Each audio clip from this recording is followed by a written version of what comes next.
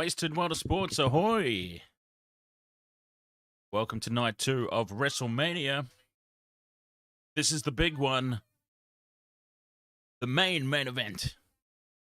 Roman Reigns versus the American Nightmare Cody Rhodes. We've got 3 minutes until showtime. So we're just killing time. It's all good, Vopsy. We've got 3 minutes until the actual show starts. And we're waiting for Rick Grimes to make his arrival. See, when it comes to the wrestling, Rick Grimes is the what's the word? He's the expert. The very knowledgeable one. I only know so much. So I'm flying blind a little bit here.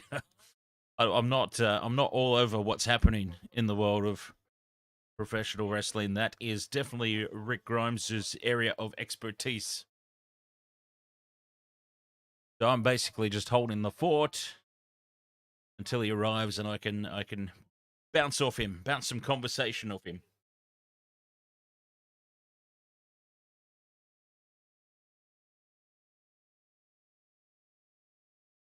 Yeah, I think you raised a very good. Oh, there he is now, Rick Grimes, right on time.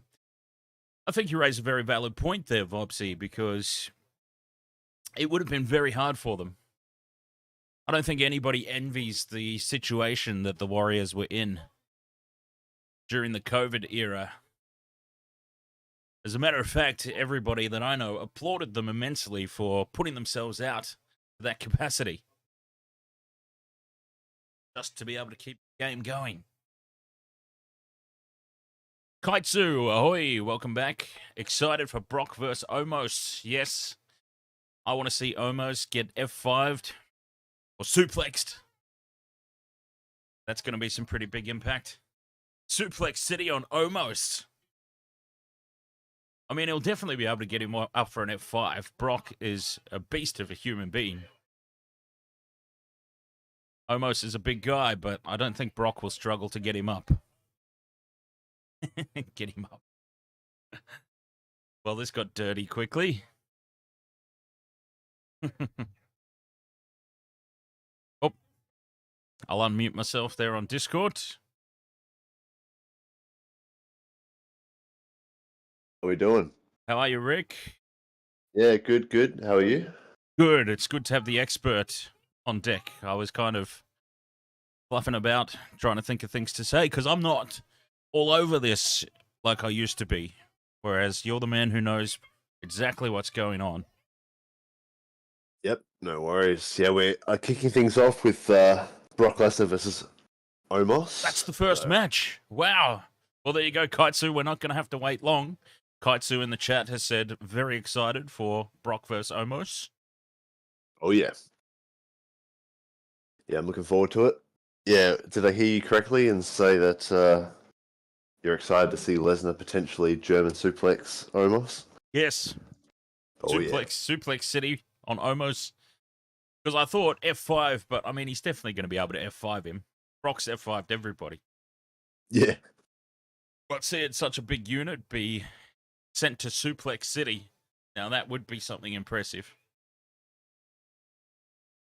Are we going to get a ring break spot? Oh, my God. I mean, yeah, I wouldn't put it past them. Maybe that's why it's first match, just to break the ring, quickly fix it, and then get on with the rest of the show. Who knows?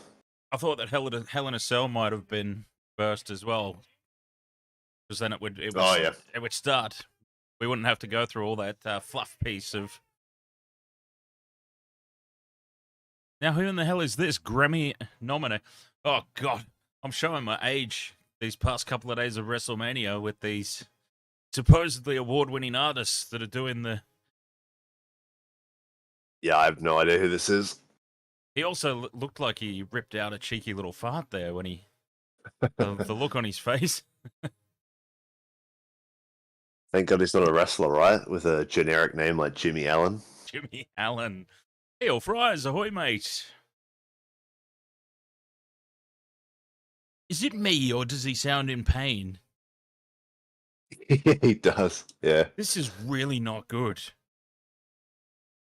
Not a good rendition.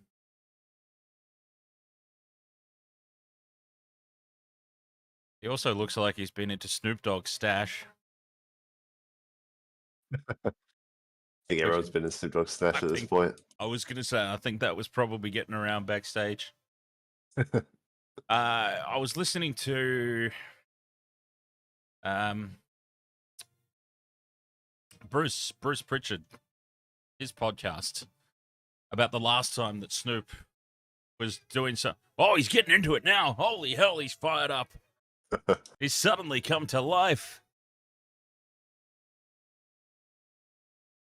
This is still garbage. Like, yeah, one of the last times that Snoop did something at the WWE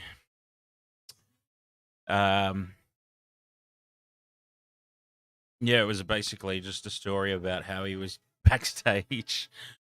They were warned, apparently. They were warned that the police were in this particular part of town, or this particular festivity that they were at. Apparently the police were in full force, so everybody was warned about drugs, including marijuana. So then when Snoop arrived, and he said that the limo door opened, and it was just this puff of smoke that came out of the door. Hilarious stuff. Heel fries. I mean, Cody's got to win, doesn't he?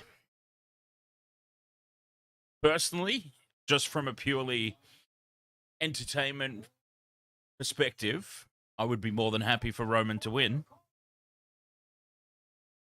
But, I mean, Cody's kind of got to win, doesn't he? Yeah. I feel like it just, ties all loose ends with the story, wraps it up nicely. Exactly right. I wouldn't be surprised if they do something, though, that allows Roman to potentially keep one of the belts. Whether that be on Raw or what, because I wish I could remember, but I know Jim Cornette was talking about it on his podcast about how some record that they'll probably give to Roman if they possibly can. Is it it might be breaking Bruno Sammartino's record for the longest ever title reign or something. Oh yeah, wow. Yeah. Something like that. It's something really well established, and even though they've made peace, apparently, Bruno Sammartino in the WWE, he was just suggesting that this might be the best and last opportunity they get to actually take that record away from somebody that they're not necessarily on perfect ground with. So, but then again, maybe they just really don't care that much about it. But we'll see. Either way, Cody will be walking out tonight with both of the belts. Whether he has to give one back or not, time will tell. But I expect him to win. He'll definitely be walking out clean with both belts. I can't see it happening any other way. Or you've just got Lex Luger all over again. Except, although, to be fair, I think what killed Lex Luger off was the fact that they had balloons and a bloody ceremony, a celebration for a count out. For a count out. Yeah, that was the worst. I think that's probably what killed him off, as opposed to the fact that he didn't win the title.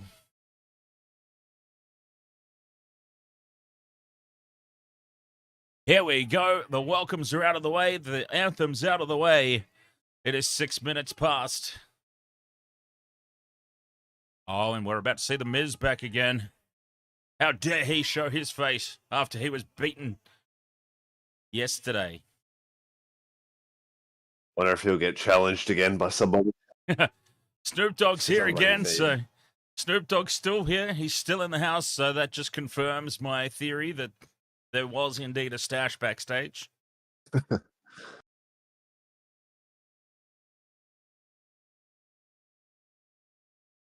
Hill Fries wants LA Knight. Give us LA Knight, he says. Yeah, I agree.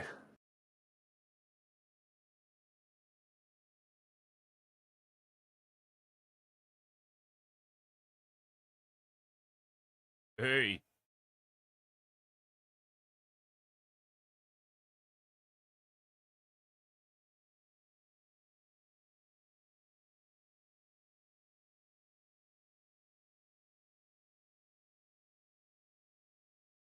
Green shirt guy's still there. Which one, the Macho Man or the green smiley face? The smiley face? I don't know. Yeah, the smiley face. I think he's at every event that WWE puts on. He gets the same seat every time. Maybe he has blackmail in the WWE or something. Mm. Oh, here we Here go. First match of the day. Omos. With a new theme song, apparently.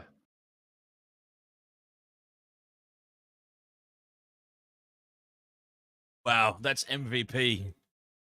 That's not a little man beside him. Hmm. And I like the way they get him to MVP standing back a little bit, just to emphasize it even more. Yeah.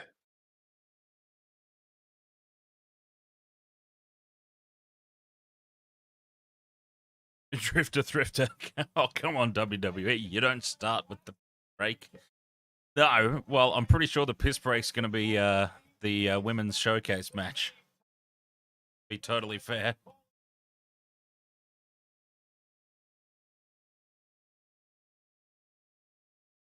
Liv Morgan and yeah, the women's tag thingy, exactly. That's definitely the piss break.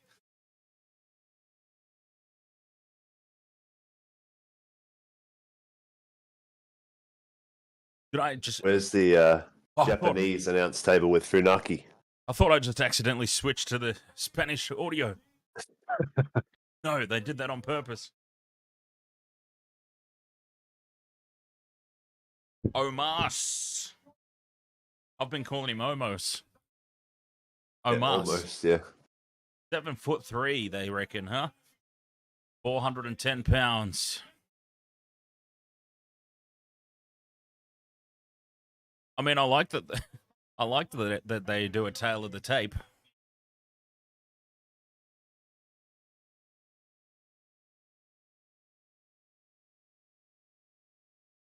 I'm with you there, Corey Graves. 18 quadruple E is an actual shoe size.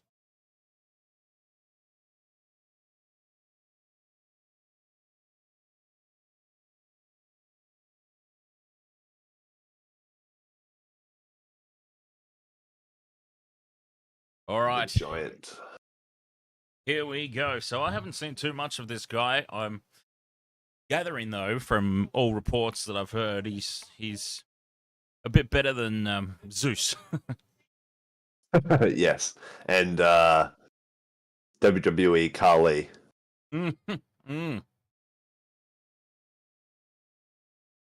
Or the Giant Gonzalez. Oh, yeah. Yeah, a lot better. And wait for it. Hey. Here we go. Oh, the crowd's gone ballistic for Brock Lesnar. The Beast has arrived. Loving it. Brock. Every time there's a WrestleMania without The Undertaker, it just doesn't feel right. Oh, yeah.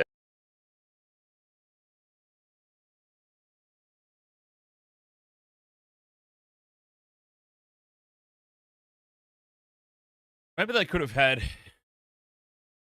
Brock Lesnar versus Cody in a battle of... Oh, actually, they could have a triple threat match. Brock Lesnar versus Cody Rhodes versus CM Punk in a battle of the worst tattoo choices imaginable. Brock's chest sword versus Cody's neck versus CM Punk's Pepsi. I think Cody's neck would win.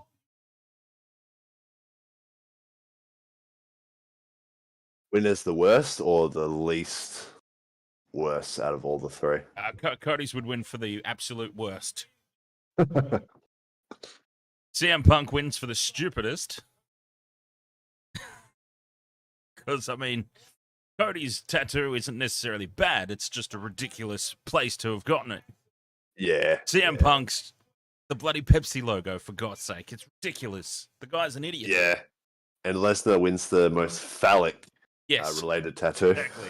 Brock Lesnar got a giant penis tattooed onto his chest. Oh, yeah, the stare down is happening. Or the stare up in Brock's case.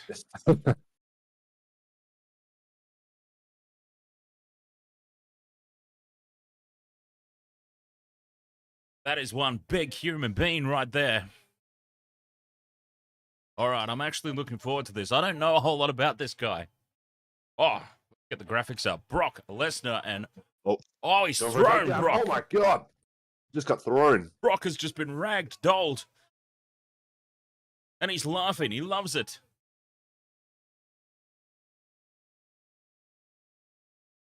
He's not even moving, the big man. Oh, suplex. No, reversal. They're threatening it. Headbutt. They're threatening it. We're going to see it. He's going to go to Suplex City. Oh, my God. What a scoop slam. That's a 7'3" scoop slam right there.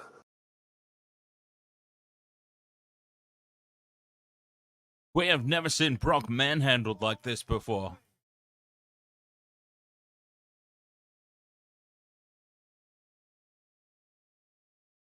This is a brand new... Look at that, he just lifts him up with ease. This is a brand new thing.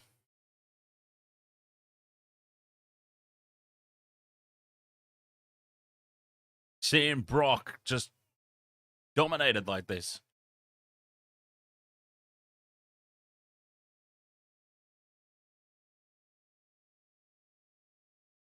Just in case you missed it, Omos is kind of large. The big boy. Brock's going back up. Oh, bear hug. Oh, a rest spot already.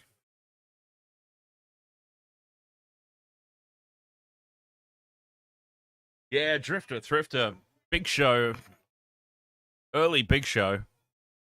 I tell you what, I don't know if I've ever mentioned it, Rick Grimes, but I thought that they missed a trick, WCW, with the Big Show. Or the Giant, as he was back then, of course. Surely the Giant, rather than joining the NWO, should have been WCW's great hope, while Sting was still up in the rafters, not really talking to anybody. Oh, yeah. It made absolutely no sense that he kept joining and getting kicked out and then rejoining. And yeah, I didn't like the fact that... Because, yeah, he was titled the Giant, and then didn't he switch to Paul White, like, almost immediately after? Oh, probably. And it's like, oh, the threatening Paul White. You know, like, it just... nowhere near the same effect, unfortunately. Drifter Thrifter, I saw Carly live in Toronto. My girlfriend's father had never seen him and freaked out. The big fella.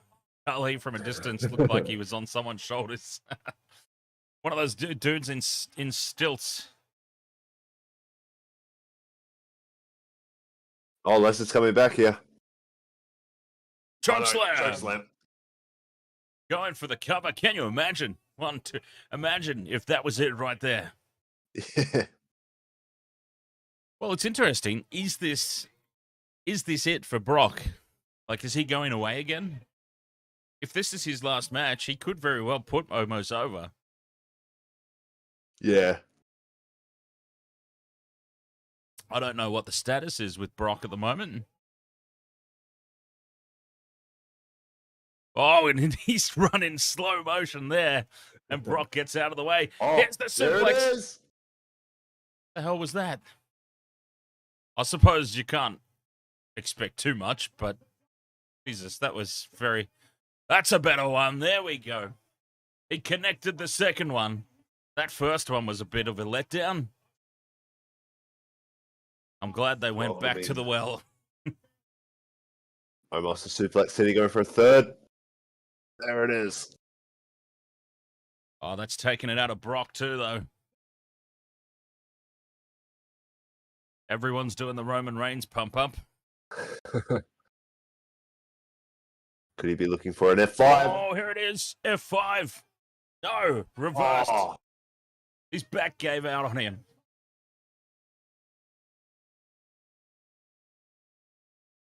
Uh-oh, Omos is going for his finisher. Oh, couldn't get it. Oh, he's trying again. Oh, the crowd's up. My God. He got him. F5.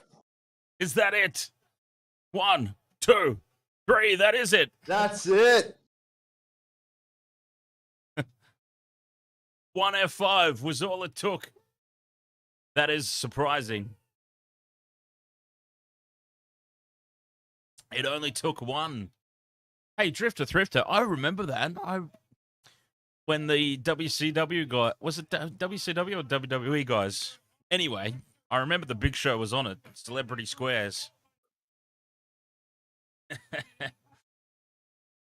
I think somebody did a behind the scenes thing where they had to reinforce essentially the whole set to accommodate the Big Show going on.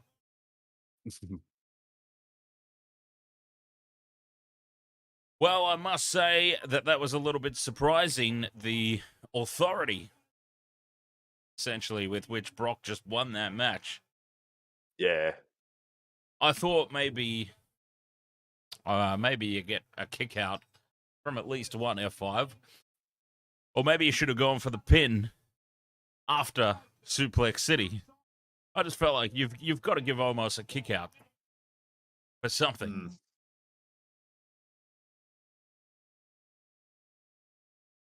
I'll tell you, a mate of mine and myself, when WCW were doing an Australian tour, we saw Rey Mysterio. This was the one, I'm not sure if you ever heard about it, Rick, or if we've ever talked about it before, but that was the one where Juventud Guerrero got completely whacked out on whatever drugs he was on and was arrested for running around town naked and causing a scene during the WCW tour of Australia. Yeah, well, I don't remember that. And yeah, we definitely haven't talked about that. Yeah, that was the thing that happened. It was in all the news. Wrestler arrested nude.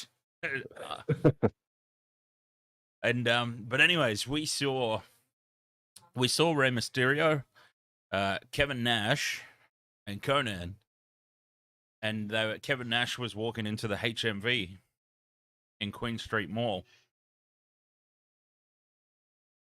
Big unit, I tell you. He had to duck to get down through the entrance. Oh yeah, wow. Drifter Thrifter used to pack the merch bags with promo items before the event and get free tickets and merch as well. It was sweet. Oh, that's pretty cool. Very nice indeed.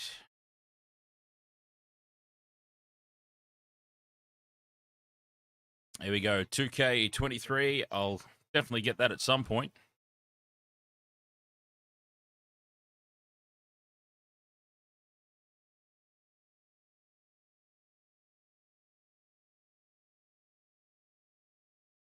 HMV walked past Jericho in the mall. He was heading to his dining there.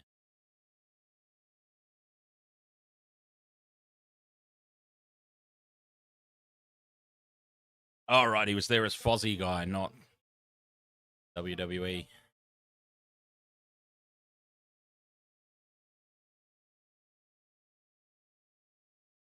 Oh, we've got... Here we go. Here's your piss break. Yep, the women's showcase. I cared so little about this match. I didn't even do graphics for it.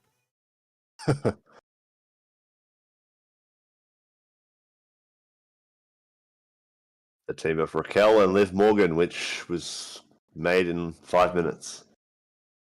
All these teams were, weren't they? Who have we got? Oh, some of them have at least had some build up, like the Ronda Rousey and Shayna Baszler.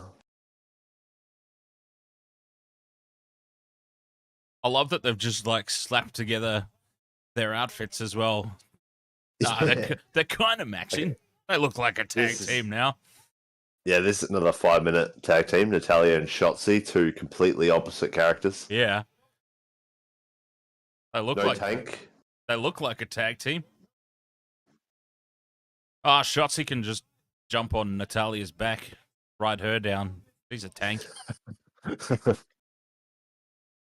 Although, actually, judging by that, Shotzi's a bit of a bigger unit than Natalya is, isn't she? Maybe that's just the jacket. They're getting halfway ring entrances just like the guys did. Yeah. Equality. What the hell is this?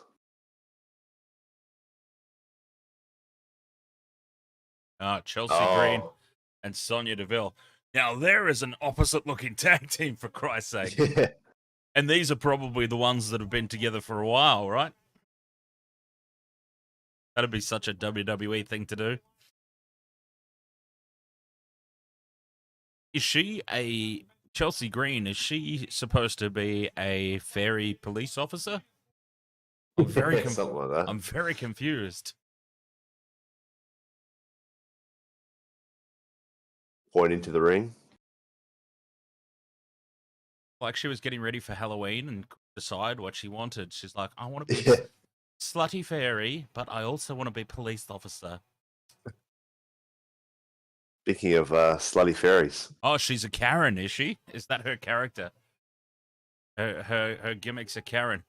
Oh my god, it's bloody Ryu and Ken. Yes, yes it is.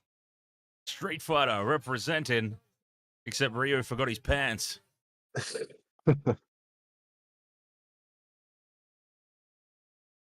How far down the food chain have Braun Strowman and Ronda Rousey fallen? That they're both representing the showcase matches at WrestleMania this year. Yeah, it's pretty bad. That's former main eventers, former established main eventers that are now in a throwaway tag match. Well, at least they get a match, I suppose. Poor bloody... Yeah. There's some good talent, didn't even get a match. Yeah, LA Knight, no match. Bobby Lashley, no match. Bobby Lashley, but that's... Bobby Lashley's no match is only because of the whole Bray situation, though, isn't it? Yeah. Oh, look at Liv. Oh. Bicycle kick. Oh, I'm looking at Liv, don't you worry. Another roll. I'm still trying for that cancellation. Cancelmania is running wild. Watch Natalya. Why would you do that to Liv? What the hell? Her hole. Oh, yeah. Bloody Nia Jax. Then you should look at Chelsea Green. Oh, I am. Hey, my eyes, they are a-wandering. Especially over that side of the ring.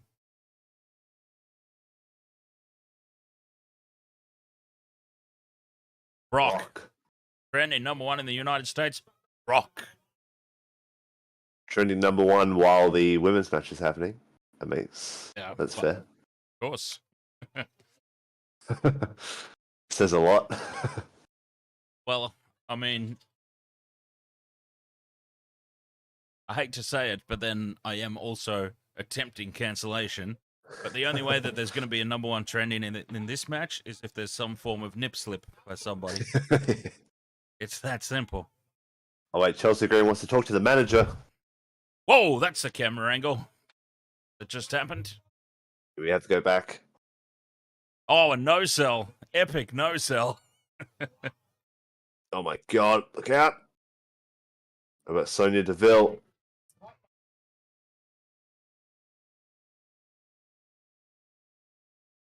Inadvertently hurting her own team.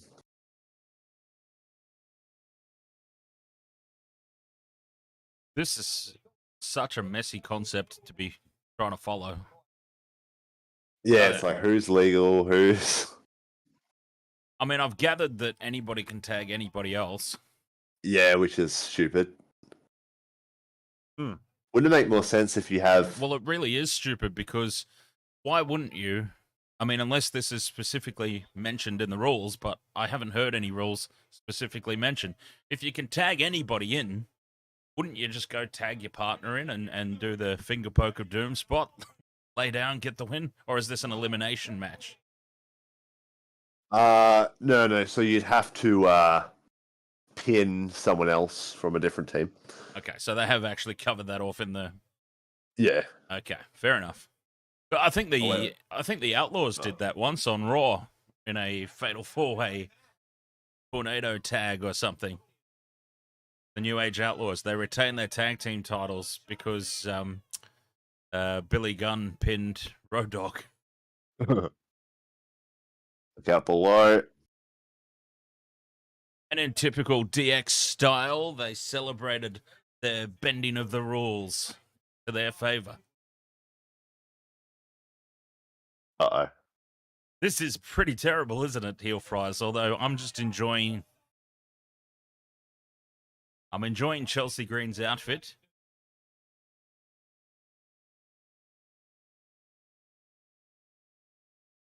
This is it, is it? Okay. She's letting us know this is it. Thank Christ. Apparently it's almost over. This is it, says Chelsea Green. What the... Shaka Hearts, ahoy, mate.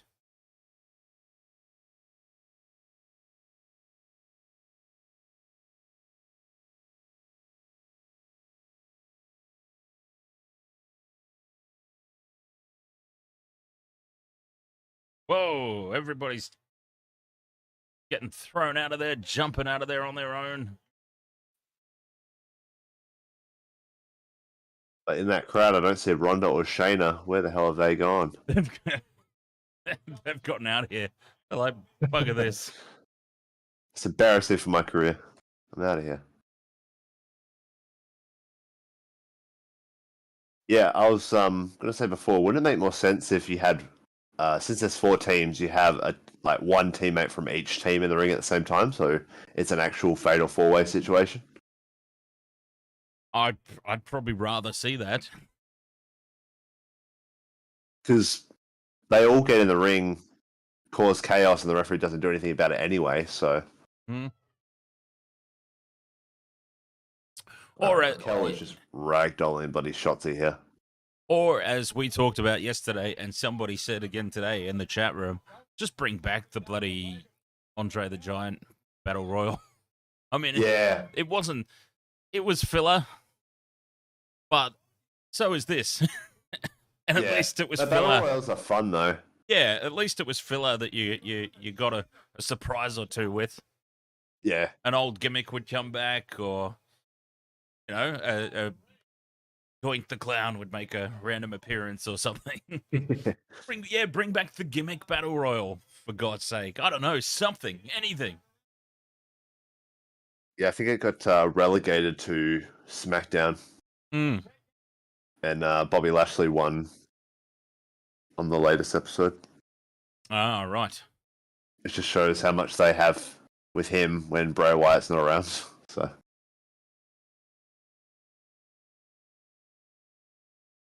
but who knows? There could be a surprise match with him.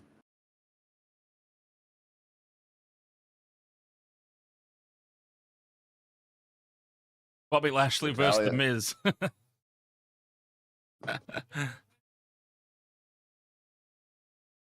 The director is quite obsessed with ass shots.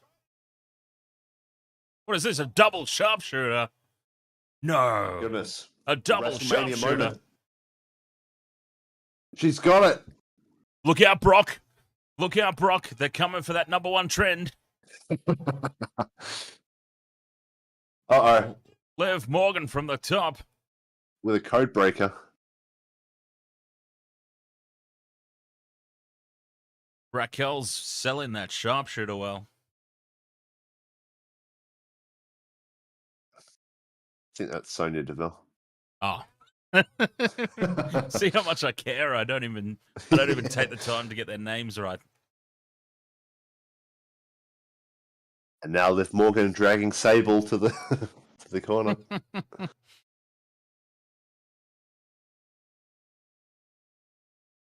Shotzi getting dominated here by Alexa Bliss. Where is Alexa Bliss? Is she injured? No, she's not. Ah. She should be in this bloody match, but she's not. Is she on mental health leave or something? Or is she just not on the card? I know she's had, problems with that before. So possibly.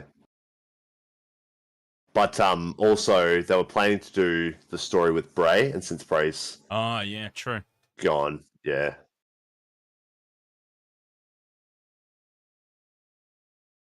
The crowd booing Ronda Rousey. It sounds like it. As they should.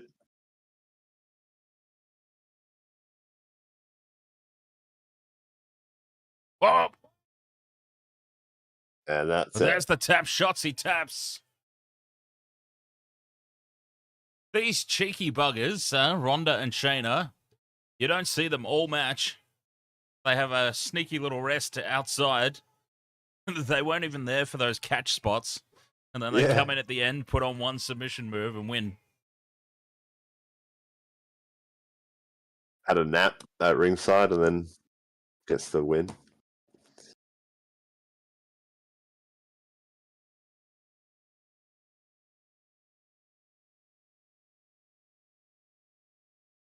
Drifter Thrifter says, it's nice that Ronda lets the Cena Make-A-Wish kids do her makeup. Pretty terrible, isn't it?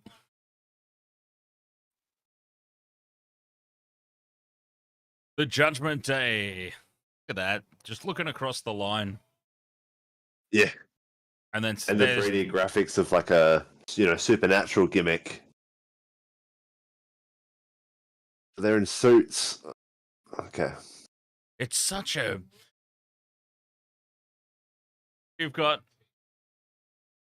Rhea Ripley with a very strong Australian accent. And then you go to Finn with his very strong Irish accent. It's just a mishmash of...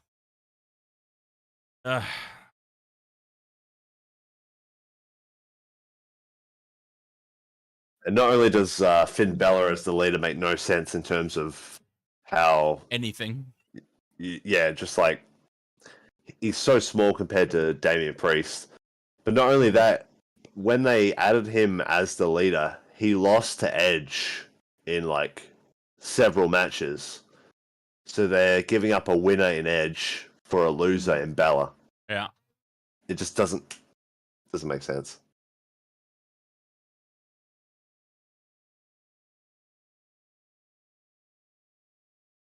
Mr. Ed's dead. Ahoy! How are you doing there?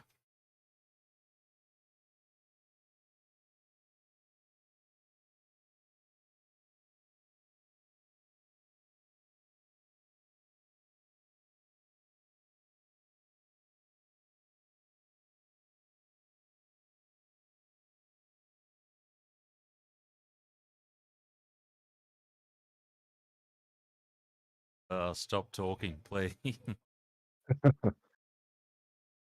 Or at least put on some sort of demonic voice or something. Don't talk normally. Sounds too nice. That's the problem.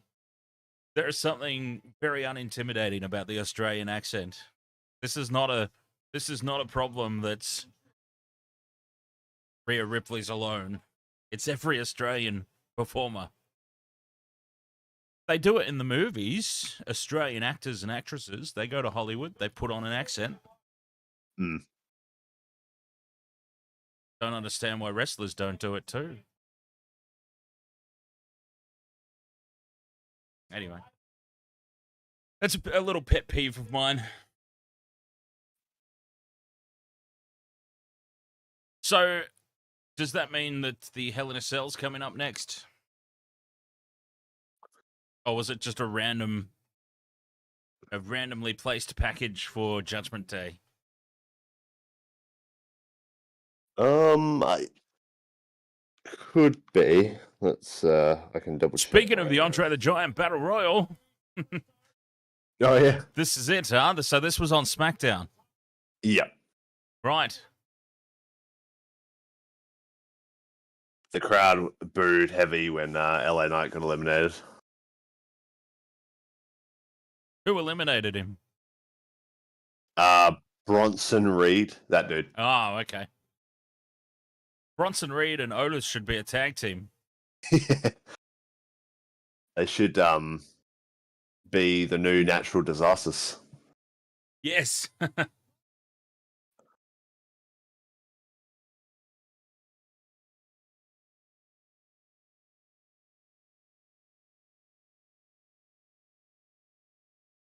Yes, Bronson Reed, also Australian. I'm pretty sure when he was wrestling here, he was, I want to say Jonah Rock. Yeah, that's it. Yeah, obviously he couldn't take that name to WWE.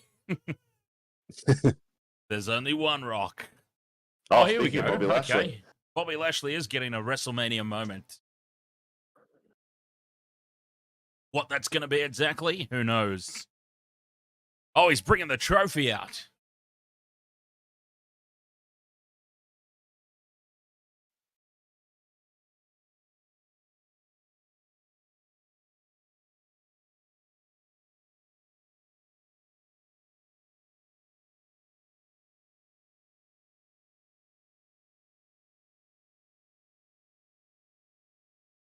The chat room's getting antsy. They want LA Knight. The crowd at the stadium probably wants LA Knight too. Well, I'm excited for the match after this. It's not the Hell in a Cell. It's going to be the triple threat intercontinental title match. Ah, that makes sense. Randomly switching to a live feed from Shanghai, China. Okay. I don't think... they were showing Brock's family, I think. Don't know why they did that. There it is. There's the title match.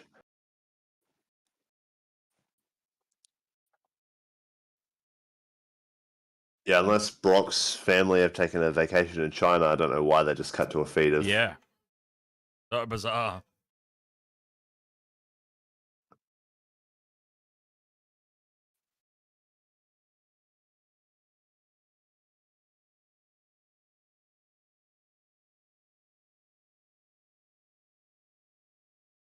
Simulated the triple threat match.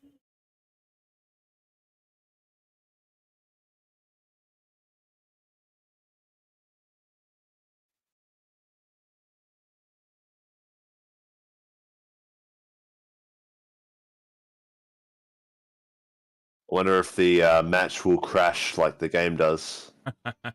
Yeah? Has it got issues on release again? Yeah, a little bit. Oh. Let's say Drew will win? Yeah, no chance in hell. Okay, well, Drew's not winning. Forget about that. Gunther retaining, or does Sheamus? I think, yeah, that simulation pretty much just guarantees that Drew's out.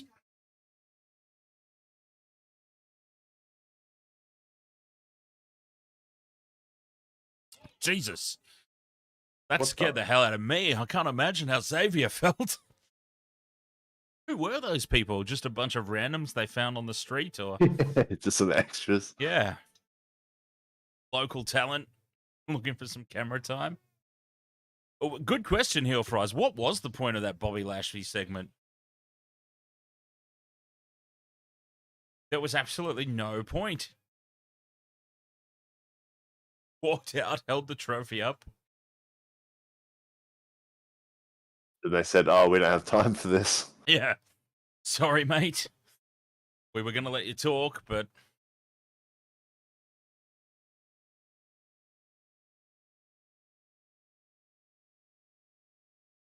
Sheamus has had a haircut, huh?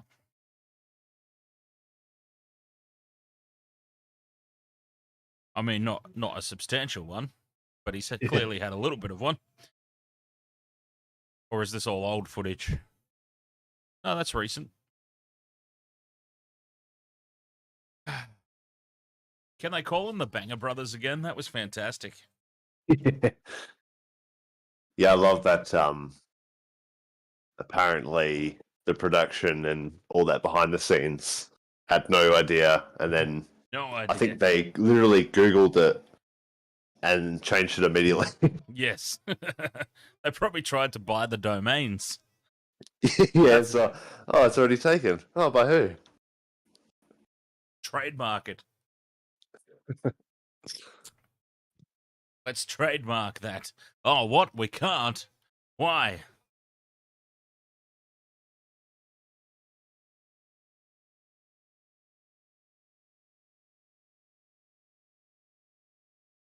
Oh, double bro kick.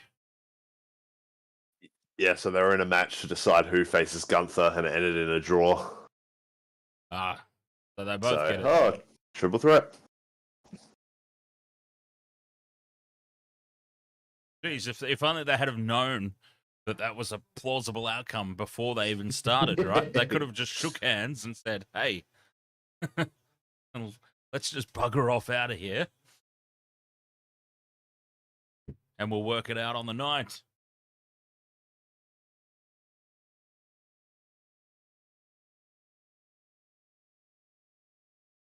Titus O'Neil. Does he get an entrance tonight? No, he's already down there.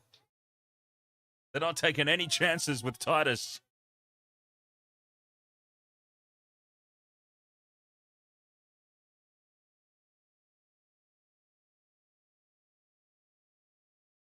What is it, Prime? No, it's not. What's that drink called? Harder? Harder? Is the drink called Harder? That's fantastic. Does it get you... Alright, never mind. Mike's Harder. Oh, right. Wow. Mike's Harder Lemonade. Mike's Harder Lemonade.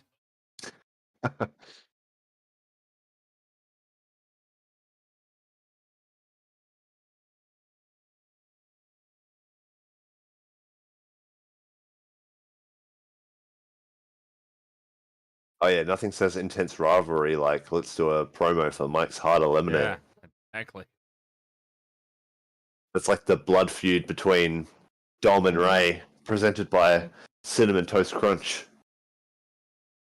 This product placement is getting a bit out of hand, shall we say? It's good that you mentioned that because we're brought to you by Out of Hand stamps. Buy them at your local store. Bloody hell. What the? The white kilt is out. And he's got the bloody White boogeyman kilt? clock. What What is that? kilt and very horribly placed dangly bit down his front.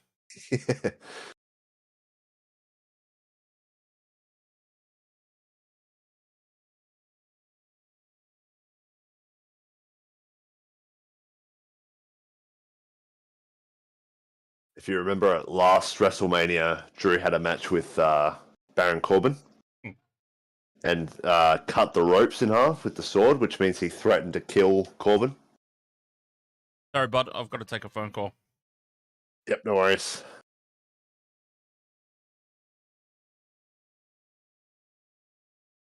There's more product placement.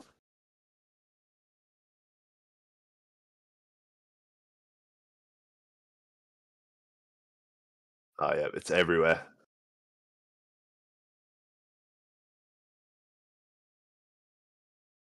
There are lemons everywhere.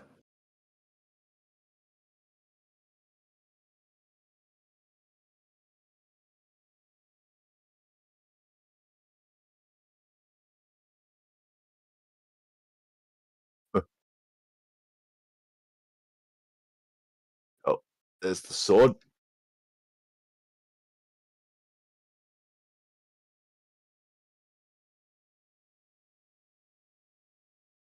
Drew McIntyre. And here comes Sheamus.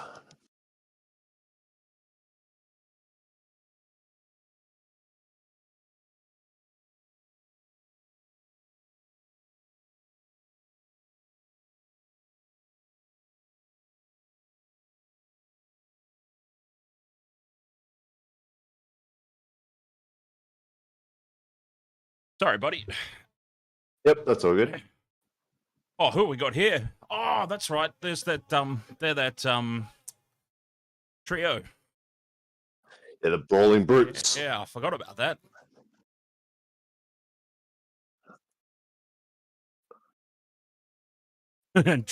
That's no longer a kilt. The dude's wearing a white skirt. Oh, one of my favorite commentary moments of all time. Was it the 92 Rumble? It might have been the 92 Royal Rumble, where Bobby the Heenan was obviously all on board with Ric Flair. But it was surrounding Ric Flair and Roddy Piper anyway, because it was one of the greatest calls of all time. And Roddy Piper came out and I don't know, he must have saved Ric Flair or something, because Bobby on commentary is like, thank you, Roddy. I've always liked you, Roddy. It's not a skirt, it's a kilt. I swear. I apologize for all the times I called it a skirt. It's a kilt. And then, like 5 minutes later, Roddy Piper starts beating on Ric Flair. He's like, how dare you, Roddy? You're skirt wearing. It's a skirt. It's always been a skirt. How dare you? This is not fair to Flair. What have we got going on here? Who are these awkward looking guys? This is Imperium, which is Gunther's faction. Yeah, okay. He might cut a promo on Mike's Hard Eliminated in a minute, though. Yeah, maybe. Maybe. All right, so Sheamus and Drew are already in the ring. I'll pop their graphics up.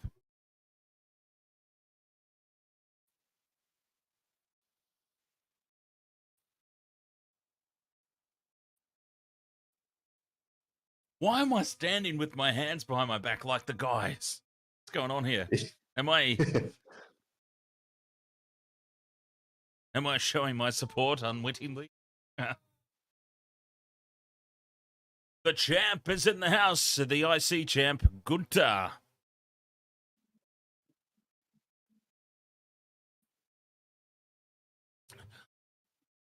Wasn't Gunther the name of Professor Farnsworth's incredibly smart monkey in Futurama?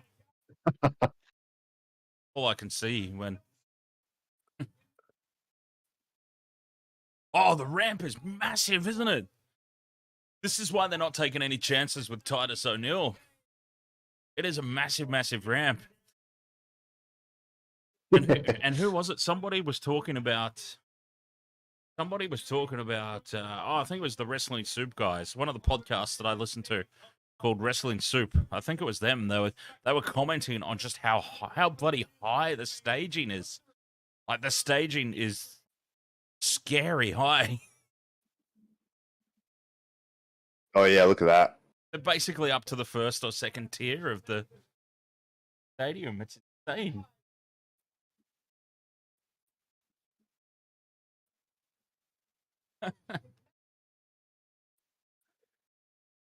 Yeah, I think Gunther's retaining here. One of my favorite moments still of all time was that was it the Saudi Arabian Royal Rumble, the greatest Rumble, where Titus Yes, and Corey slid Graves into the ring. Yes, and Corey Graves was on the commentary, just losing his bollocks. I think that's what we're referring to is in the chat room here is the momentum Titus could get. He'd slide out the other side.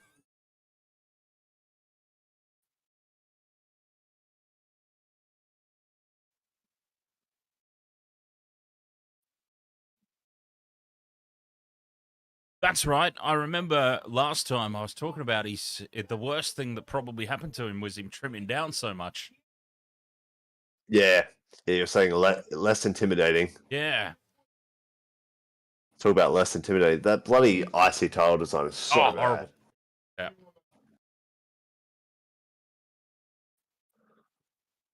Terrible. Terrible belt design. They literally had the best intercontinental title with the white strap, the classic design, Mm-hmm. and they decided to throw it away. Yep. Idiots. The Ultimate Warrior used to have all the different colors. Colors, yeah, the yellow strap, yeah, that was awesome. The light blue strap, the purple strap, matching his outfits.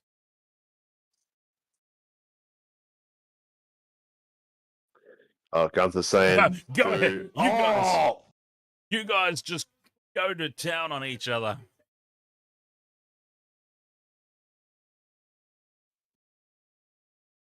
There we go, So Drew McIntyre McIntyre and take it to the route, and Gunther's got to get the pin at the end. The cheeky heel stolen victory at the end, just like Ronda and Shayna.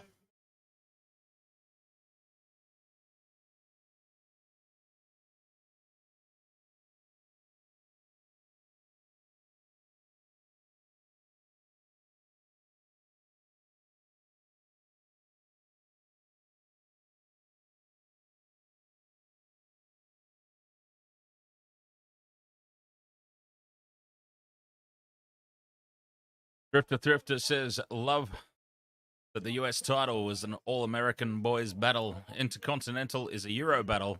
They did that well. Yeah, you know what? I didn't even think of that. That is a very good point.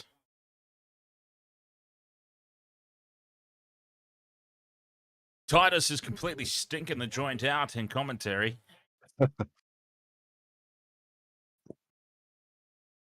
Gunther's back in. Big chops.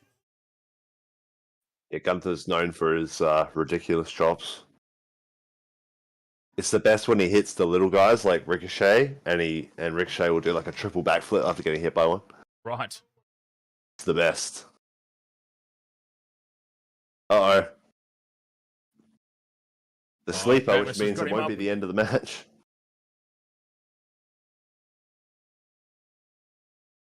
Oh, Sheamus is breaking out into a red rash already. Yeah. Did I say a few of those, and it'll be pretty noticeable.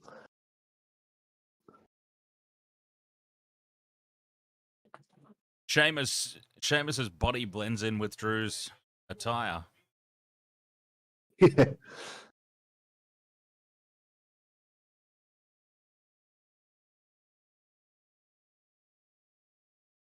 Oh. Oh, the police. Quality input from Titus.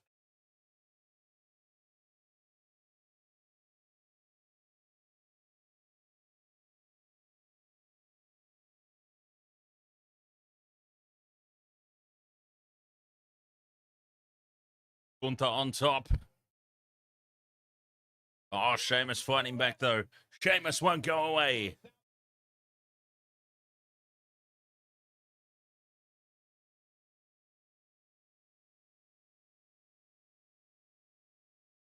Oh, Boston Crab. I do like the ring general gimmick. I do like that. Yeah. Because he does look like, especially now with his dropped weight, he does look like a very athletic, traditional wrestling wrestler. That makes sense. Yeah. Oh. He looks like someone who knows all the holds of Olympic wrestling.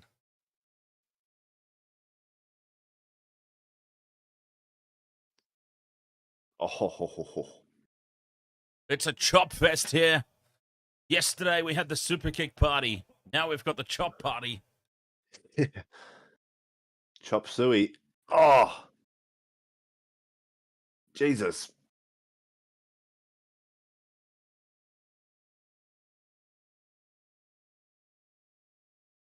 Chop. Chop. Chop. Oh, Drew's on top. The crowd's gone mental for some reason. They really liked that exchange. Oh, Oh, now Sheamus is in and he's saying, no, enough of this chopping Nancy Pantsy Yeah. stuff. Let's have some Uppercuts, forearms, some uppercuts.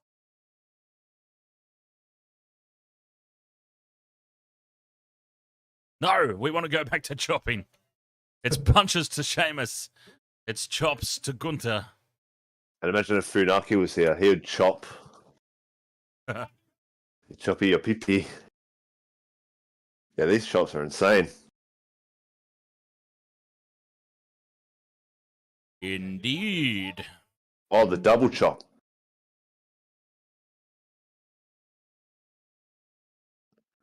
They're loving every second of it.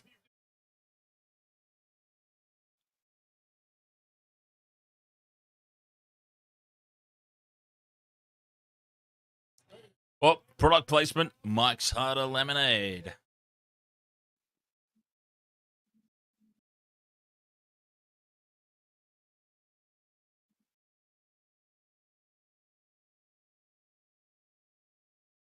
Here it is. Oh, Drew's just going to... Oh, Drew's going to get involved. He's going to chop him. Poor Gunther getting double-teamed here. This is not a fair situation for Gunther.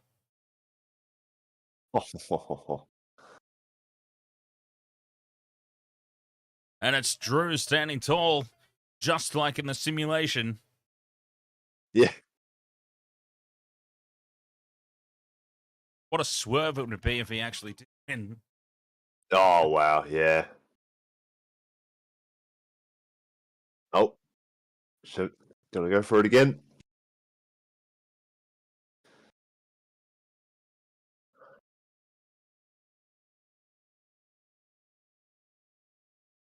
Yeah, this is the problem with stretching it out over 2 nights, Thrifter. Drifter's basically just said, I'm sorry, WWE, but tonight just feels like a 3-hour pre-show before Cody and Roman. Yeah. I mean, you know what everybody's waiting for. The crowd's into it, though. The crowd's digging it. Everybody's up there on the hard camera. Did you say the hard camera? I did say the hard camera. The hard camera Mike's for Harder Mike's Lemonade. Harder Lemonade. Which I can't believe is an actual thing. Imagine if they were still the Banger Brothers, though. Mike's Harder Lemonade, brought to you by... Uh-oh. German suplex. Gunther's saying, come on, Sheamus. Get up. That was Sheamus actually kicks his, out. one of his finishes that he used. The big clothesline there. That's how he finished Sheamus at Clash of the Castle. Right. He wants him up But again. Yep, he's going to go for another one. Maybe try your other finisher this time, mate.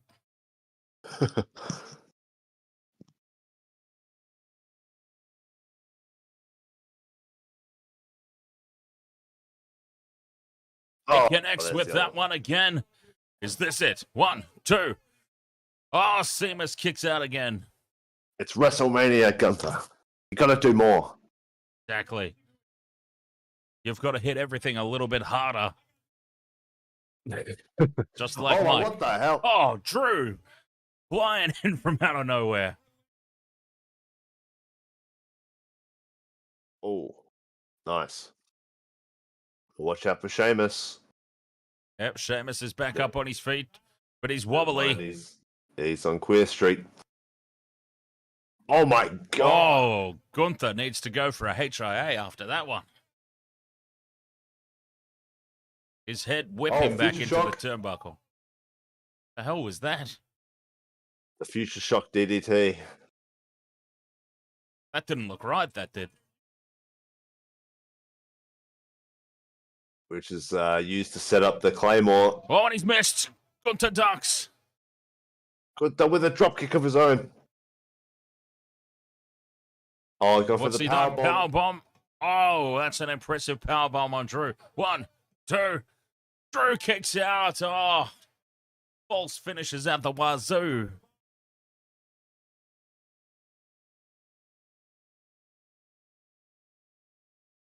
To the top. High risk maneuver. Struggling to get up there. Yeah. He's calling for Sheamus. Yep, he was waiting for a cue. That's why.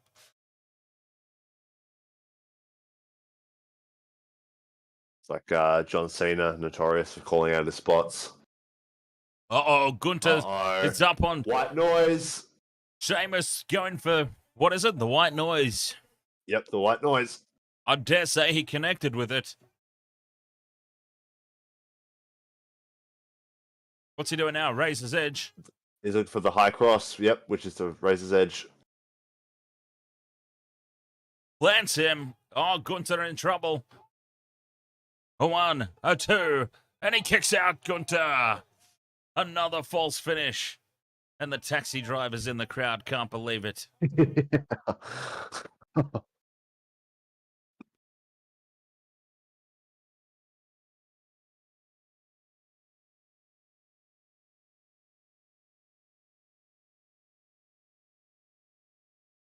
Oh, well, everybody's had a kick out. I dare say that the next one will be the real one.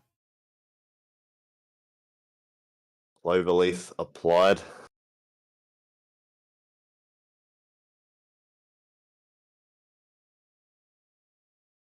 Oh, he's dragged him back to the middle of the ring. Is he going to tap? No, Drew's back in. Drew's got a sleeper on.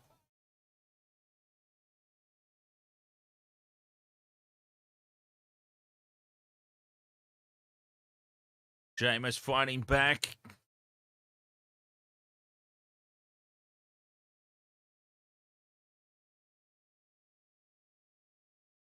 I kind of get... Oh, Sheamus with the knee to the face and another one.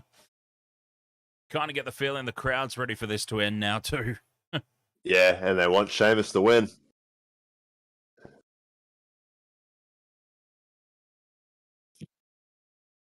Sheamus is well on top. Wasting a lot of time here, though.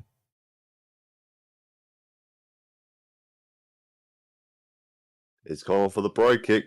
Oh, he's spending a lot of time working up the crowd. That's usually bad news. Oh, he connects, though. Right to the face of Gunther. He connects clean. A 1, a 2. Oh, and Drew saves the day. Drew saves the day.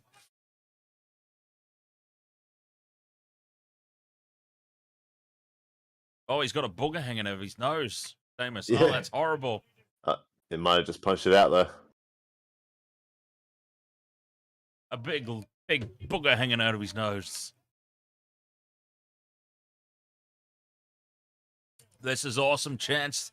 The absolute worst thing to have ever happened to wrestling outside of Steve Austin's what chance is that this is awesome, Chance. McIntyre over the top rope. Holy hell. Titus O'Neil going crazy. Titus is having a stroke at ringside. Must be that Mike's Hard Lemonade. There we go. That's the true chance, the holy shit chance. Yep. I dare say that Gunther's getting... Oh, bro kick. Bro kick to the face. A 1. Drew kicks out. This is the opportunity now for Gunther. Both men are down. Gunther, where are you? This is your moment.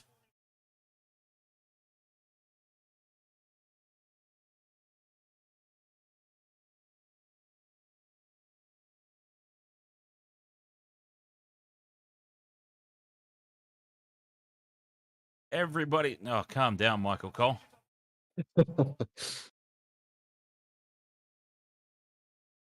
Jeez, it would have been interesting if Michael Cole said fight forever. Yeah. Oh, headbutt. Imagine the chewing out he'd get backstage over that one. Mr. Clothesline, Claymore. Claymore kick. 1, 2. Sheamus kicks out. It's another false finish. And Gunther is still down on the outside, which leads me even more to believe that he's going to get the win here. Oh, yeah.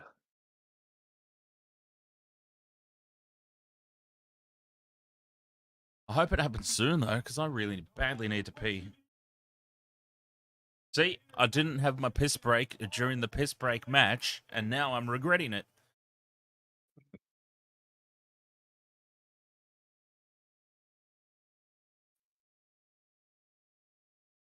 No, Drifter Thrifter, not at all. We certainly don't believe Drew is going to win.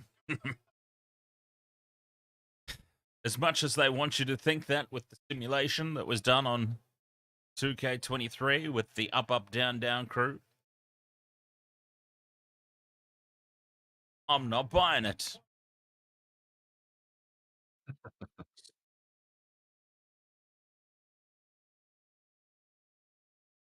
Still no sign of Gunther. He's having a good rest on the outside.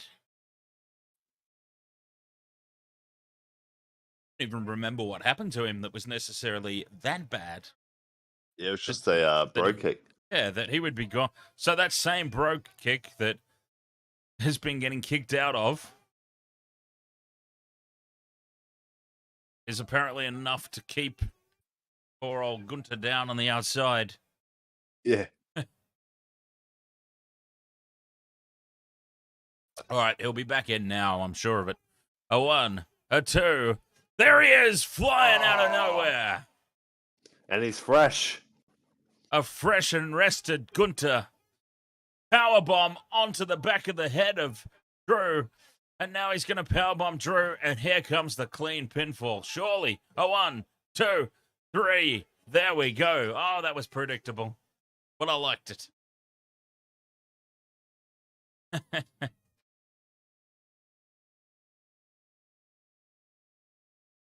Good match, though. Gunther retains. Standing ovation from the commentary team.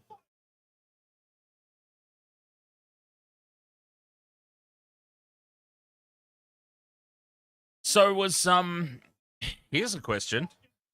When Gunther powerbombed Sheamus onto the back of Drew McIntyre's neck, was that actually supposed to be a spot? I think so, yeah. Maybe not back of the neck so much, but...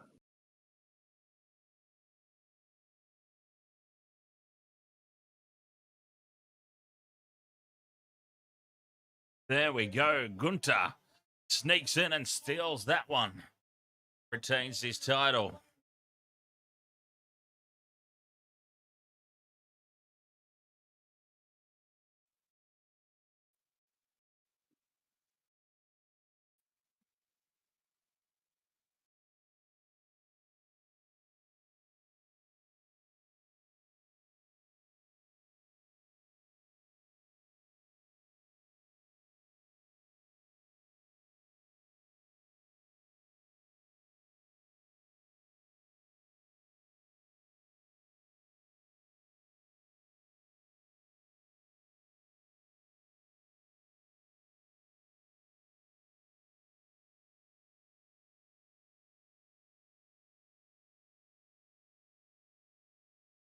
Wowee. Oh, he throws people into people. He does that. Okay, cool. No, that's all good. It just didn't. It didn't seem right. Is all.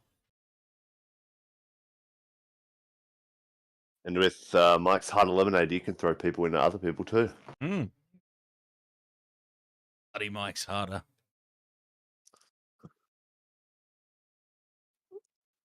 One of those harder lemonades is half tea, half lemonade. Ugh.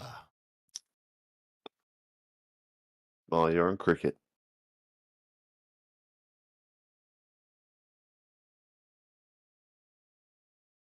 Carmelo, where's she been this whole bloody thing? Yeah, good point. I mean, apart from there, now. Oh, there's Titus again. We've had too much Titus this past 15 minutes or so. Come on. I know he's the ambassador and all, but I think I've been exposed to just a little bit too much Titus in the past half hour. Oh, yeah. EST versus Asuka up next.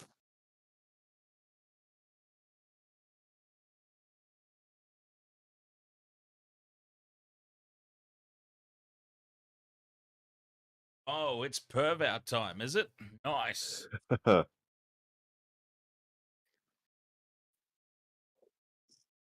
Bianca Belair.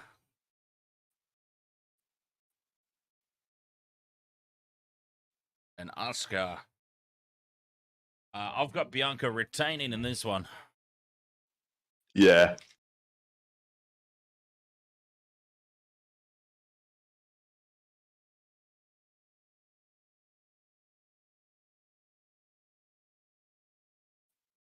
Thrifter, you hate Bianca. She's so generic. Wow, not generic's probably not the word I would have used.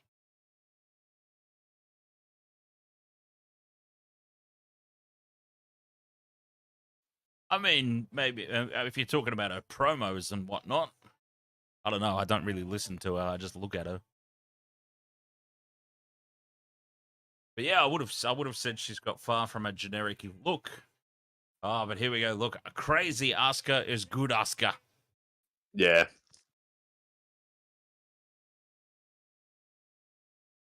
How sweet was it too?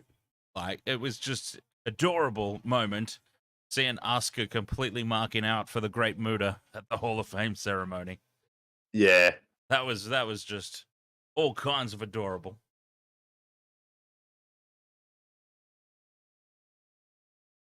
I'm still worried about those photos that surfaced from back in the day, and they surfaced after poor Asuka was licking that NXT title. Yeah. Very worried about her after that. I hope she had some tests done.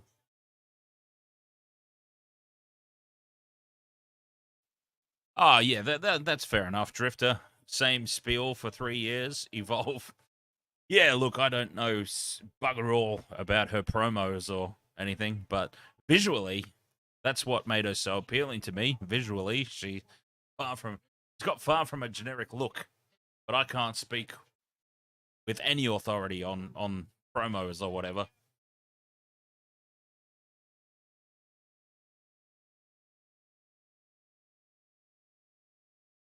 I don't watch it enough to know. Oh, here we go. Asuka. Hang on. Oh my god, there's multiple Asukas. This is like the Stings Are Us moment from WCW. Yeah. There's stings coming from everywhere. Which one's the real one? And Bobby Heenan goes, Stings Are Us. Well, I'm assuming that's Asuka. The one with the different mask.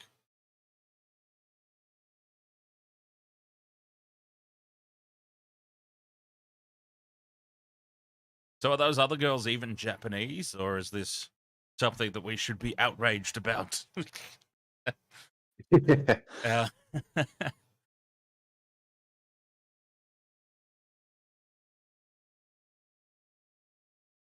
Asuka on her way to the ring.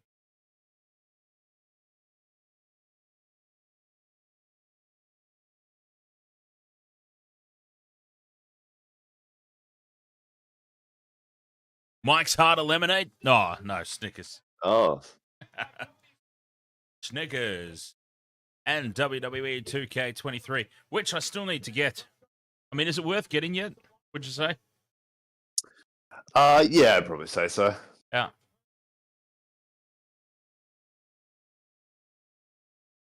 Well, if Asuka got a little special entrance, hopefully Bianca Belair gets a special one too. I mean, I'm not expecting Journey of Wrestling level of gameplay and replayability, but yeah, we can only hope.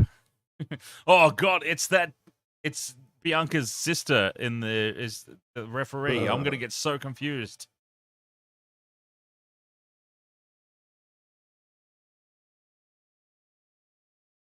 Yeah, not very often, Vopsy, to be honest. I know Rick's a big UFC fan. Rick went to the UFC. I've watched. Oh yeah, yeah, I love UFC. So Asuka had a bunch of clones, and Bianca's got a bunch of mini-me's. I see. WrestleMania brought to you by Austin Powers. Yeah, exactly.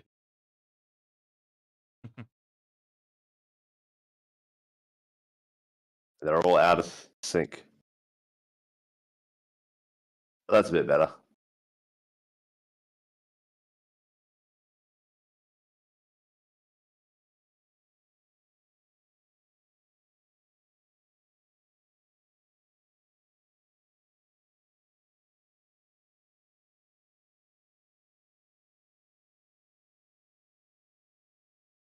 Are we watching WrestleMania or America's Got Talent audition? Or Nickelodeon. Yeah, who switched it to Disney Channel? Can we go back? Yeah, I think the wrong station's on. What the?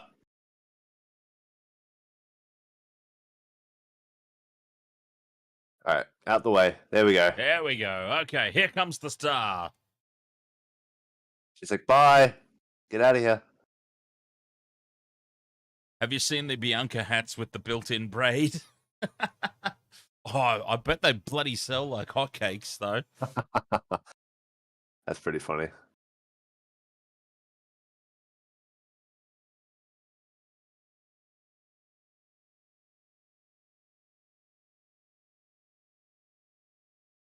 That bloody contortionist child's been possessed with the spirit of Bray Wyatt. Yeah. And apparently, as they're all following Bianca, Asuka's going to have to face all of them. Oh, it's all right. She's got her clones, and the clones are bigger than the little kids. So, oh no, they're only going a quarter of the way down.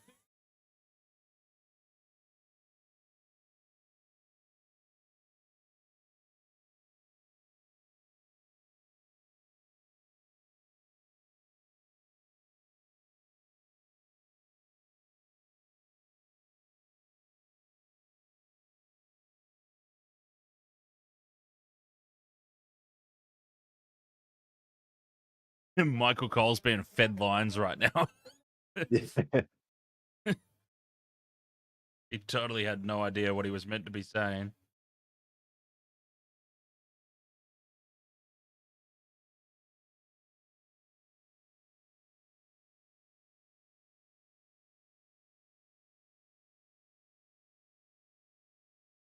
Do the ring announcing while they're coming to the ring, goddammit. I hate this. I absolutely cannot stand this. Do the announcing while they're on their way to the ring, just like they used to do. You know whose fault this is? Buddy Michael Buffer and WCW. Yeah.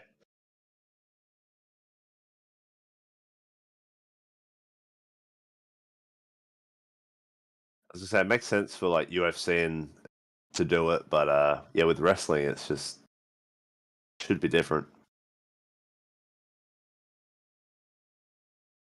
And just talk normally as well, you know? Someone Yeah. just have a ring announcer that talks bloody normal. Look at that. They could totally be sisters.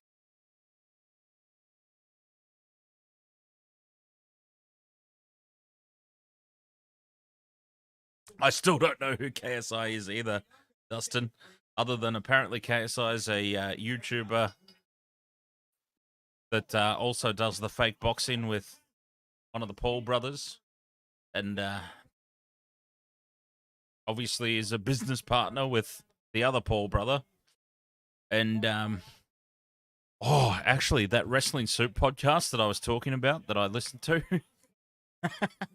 they thought it was they thought it was R-Truth at first.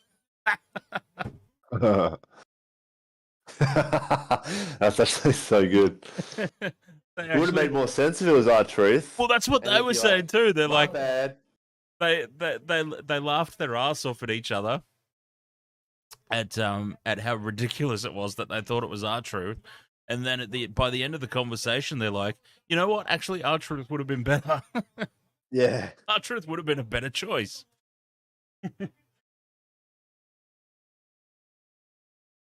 Yeah, he used to do like when he came out to the Royal Rumble once, he brought a ladder. He thought it was a ladder match. Yes. And he goes, my bad. Hmm. It was a great gimmick. Obviously, they had nothing else for him, but And that time that he came out, was it an open challenge? It might have been an open challenge that he answered. And Brock and Paul Heyman are in the ring, and R-Truth comes out and he's like, I'm announcing that I'm going to be part of this match, and you're going to get what's coming to you, Paul Heyman. Paul Heyman, yeah. He's like, no. Like, I'm not in the match. The match is against Brock. Oh. In that case, I'd like to announce I'm removing myself. Yeah, I am re-announcing myself from the Royal Rumble. So good. Can we get R-Truth back? What's he doing these days? They've got nothing for him. So unfortunate, but yeah, he's so good at those types of gimmicks.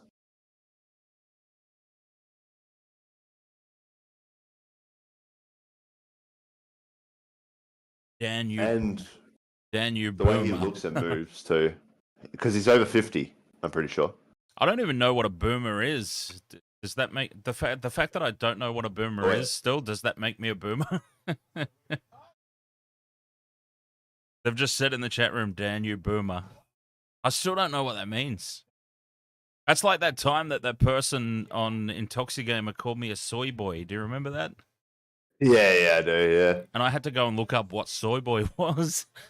I'm like, mate, if you're going to troll chat rooms, you've got to make sure that people know what you're talking about, at least. Oh, Asuka reverses. A boomer is someone born before... Try and go check. A boomer is someone born before 65? Jesus. How old do you guys think I am?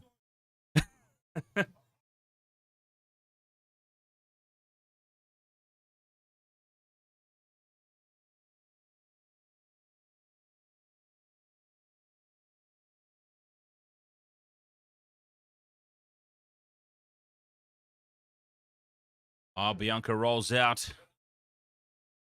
Asuka on top.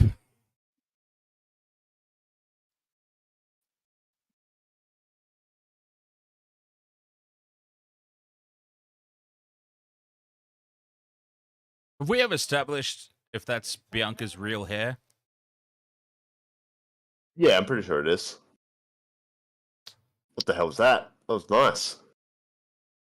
Yeah, went for a suplex, bouncing back off the ropes. Well, that's the MJF armbar there. Oh, Bianca scopes her up. Oh, is she going to powerbomb her through the table? No, she's not. She's going to do worse. She's going to powerbomb her straight on the floor. That's cement. God damn it. That's cement. Jim Ross in his heyday. They say, but they know how to fall. How do you learn to fall on cement? Jim Ross was brilliant back in the day. Seriously. Oh, yeah.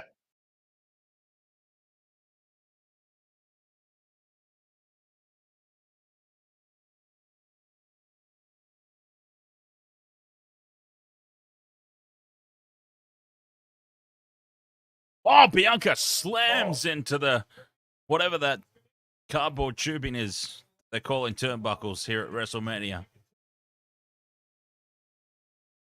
Sounded extremely hollow.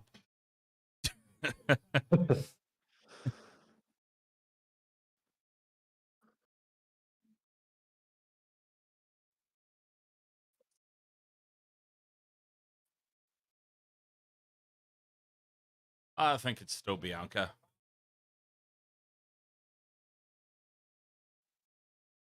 Oh, Yes. sorry, Dustin. I don't know that there's really anything that you could pause. You could pause it for like 30 seconds. Because I'm thinking, I don't think there's anything I can do about it from my end. It's unusual that we're actually ahead. Usually, I'm behind everybody else, especially in the footy. I've noticed that when we're doing the footy streams, I'll say something, and people in the chat room will, especially Michelle, when she's not here and she's just in the chat room, will be like, "That happened ages ago." Michelle really likes to wind me up in the chat room. She's my co-host for the footy streams sometimes, Rick, much like you are here for the wrestling. And when she's not on the show and she's just out in the chat room, boy, she likes to try and wind me up for some reason. Oh, nice drop kick.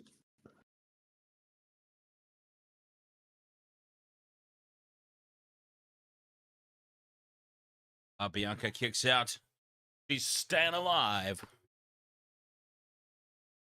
Oh, she's calling spots too. I think. I didn't hear what she said. I don't have the volume up loud enough, but calling spots louder than Cena, potentially.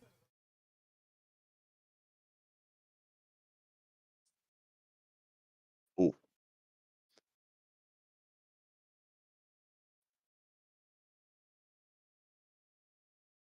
Caught the leg.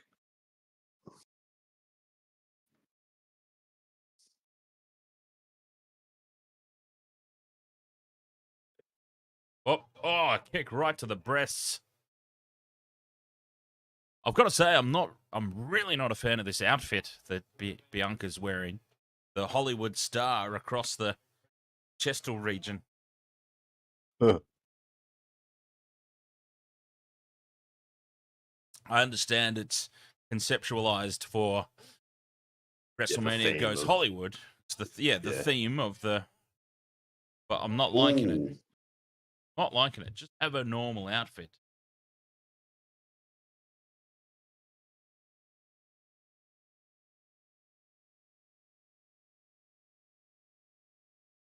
No, it's I'm not feeling it at the moment either, heel fries, I must admit.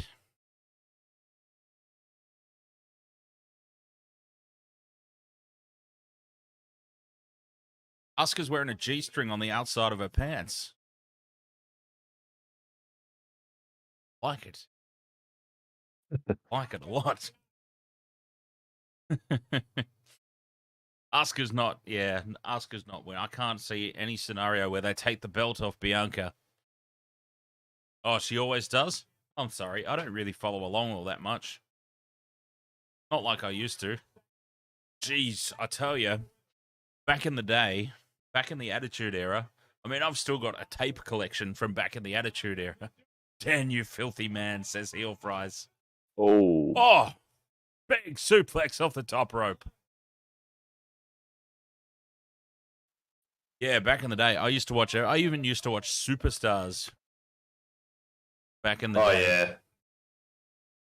Before it became just a clip show, they turned Superstars into just a clip / review show of Raw and SmackDown. But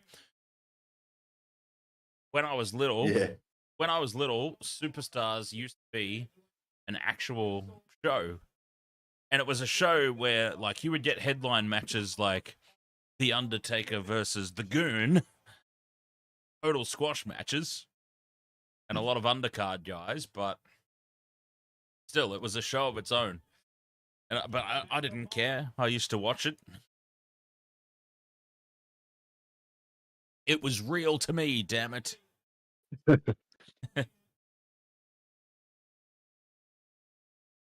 Oh, Bianca. Randy Orton's supposedly there, isn't he? Didn't his I read something about his missus leaked a photo of his new look. Oh. Maybe he's there for Raw. Maybe he's going to be at the Raw after Mania. Yeah, that would make sense. best Raw of the year. Why am I being told to shut up? I don't understand. Maybe Heel Fries doesn't like Randy Orton.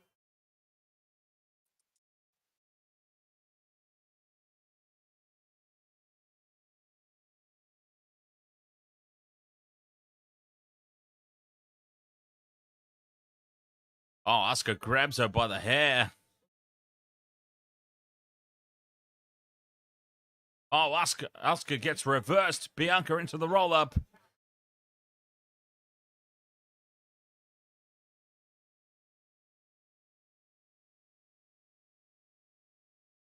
I don't want to hear anything about my boy Randy. I'm saying he's coming back. I'm not saying anything bad. Oh, Boy, nice close-up there. Yeah, more of that, please. Off the ropes, moonsault. No.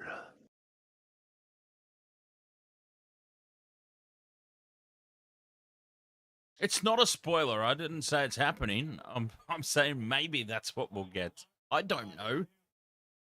I mean, I have to say something. I can't just stare. Would it be better if I just stand here and not say anything for the rest of the stream? If I'm not allowed to speculate, I'll just stand here and not talk and drink my drink.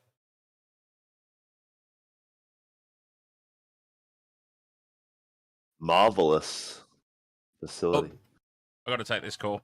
Sorry, mate. All right, Bianca Belair just went for a shoulder tackle to Asuka.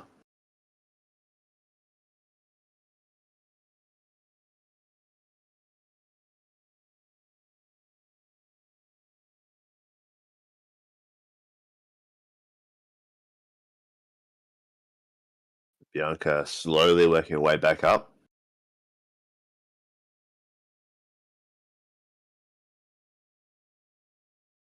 What's she thinking here? Oh, she's going to the top rope. High risk, high reward. But Asuka is back to her feet.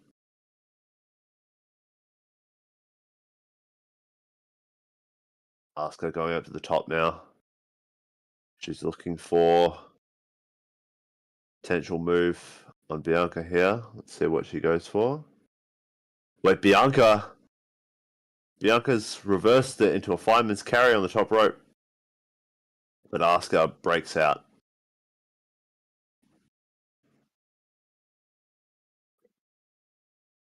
Bianca. Oh! Asuka's holding Bianca's hair. Oh, code breaker.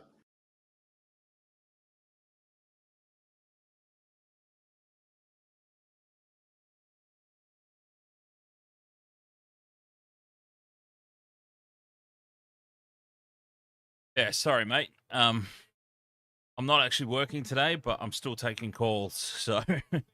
Yep, that's all good.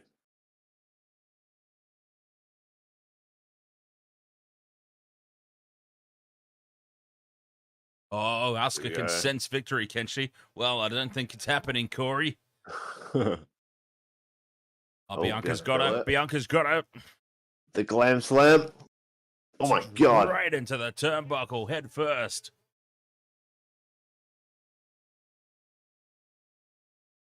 Get up. You know what? If you're going to scream at somebody to get up, maybe don't do a move that's going to knock them out in the first place. That'd be my 2 cents. Seems like the crowd has almost turned on Bianca. Yeah. Well, I mean, who doesn't love some Asuka, you know? Yeah. I think the crowd would be very happy to see Asuka win. Oh, ref bump. Oh! Asuka goes for the mist. Bianca ducks. Oh. She swipes at her with her hair. Now she's got her up. Oh, is this the finish? Is this it? No, Asuka reverses. Oh, Asuka. Arm drag. Oh my god. Into a submission. Is Bianca going to tap? Is Bianca going to tap? Surely not.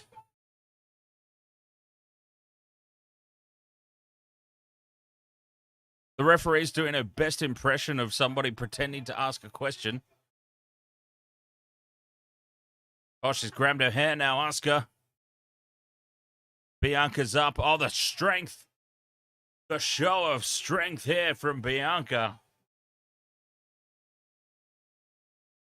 Oh my god, look at that. She's got her in the torture rack. KOD. Plants her down, and that will be That's it. That will be the match. A one, a two, a three. Oh, poor Asuka.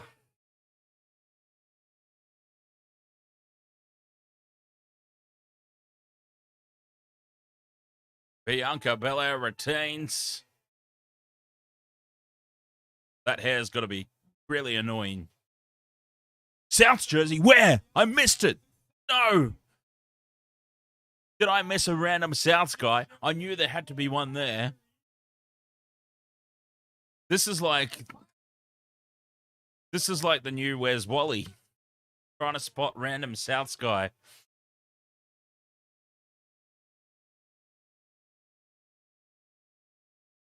Apparently the ref missed the mist when she was staring right at it. Yeah, something about that whole scenario didn't seem right.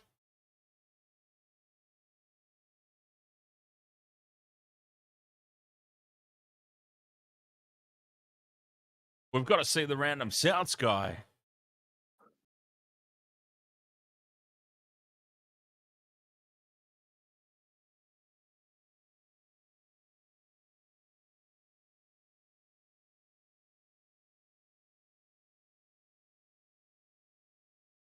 How much have we got left?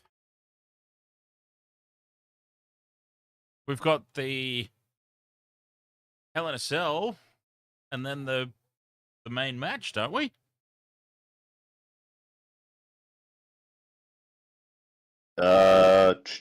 Yep.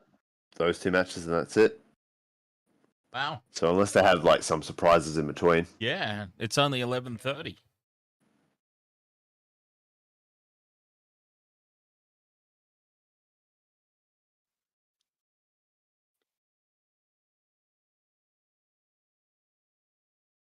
Snickers isn't going to be enough for Otis, I'm sorry to tell you.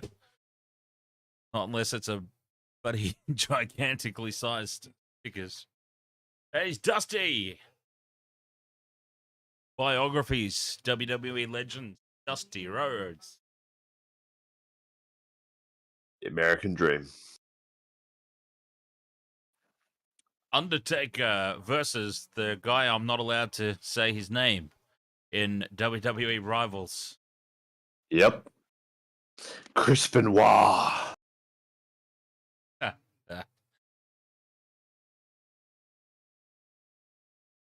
have a question for the WWE Universe. Who won the 2004 Royal Rumble?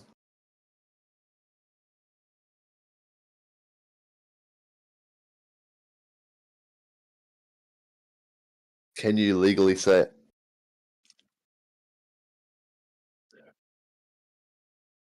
My God, it's Al Michaels. Shawn Michaels' dad. I thought Shawn Michaels' dad was Jose Lothario.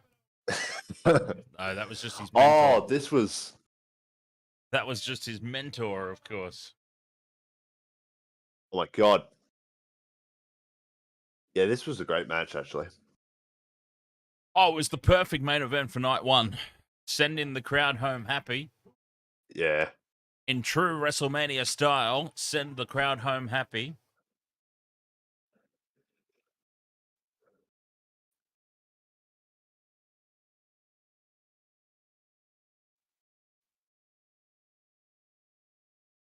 Sami Zayn and Kevin Owens.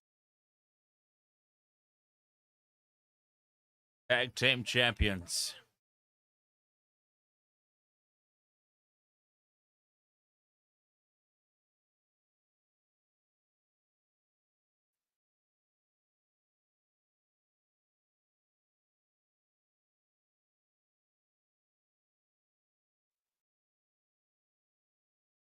Is this the beginning of the end of the bloodline? Or is it only just beginning?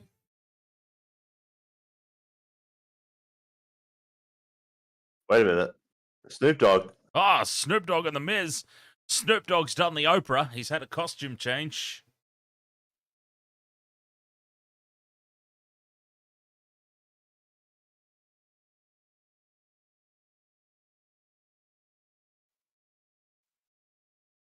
All right, what's going to happen to The Miz now? We obviously need some filler. If it's going to... I'm assuming night 2 doesn't go for as long as night 1. But still, there's got to be some filler.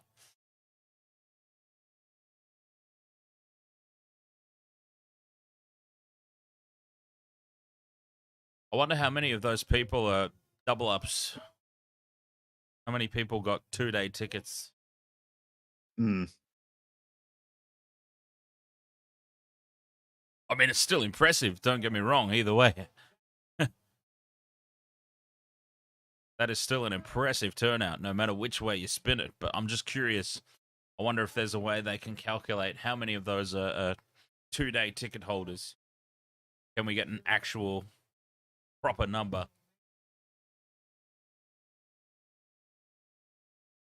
Oh, He's going to do it again. It's going to happen again. Confirmed. Who's it going to be? Is it going to be LA Knight? Heel Fries is hanging out for LA Knight.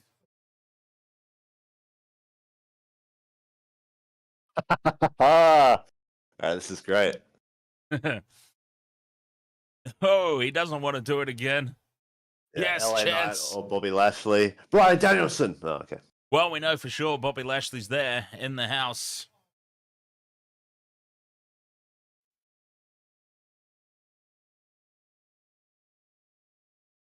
Oh, you know, it'd be great. Snoop's like, oh, so you want a 2-on-1 handicap match? Oh, he took the R-Truth spot. Yeah, my bad, says Snoop Dogg.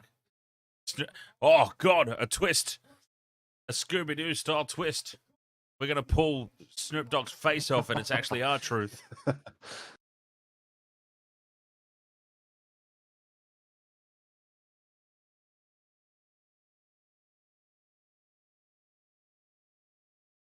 Whoa. Oh. Whoa, Snoop Dogg's firing up. It's going to be Snoop versus Miz. What? Hang on. He's calling for somebody. Money. What the hell? Whoa. Shane McMahon. Shane McMahon. It's Shane O'Mac versus The Miz. No way.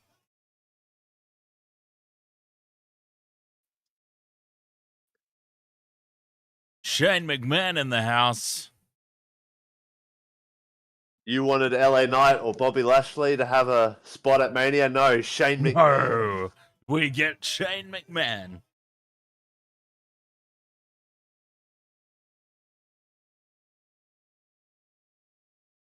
Bloody hell.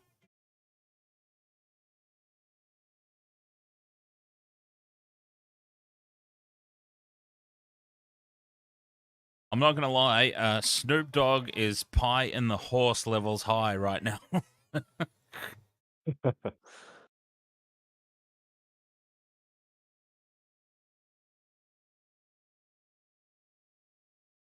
Oh, South Sky confirmed in email. Nice. South Sky confirmed.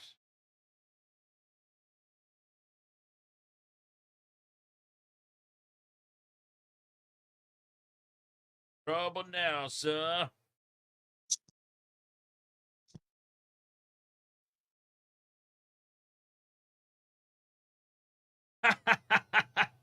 Oh, that's fabulous.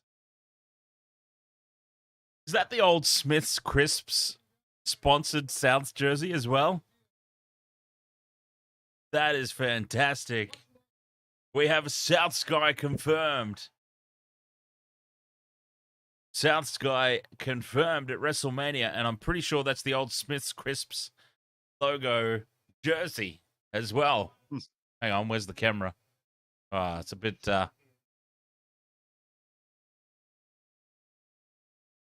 that's hilarious.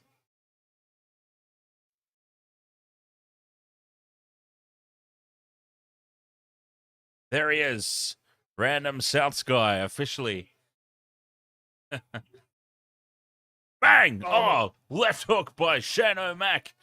The And here Miz comes is the unprepared punches. again.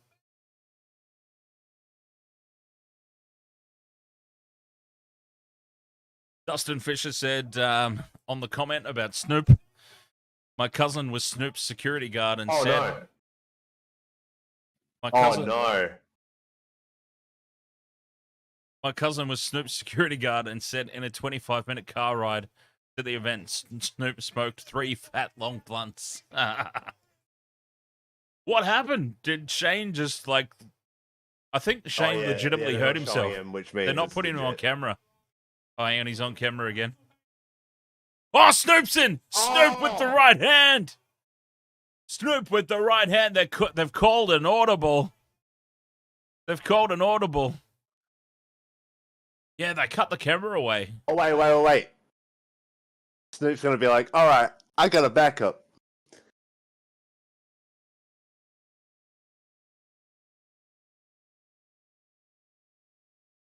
Boom, he popped him again. Oh.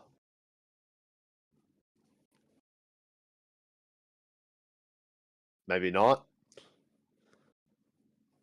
Snoop Dogg's going to go for the pin. I don't know, man. The way they cut that camera away from Shane made it Yeah, I seem... think it was 100% legit. And now they've called an audible. Wait a minute. Oh, Snoop Dogg with the people's elbow. No way.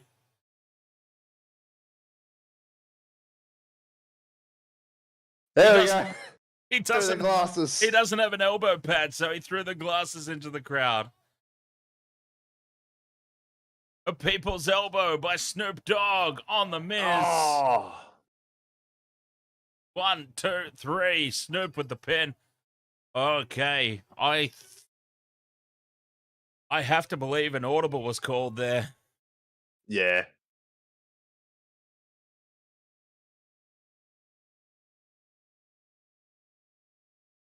I think somebody called an audible and Snoop came to the party. Oh, yeah.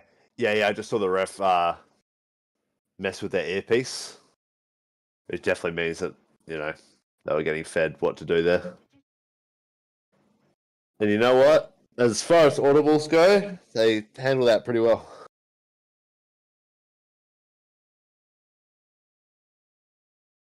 Snoop Dogg with the people's elbow. That was immaculate.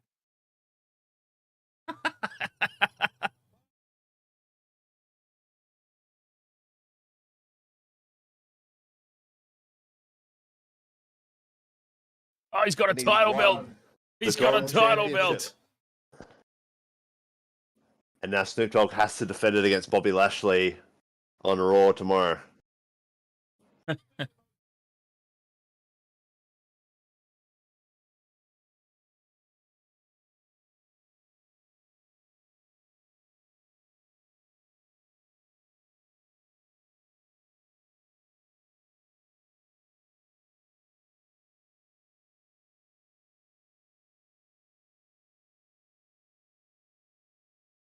Oh yeah. What's up with AJ Styles? He didn't have a match still either. injured. He's injured. Okay, there you go. Hell in a Cell coming up next.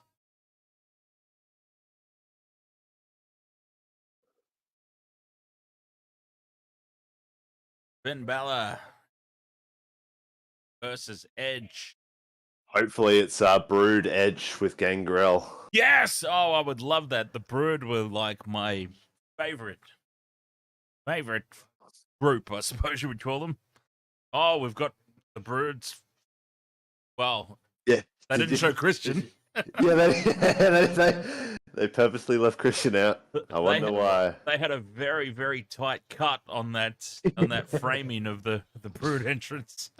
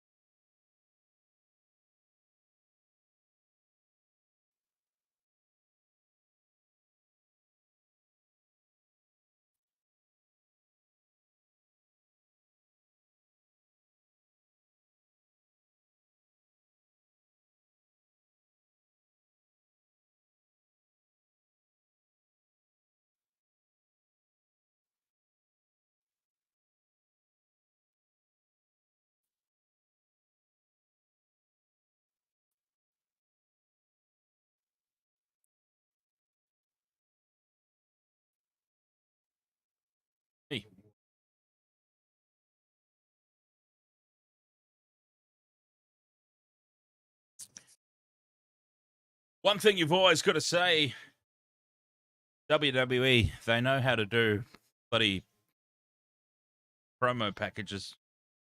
Yeah. I mean, that is something they never fail at. Oh, yeah, Drifter Thrifter was just saying they cut Cesaro out with Sheamus earlier as well.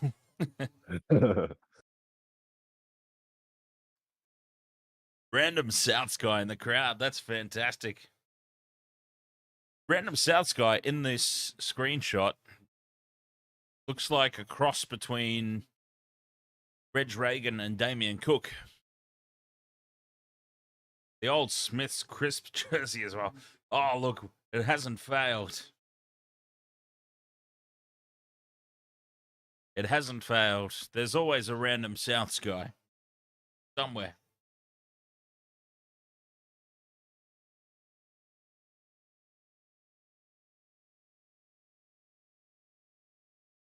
Hell in a Cell.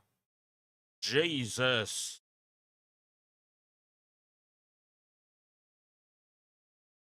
Oh, no, that's all good. Drifter Thrifter was perfect. It was absolutely perfect.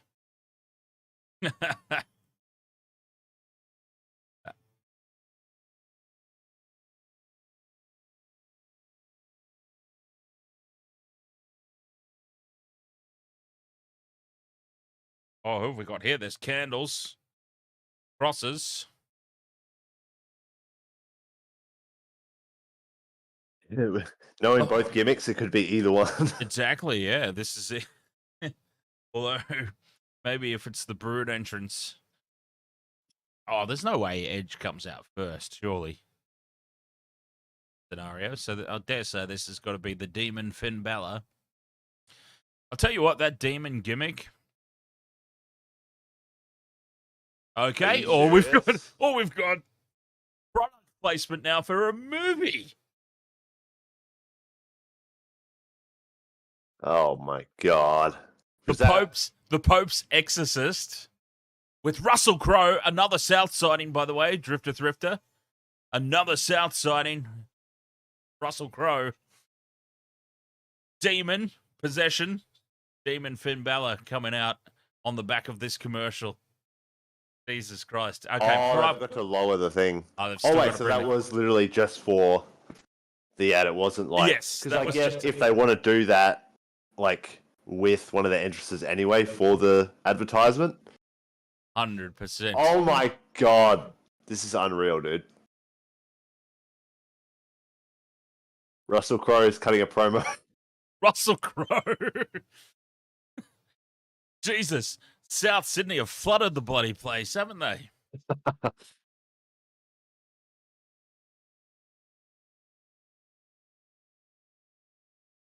Russell Crowe is doing the Hell in a Cell intro. Oh, yeah, heel fries. The red Hell in a Cell was the most atrocious thing to have ever happened. It was the most god-awful looking thing. Yeah, I agree. And that was 100% a Vince thing.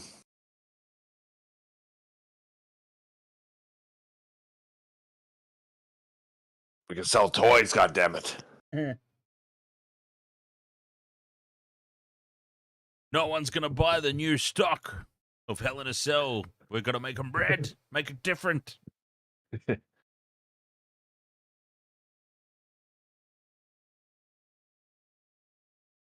Oh, yeah. Brood it literally Edge. says Brood Edge on it. Jeez, and making a mockery out of me. I said there's no way that Edge comes out first, surely. Brood Edge. Brood Edge, which means here comes Finn Balor.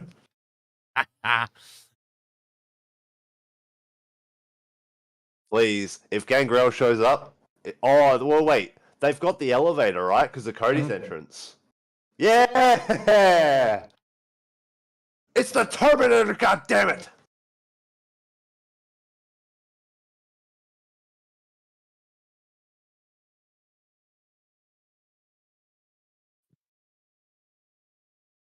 Oh my god, Oi. what the...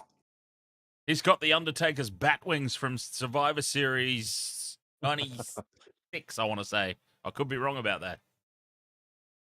Playing with When the Undertaker descended from the roof with the bat wings.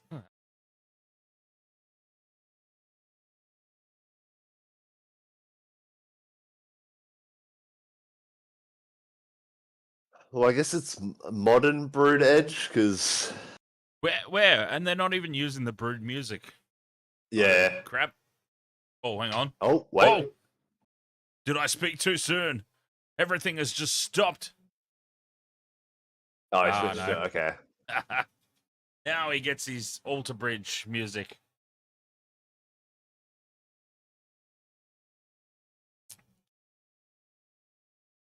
Well, I'm sorry, but I mean that wasn't Brood Edge. Yeah. There wasn't the Brood music. The only thing about that whole scenario that related to the Brood was the fact that he came up through a ring of fire. Yeah. Yeah, I was going to say, I knew that they had the elevator because of Cody's entrance. Mm. So I'm like, perfect for Brood. But, wait. You see the back of his jacket? Oh, hang on. It's a Gangrel. It is. It's a Brood photo. And it's got Christian in it, I'm Christian's pretty sure. on it.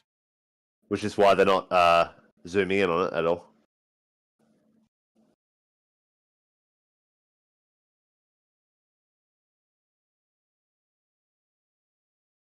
Maybe Gangrel wasn't available. Yeah. I mean, he's pretty Which busy means these that days. the last promotion he showed up in was AEW, I'm pretty sure. He's pretty busy there. Oh, they just referenced them all by name on commentary.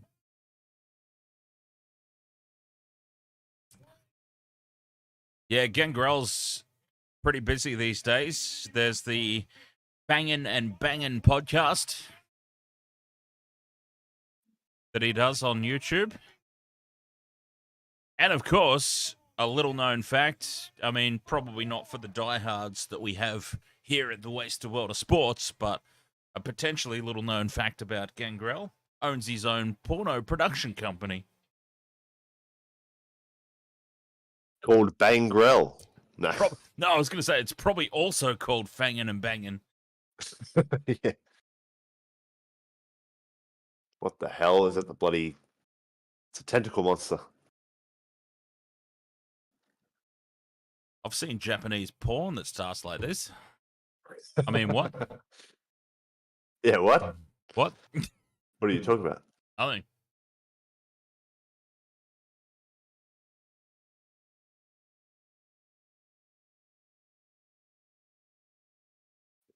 So, I'm curious to know why Finn Balor gets the babyface entrance. Yeah, it's a bit weird. Maybe because it's the demon. It's not actually Finn Balor, you know what I mean? So this is not Judgment Day Finn Balor. He's, I don't know. I see what you're saying. Yeah. This demon Finn Balor is separate to... Yeah, because look at that. The crowd's behind him. Well, they're getting along with the chant anyway.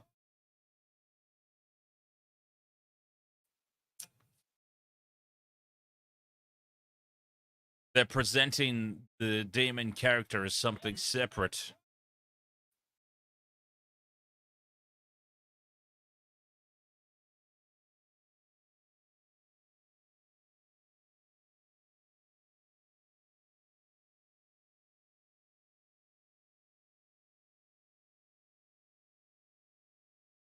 Product placement out of control in WWE in 2023. I swear to God.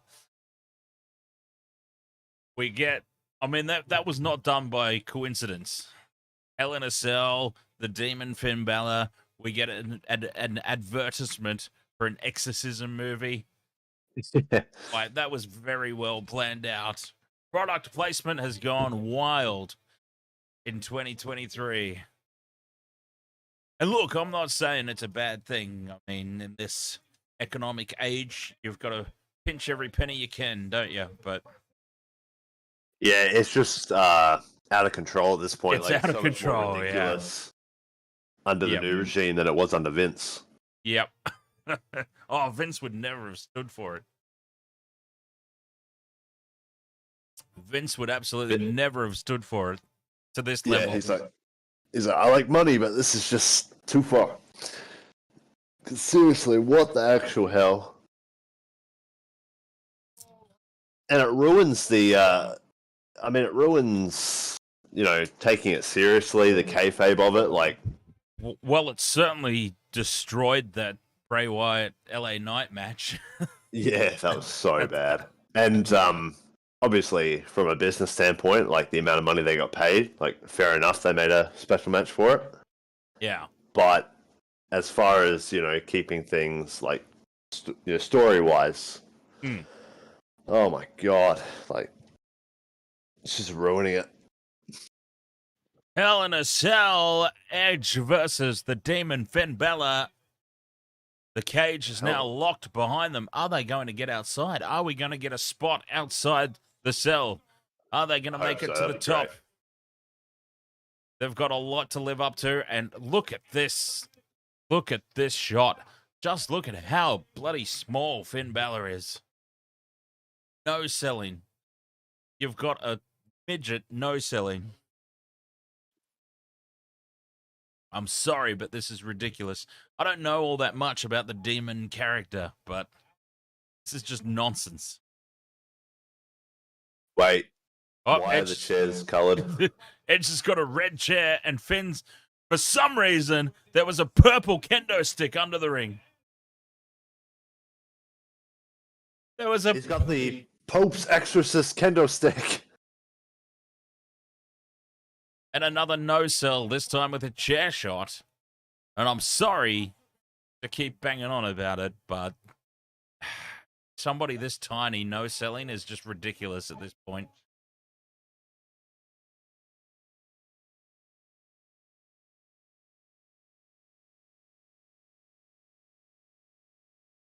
I mean, if somebody the size of a Kane or Omos came out looking like that and was no-selling chair shots, fair enough. But this is a soccer player. There is a very, very fit soccer player no-selling chair shots. And I just can't get behind that. If this were a movie, the casting agent would be fired after putting him in that spot.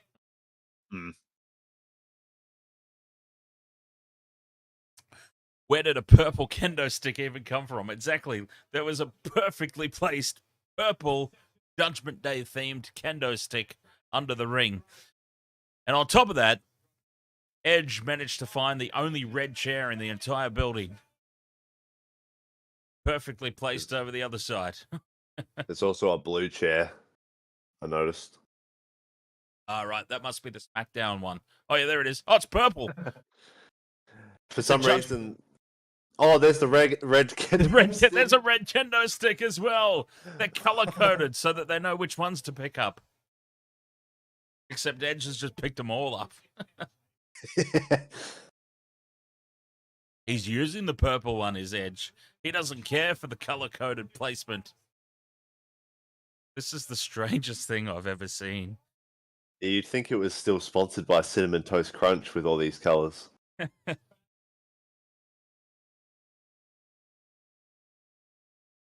Why are they color-coding the weapons? I don't... We want tables. Oh, is there going to be a purple table? It's going to be a purple table now. Oh, this is actually pretty cool. Oh, Edge has put the sticks through the cage and trapped Finn Balor to the corner. He's got nowhere to go. And then he's just drop-kicked him in the nuts. But that just makes no sense when he was no-selling before, and now he's trapped by some little kendo sticks. Like, yeah. You're breaking your own rules. He's also got... he can't lift his arms up and just shift those sticks out of the... Yeah.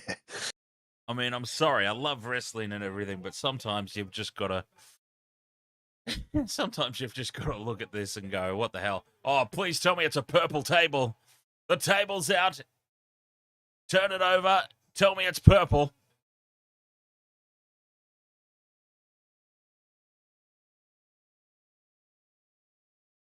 I think it is, isn't it? Yeah, It's it a is. purple table. It's a bloody purple table. Why is all the furniture and all the weapons color-coded?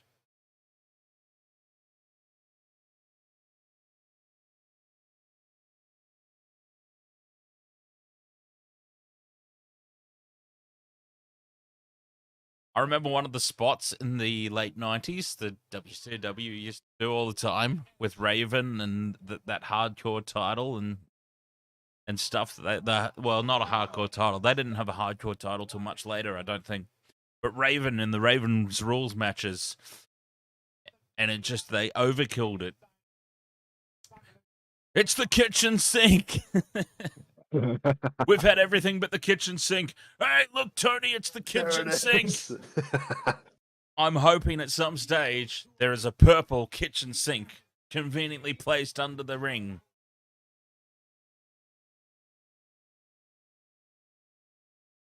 Bloody purple kendo sticks, red kendo sticks, purple tables, purple chairs, red chairs.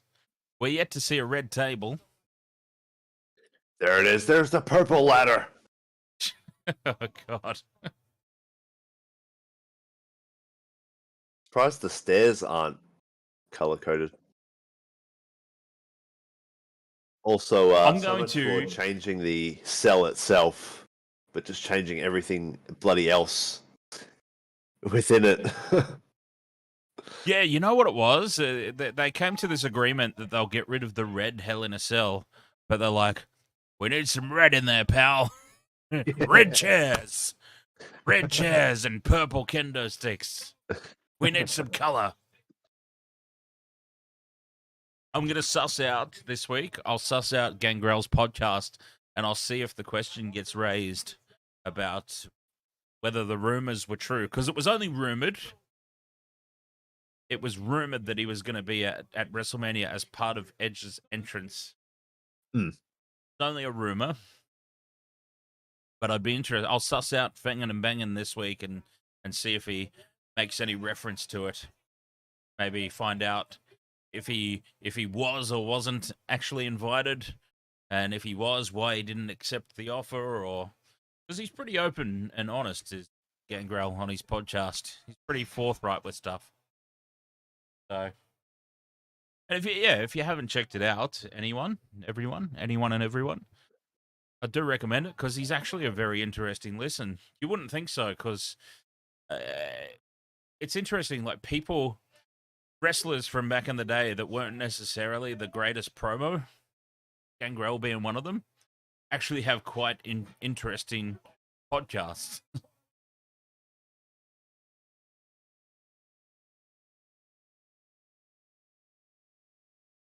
Well, those chairs were black, so there must be a Yeah, those section were for, regular chairs. They're not allowed to have regular chairs. Kill switch.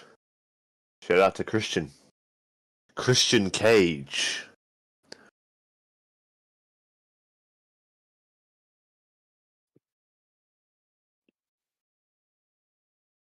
Wonder how Shane's doing. They've not really talked about him again, have they? Yeah. When Michael Cole was doing like the rundown, the review of that match, he never mentioned Shane. He's just like, oh, Snoop Dogg knocked Miz out and pinned him. Oh, as if this match is ending with a roll-up. Come on.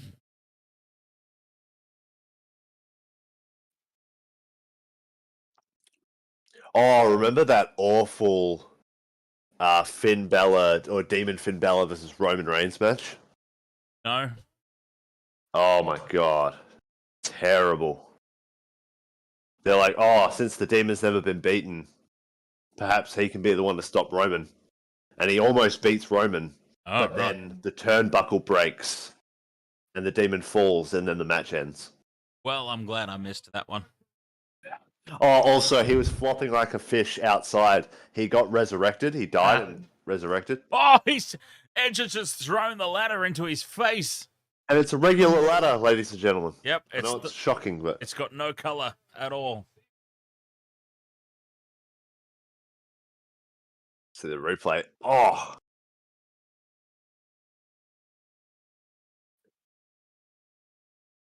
Oh, he's setting Sets it it up up. in the corner. Oh yeah.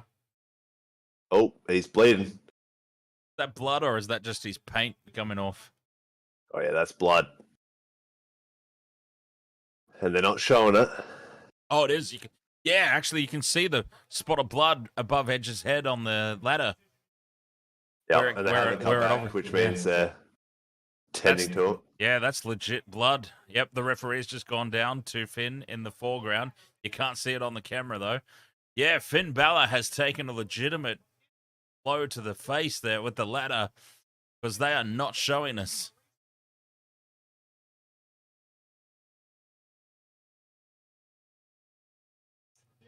And you know what? Oh yeah, the doctors are in. That's unfortunate because you're telling me that the demon loses because he loses some blood. Yeah, so much for the demon. It must be a really bad cut. Oh yeah, the camera angles are always a giveaway. Oh, we're not getting any real view of this at all. And I think Edge might be going straight for the finish. Normal kendo sticks. They forgot to paint those ones. They never bothered to paint the ladders. Red bag, though. Yeah, what the hell is that? Referee's just come over and given Edge a message. Got more time to kill. Something. Got more time to kill. He was looking for the kitchen sink under the stairs. Couldn't find it. Now he's trying to set the ladder up, even though it was already set. No, he's opening it up. It's not a ladder match, Edge. Don't need to do that. Yep, Finn. All right, Finn's... Okay, the camera's back. That was a legitimate... We might be going straight to the finish here. Yeah, I think so.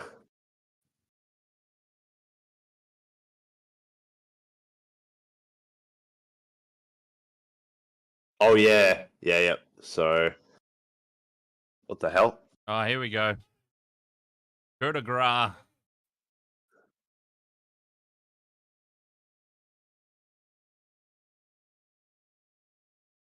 Oh, he's missed. Spear through the ladder. No, he's missed. A roll up. 1, 2. Edge kicks out. Double clothesline. Both men are down.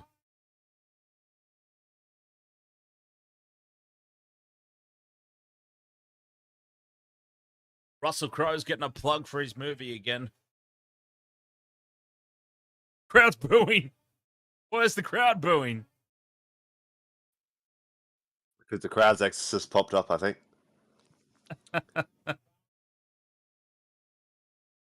They've had enough of it already. I just heard them booing, right? They were booing at the product place.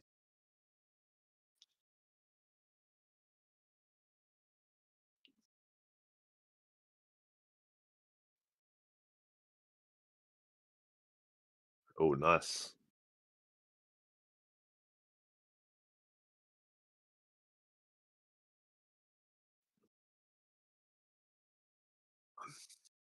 Get out of the Edge. No, that can't be it. That's so disappointing if that's it. Oh, yeah, there we go.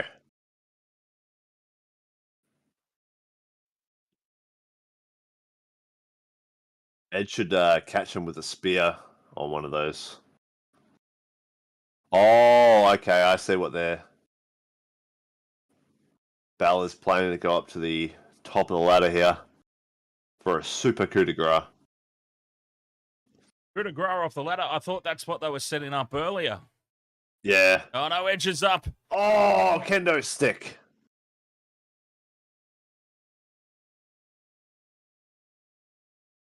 All right, it seems like they were teasing going to the finish. Yeah. Maybe it was just to... Like, yeah, maybe it was just to suss out whether he was able to keep going or not. Yeah. Oh, execution. Off the ladder. A 1, a 2, and a kick out. This match carries on. They're talking to each other. Making sure that he can still go, I suppose. But yeah, those camera angles are always pretty telling. But it's interesting, like, okay, the Shane McMahon segment, we can't really call it a match, but the Shane McMahon segment, and now this one, a couple of unexpected happenings in a row. Yeah. And it's interesting because, yeah, like a whole story that they've been planning for so long can change based on an injury, you know? Like what if Cody gets injured in the main event? They're not going to give him the title. Yeah, well, do they? I mean, they still gave Stone Cold the IC title after he broke his neck. I just think with the absolute do it these worst days, though. the absolute worst roll up in professional wrestling history. And even Stone Cold says that. He's like, man, that was the worst roll up in wrestling history right there. But we had to go to the finish, obviously. My God. Bloody Kendo. Oh, it's going to be a coup de grace through the table, is it? Oh, the red chair. Oh, the red chair. Doing the It's damage. even harder. Let's not talk about yesterday's games, Vopsy, because my team was pretty crap too.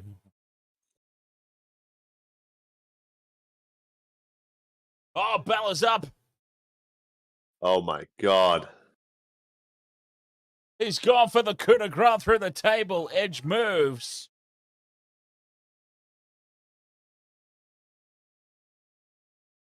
Well, I wouldn't say he came off the wall of the cell. He was on the top rope, wasn't he? No, it kind of was off the wall. Oh, yeah, I suppose. Oh, there is an actual... Okay, I still wouldn't call it a wall. They set up a platform. It's a platform, yeah. There's a little platform there for it. I didn't notice that before. Yeah, the less we talk about... A spear! A spear by Edge! False finish. A 1, 2. Kick out.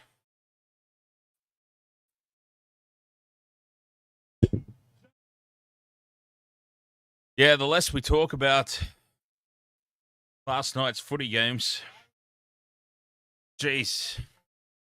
The less we talk about last night's footy games, the better, and then immediately proceeds to talk about them. But yeah, my team, Rick, were ahead at halftime. I believe the score was 20 points to 6 at halftime. Well, wouldn't you know, they lose the bloody game somehow from that position. Only my team could plausibly throw away Such a lead. such a big lead and lose at the end. Yeah. Only my team could do that. What a bunch of plonkers. Anyway. Oh, no. Oh, no. Edge has placed Ben Balor's head on a red chair. He's going to go out and get a purple... No, he's got another red chair. Oh. It's going to be a color-coordinated concerto.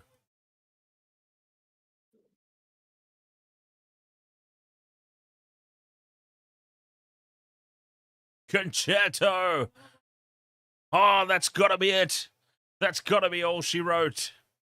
The fat lady's warming up. 1, 2, 3. Edge gets the win.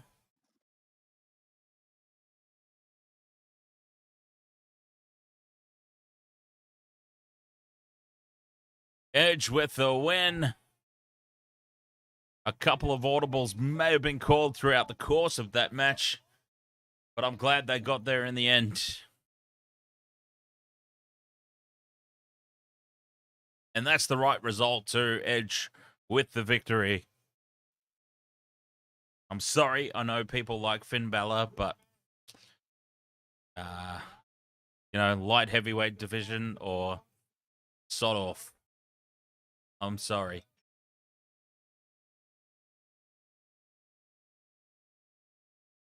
Yeah, and this was what opened Balor up.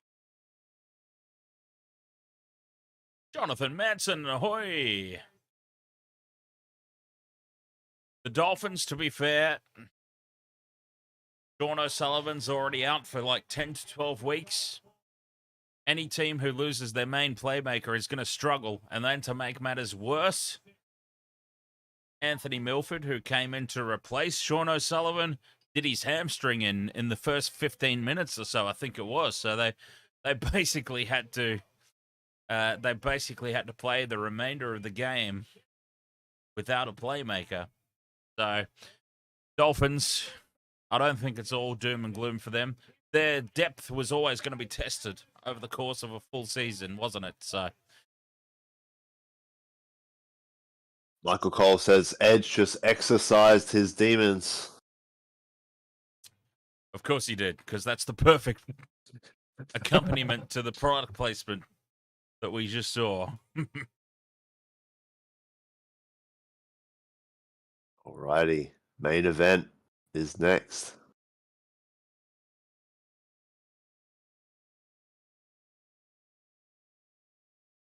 We only have one match remaining, and that is Cody Rhodes' big moment. Cody Rhodes' WrestleMania moment about to transpire. Oh, Shane completely buckled his knee or something. It looked like maybe a knee. Yeah, knee or an ankle. Because he tried to do that shuffle and He's he just messed up. And he's just a bit too old now. Yeah.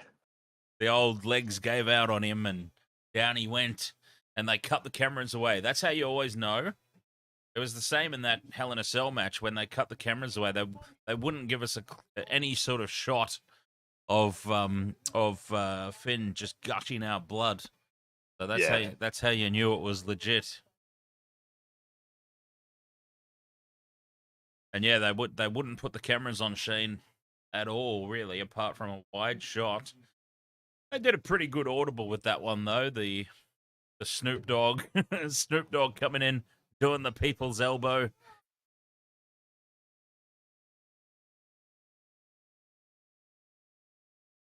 They didn't completely just Amber Heard it. They covered it quite well, I think.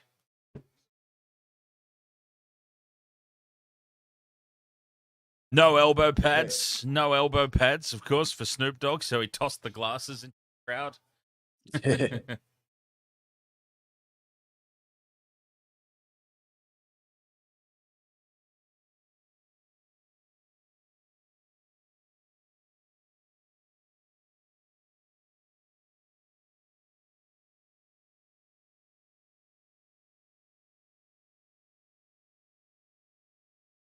No one else could run to the ring, they would be gassed. That'd be a long run to the ring.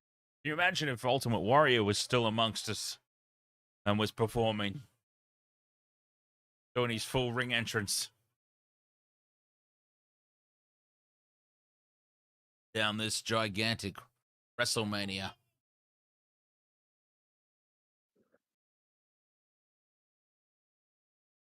Still really disappointed that WrestleMania in Hollywood has no LA night. Ah, perfect for him. Well, even The Rock, WrestleMania goes Hollywood. It was obviously they couldn't. Written in the stars. That's what it was. Absolutely. Obviously they couldn't work it out. It is what it is. But it was just perfect, wasn't it? I still think it was meant to happen. They obviously couldn't come to an agreement or whatever the situation was that they couldn't lock The Rock in. I still think it was in the plan because there were just too many. There were too many little subtle signs about everything pointing towards that. The fact that it's WrestleMania goes Hollywood.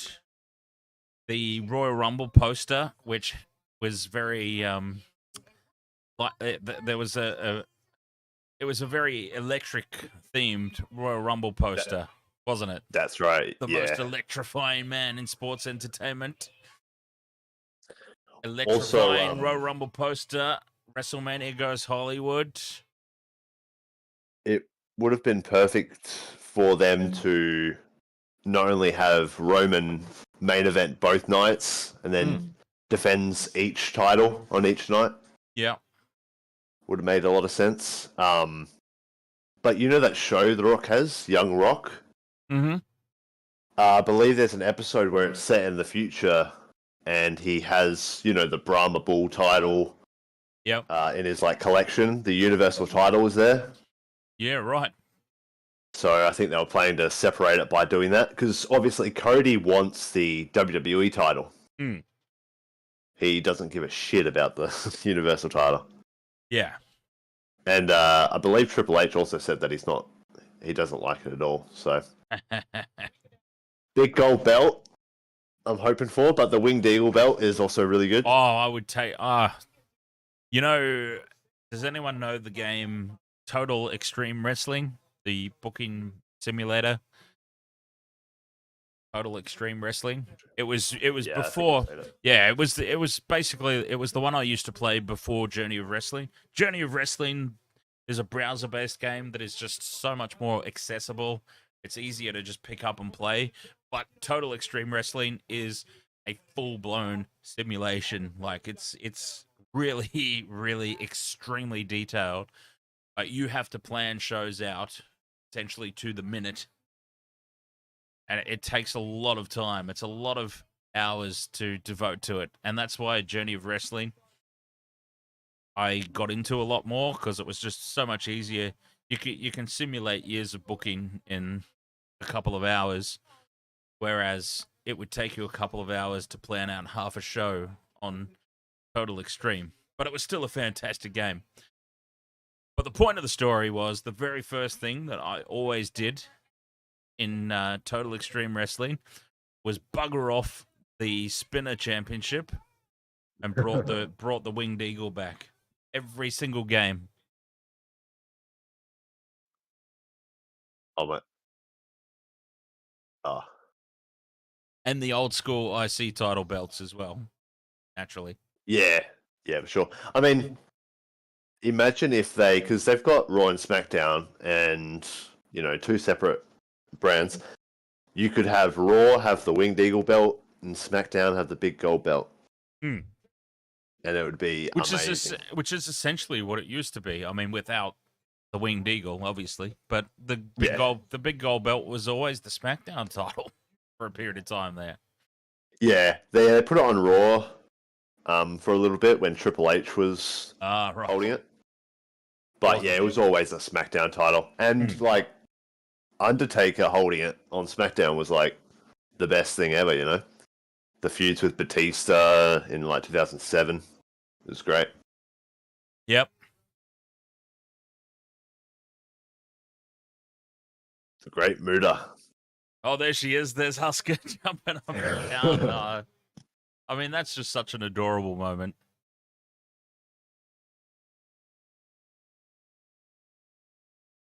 Conan. Keeping it 100. I was going to say, I was surprised they gave him a mic. He might say something bit off the cuff, bit inappropriate. Who, Conan? Yeah. Oh, he's all good. Yeah. He's calmed down a lot. Even he says so. Good. Yeah, even he says so himself on the podcast. So Conan, for those who don't know, he does a podcast, because everyone does a podcast these days. But Conan does Keeping It 100 with Disco Inferno.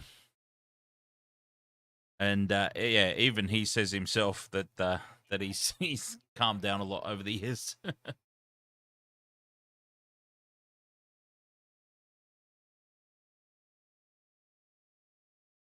Quite an interesting listen, actually.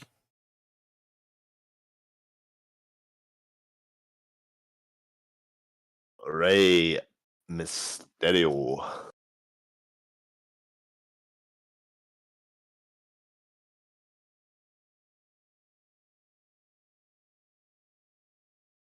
wasn't that interested in the Hall of Fame this year. Yeah. I'll occasionally watch some highlights. I remember when Brett was there and he got tackled by that guy. Oh, yeah. I remember that. Like, oh, legs. She's got legs. Stacey Keebler. Dustin Fisher says, by the way, did you know Corey Graves used to wrestle in my hometown of Altoona? And he wrestled at the Franktown Armory. He was the star there and left for SmackDown and was sent down after being a jobber.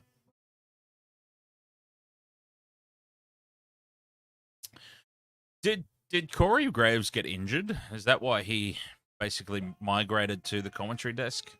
Yeah, pretty much. Although I did hear that he may have gotten cleared. I think they might be picking a spot for him to come back, but maybe he doesn't want to come back at this point. Yeah, I was going to say, he seems to have found his niche there. And it's good because he used to just do a show on WWE Network about tattoos, and that was it. Okay. And he got promoted to commentary. Yeah. Rey Mysterio, here we go. Oh, is he gonna pop up out of the? Yeah, the classic entrance. That was the best. Gonna shoot up out of the staging? No, he's walking calmly from backstage. I love that entrance. He used to shoot up out of the floor.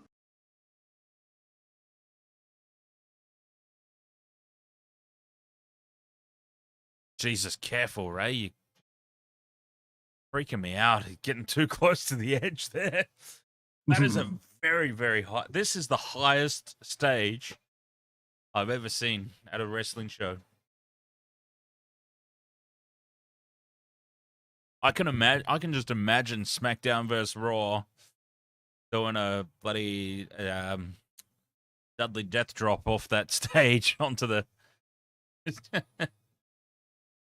Like on the old SmackDown games, he used to climb up the Titantron or climb up onto the fist in the SmackDown arena, do power bombs off the top.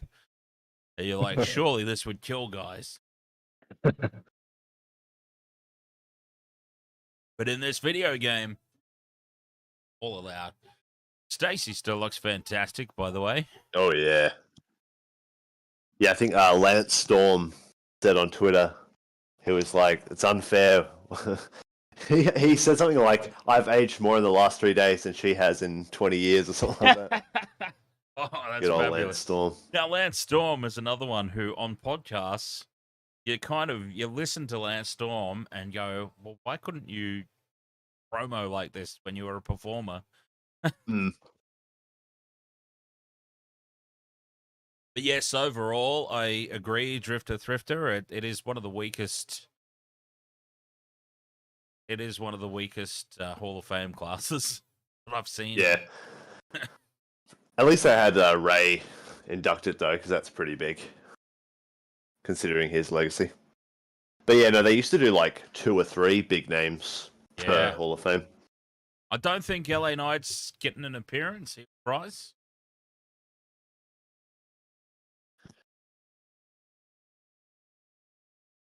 Yeah, it's unfortunate. Dustin Fisher says, I miss HBK. I know he's old, but a few promos isn't too much to ask. Well, he's busy practically running NXT, isn't he? Is he still doing that?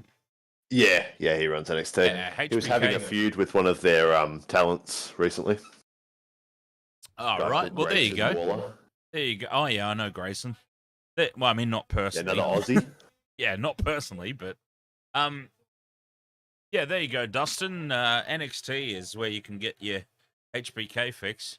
There was actually a very good meme because apparently he's figured out how to use a computer now.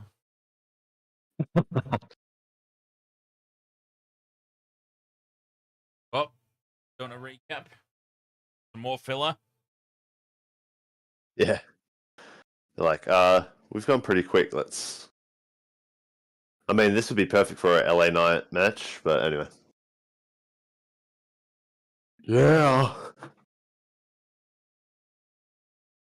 Seth freaking Rollins. The freaking is stupid, but anyway.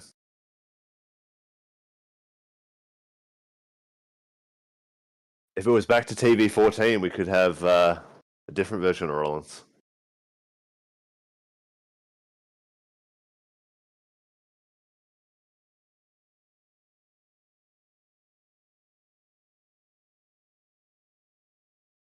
Seth Franklin.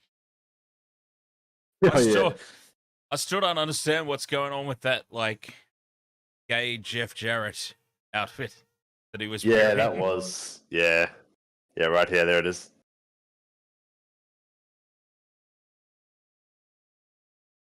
Oh, Rick, we actually, this is very unusual, but on the back of WrestleMania Night 1 on Facebook Live, we actually received a request. Now, I don't know if we even want to do this or not, but it is a thing that happened, and we did, because it's not really what we do, is what I mean. Like, we do live streams here to the current stuff, whether it be the footy or the wrestling or whatnot. But we actually did receive a request, and I don't know if we want to do this or not, but I'll share it with you anyway. So it was a message sent to me, and that's why I'm sort of killing time explaining it while I open the bastard of a thing up and find it again. A little out of the ordinary for what we would normally do. Okay, so this is from Nick on Facebook Live. Hi, I'm Nick. Hey, do you have Peacock, and can you do a watch-along of a wrestling event on there, please? So Nick would like to see us do a watch-along and react to an event. So I've messaged back, and I've said, ahoy, Nick. We love the WWE, and are actually covering the second night of WrestleMania too. Here's the link. So I was doing a little bit of promo there. What specifically was the event that you were interested in? On Peacock, he says, Nick, I'm requesting for you to do a watch along of the March 27th, 1993 episode of WWF Superstars. Now, I don't know if we necessarily want to do that. Because it's not something that we typically do, but I mean, I'm open to it. Yeah, I was gonna say I'm down for doing that. I'm certainly open to the idea.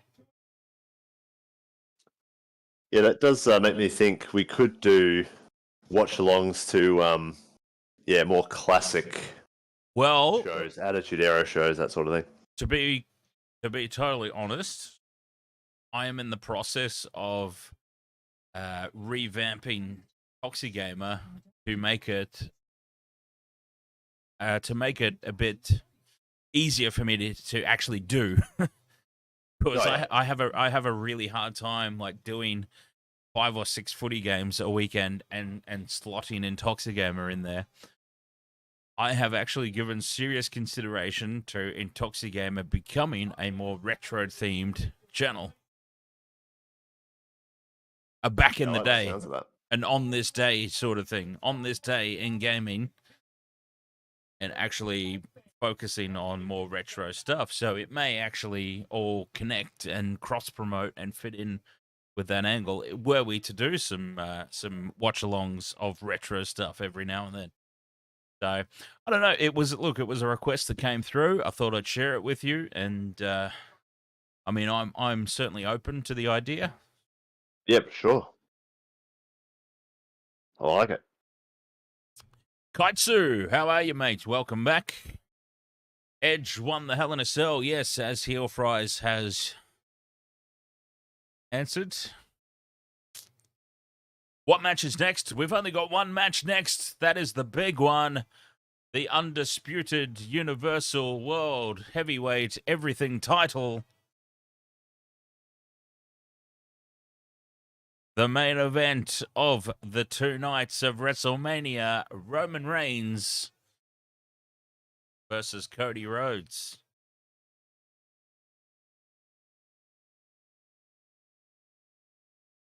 Cody Rhodes getting a big promo package here, which just adds leverage to the obvious that he's going to win. Yeah.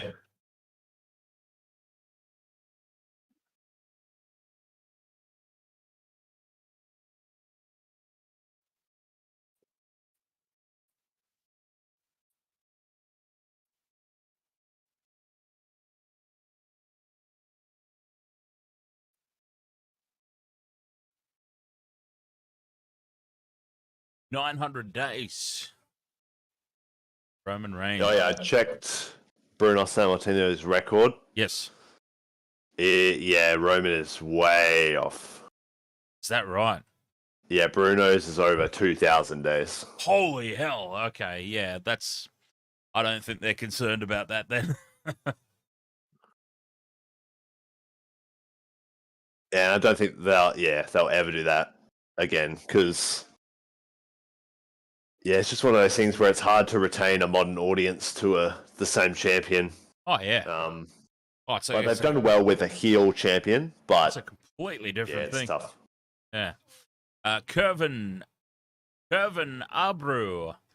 What was the reason WWE changed Asuka's character only to lose?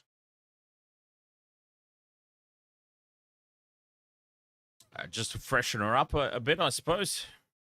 I mean, if they didn't refresh her character, she probably wouldn't even be in the main event not main event, but she probably wouldn't be challenging for the title in the first place, I dare say. I mean, that's my opinion. But yeah, there was no way they were taking the belt off Bianca Belair just yet. But I don't think Asuka came out of that match looking weak at all.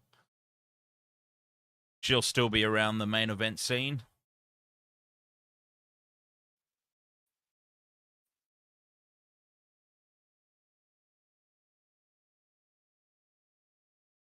Yeah, just wrestling has more than one royal family. Here we go. Just pause it, Dustin, I reckon. Oh, Cody Rhodes is getting the first entrance. Now, if there were a moment you hold the babyface back for the second entrance, this would have been the night. Yeah. The entire crowd chanting the theme. Cody Rhodes, the crowd are going to explode. When they do the whoa spot, yeah, the crowd will explode. Here we go. Ready? Oh, that is my loud. God. 80,000 people in unison chanting along to Cody's theme song. And the pyro is going off. That was... If that wasn't piped in, then that's bloody impressive. Yeah. And Cody's got wings. He's about to fly. Cody is legit walking down. Look at the look on his face. He is legit walking down that ramp right now going, Jesus Christ, I made the right decision to come back here. That smile, that's a legitimate smile. That's not a character smile. He's tearing up even.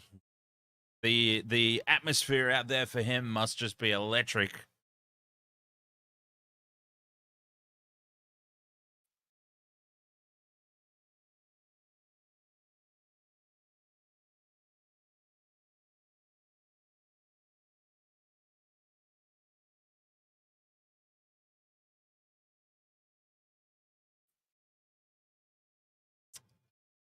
This band sounds familiar. It's not Story of the Year, is it? No, it's Downstate. Oh, the Mrs. Band. Yeah. I think we had this conversation, actually, last time. Oh, there's Cody's wife and daughter. Ah, right.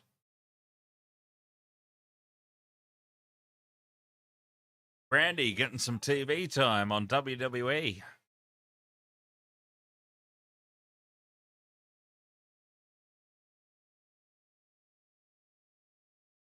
Oh.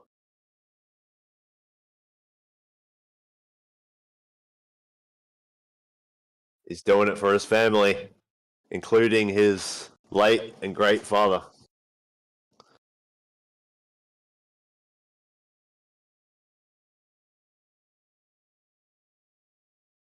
Oh. I have no idea. John Huber, aka Brody Lee, Luke Harper. Oh, isn't he Who contracted? passed away. Isn't he contracted to AEW? Yeah, he passed away. No, the kid. Or do you mean the kid? Yeah. I think so, but yeah, it's one of those things. He's a kid who cares, right? He's a kid who gives a bollocks. I guess. yeah, exactly. It's yeah. They don't really care about that sort of thing, I guess.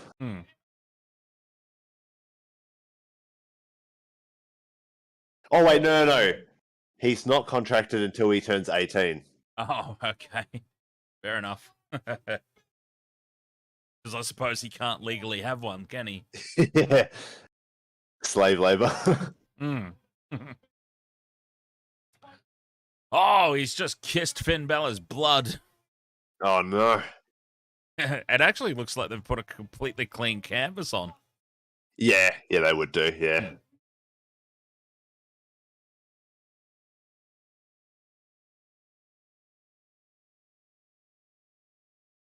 If Cody's entrance is taking this long, imagine Roman. Well, we're about to find out. The boos have started already. Will it be just Paul Heyman, or will it be... The boos have started already. Cody is really getting emotional.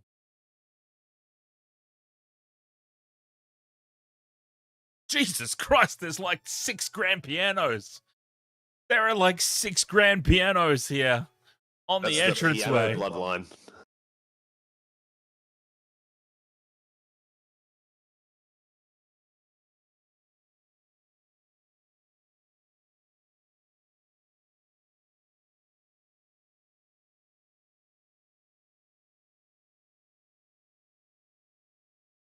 Thought I said I had enough of these America's Got Talent entrances.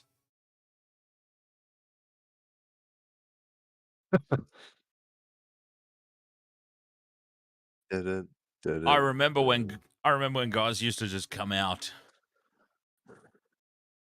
Their music would play, they'd walk through the curtain.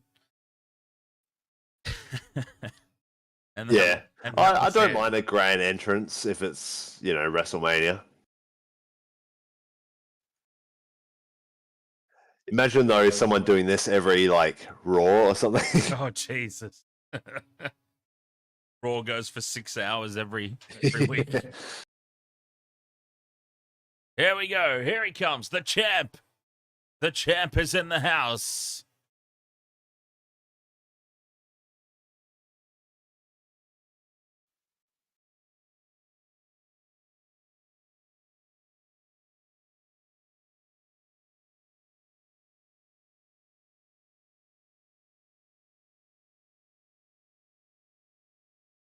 Those horrible goddamn 3D graphics. Looks so bad. Oh, here they come. It's Roman. It's Paul Heyman. It's Solo. Usos nowhere in sight. Since they failed on night 1, he's like, get out of my sight. I wonder if when he puts the 1 up, if the rest of the piano players will do the same thing. They have to, surely.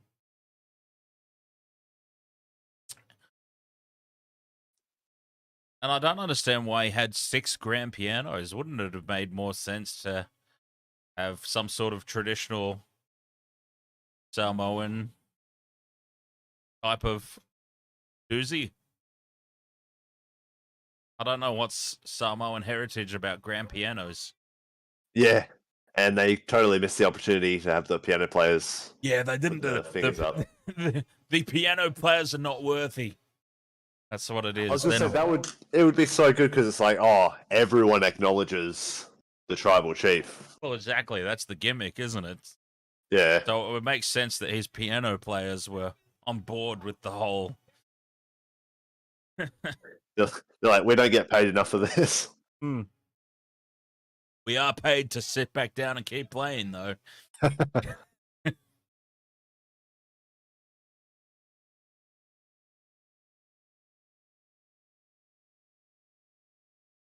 So, Roman's out with Paul and Solo. What kind of role is Solo going to play?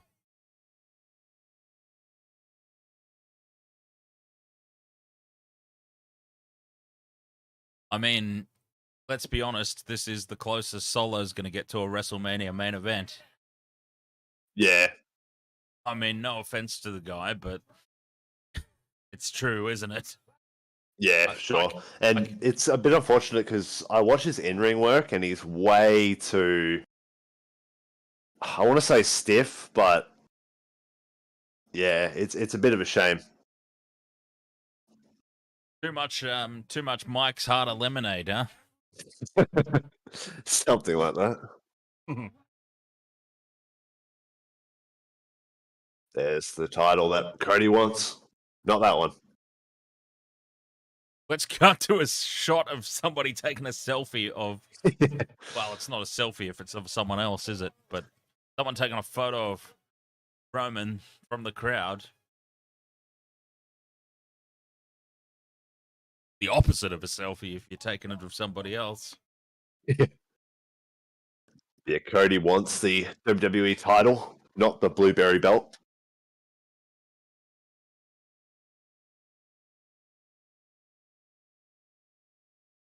Bob Backlund. Holy hell.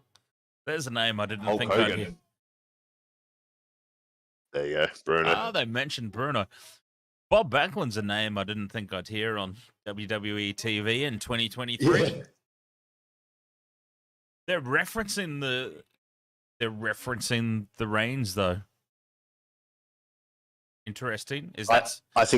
I don't think that's because they're planning to continue it. I think that's because they're planning to end it. Yeah, fair enough. I mean, they can't, can they? They can't. There is absolutely no plausible way Cody cannot win this match. Yeah, and it's one of those things where you can only have Roman lose now if it's at Mania. Yep. And no way in hell is he holding it for a whole nother year. Another year of, yeah. Like, the fans would just get restless. Number one trending in the United States, WrestleMania. It's finally happened. Brock's been overtaken.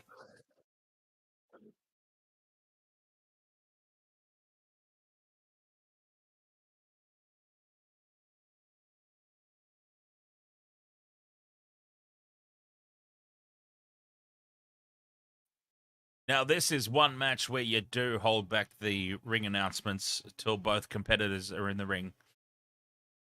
But you need a Michael buffer. Oh, yeah. I mean, I don't know who this chick is. She looks fantastic. I'll give her that. But is she going to be able to sell this fight to me? That I'm not sold on. I hope Paul Heyman takes the microphone off her. Oh, yeah, he will, for sure.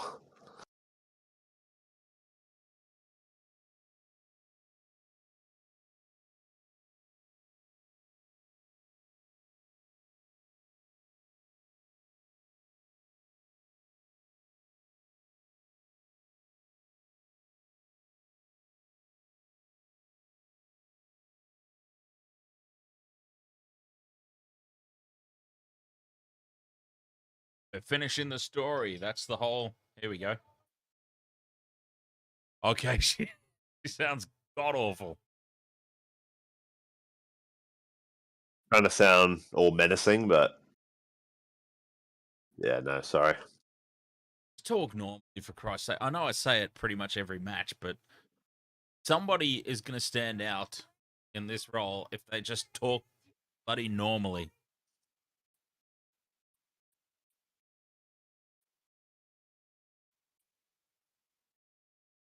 She's even got that left arm. The left arm's getting into it as she tries to.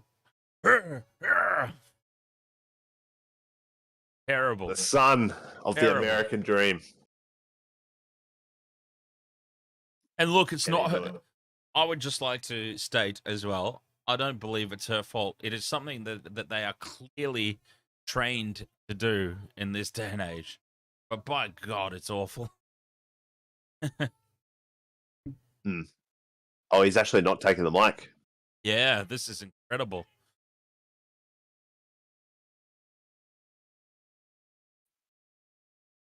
The undisputed. Oh, just talk normal, for Christ's sake.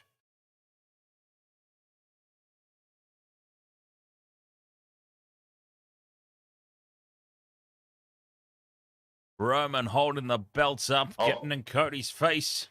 Here comes Paul Heyman. He did take the mic. Paul's got the mic.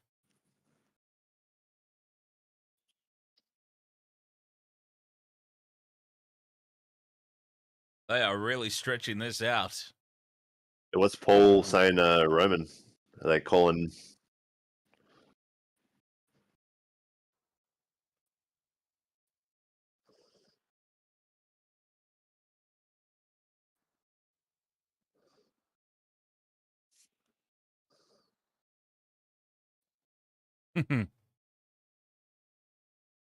Simmer down, everyone. 84,000 people in the palm of his hand. Roman Reigns.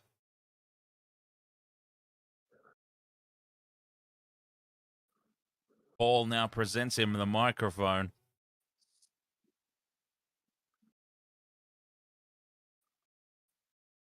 WrestleMania.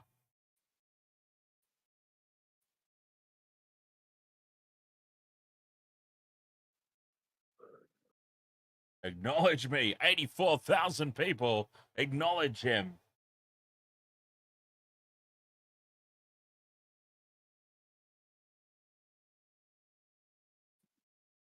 They've got to span this out, I suppose. And I do like that. It's the battle of two families. The legacy. 100%.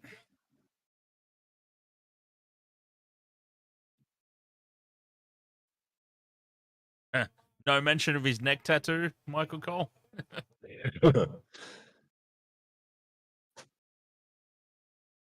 Oh, the bell is rung. We're ready to go. Let's get ready to rumble.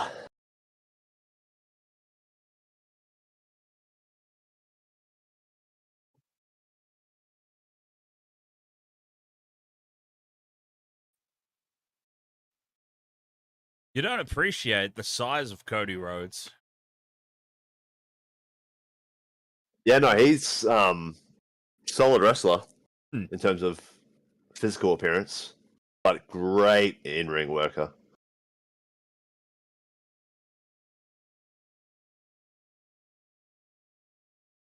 Here we go. It's finally happening.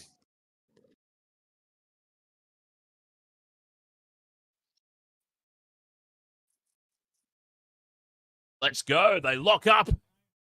And we are underway.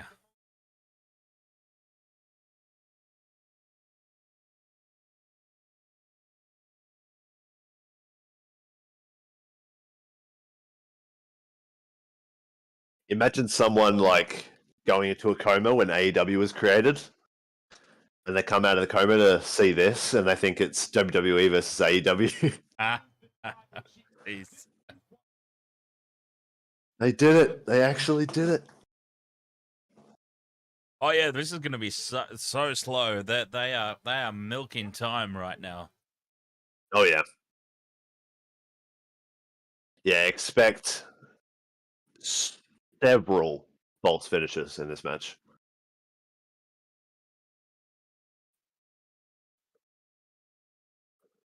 Nice.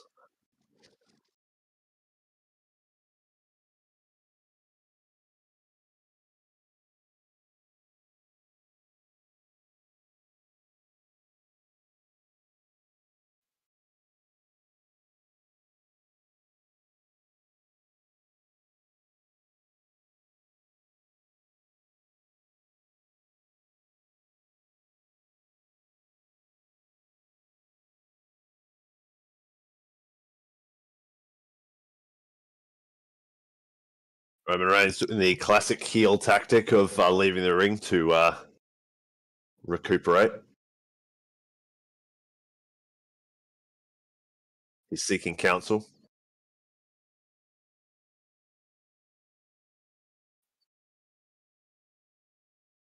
The island of relevancy. Paul Heyman is fantastic. Who owns the island of relevancy? It's all you, my tribal chief.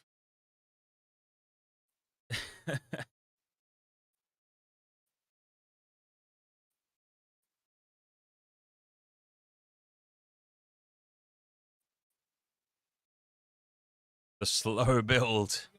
Yeah. They are just keeping the crowd hanging.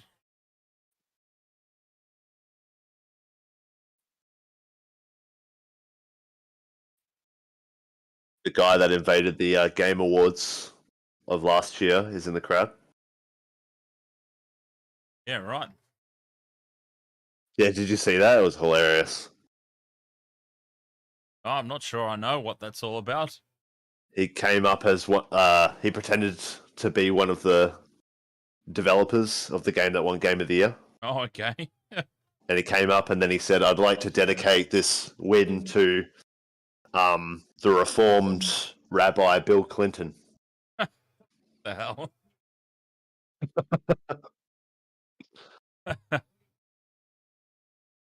Oh, big drop kick by Cody. Cody Rhodes gaining momentum. Goes for the pin, as if that's going to work this early.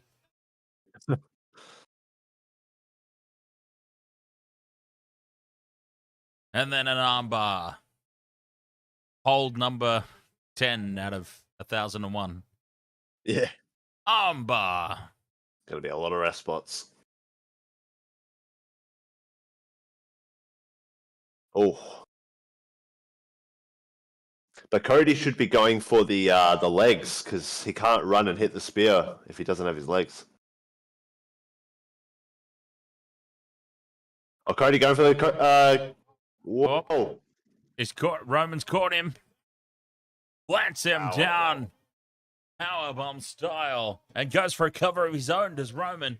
Or at least if you're going to go for the arms, go for his Superman punch arm. Yeah, exactly, the right arm, but he was going for the left. See, Bret Hart would have gone for the left. I mean, you know what I mean. Bret Hart would have not made a psychology error like that. Well, Bret always used to go for the legs, not because of the opponent, but because of his sharpshooter finish. Yeah, exactly. Yeah.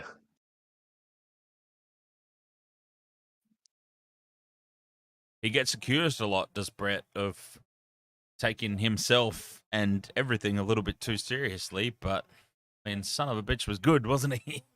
Oh, yeah. Everything that he did made sense. Worked towards something. I do like the ring psychology, though, of going for pins as much as you can to tire your opponent out. Exactly. I think Jim Cornette talks about that too. Yeah. Is, of course you go for the pin. Make them kick out. They're expending energy. From a competitive sport standpoint, it makes sense. Go for the pin every time you get the guy down. Why wouldn't you? You're trying to win the match. Oh, and talking about psychology, the heel tendency of Roman there, waving to Cody's wife. Ah, well, I probably would too. Yeah, both for different reasons. Not because I want to be a heel. Oh, Cody, though, he's getting the cat. Cody holds onto the ropes, brings himself back in. He is not eliminated from the Royal Rumble. Oh, now he is. He went through the middle rope. Lucky it's not the Royal Rumble. Oh, did he go through the middle, did he? Ah, smart man. Smart man. Uh-oh, watch out. Hip toss onto the ramp. And the referee looks confused in the ring. He's not counting. Is this a no count out, man? Oh, he's counting now. He's just counting extremely slowly. 5 minutes passes and he's still up to 7. Yeah, I was going to say, he's worried that they'll get so far they won't actually hear him. That's it. Roman's back in the ring. He knows what's going on. Oh, he's back out again. He's reset the count. And he's getting scolded by the referee. I actually like how in New Japan Pro Wrestling, it's a 20 count. I actually really like that. I used to play WCW vs. the World on PlayStation. And I got very confused the first time that I played that, and there was a 20 ring out count. Yeah. Cody with the reversal and a body slam to Roman on the ramp.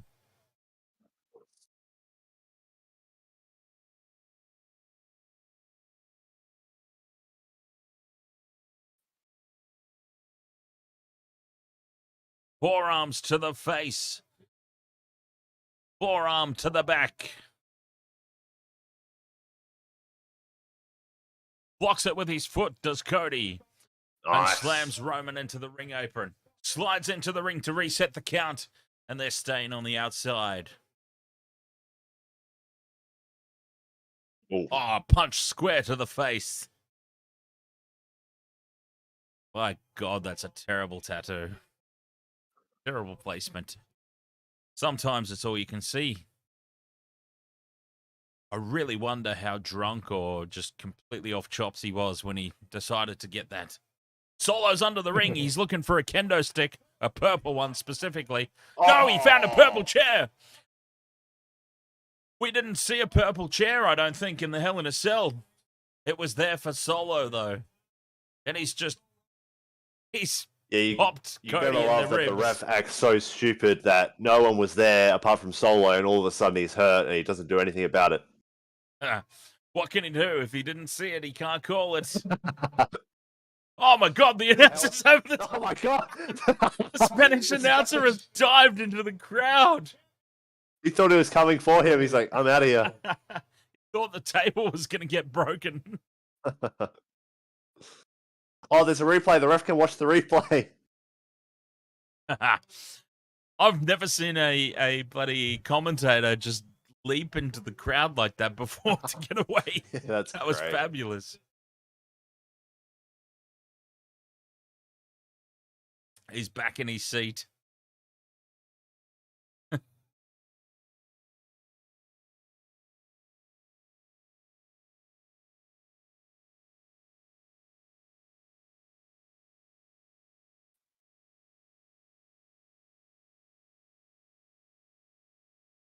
Cody's holding those ribs still where Solo got the chair shot. Oh, now Solo grabs the foot. Solo grabs the foot. Oh, Cody's got it all to do here.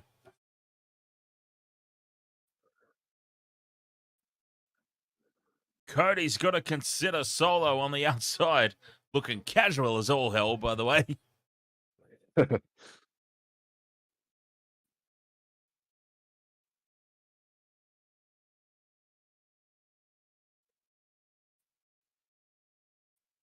Solo making his presence felt.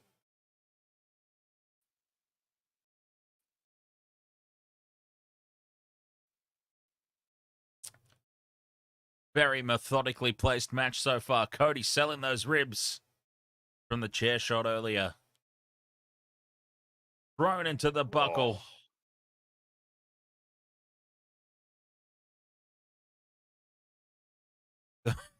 That referee is so awkward.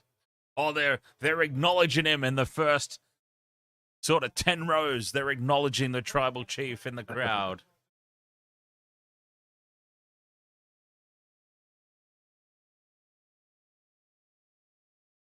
Corey Graves is calling it early, telling Cody that he basically should just submit at this point.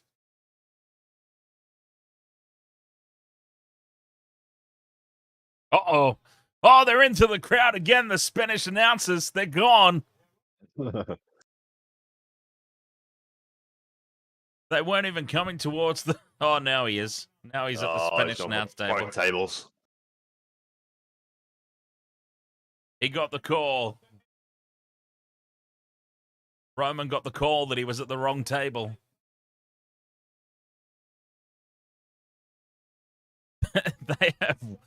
They have legitimately jumped over the barrier, the Spanish announcers. They are out of there. The referee trying to tell Roman to bring it back in the ring. He's like, screw you, I'm going to chop you in the face. Hey, if you do that, I'll disqualify you. Good, I keep my title that way. Yeah.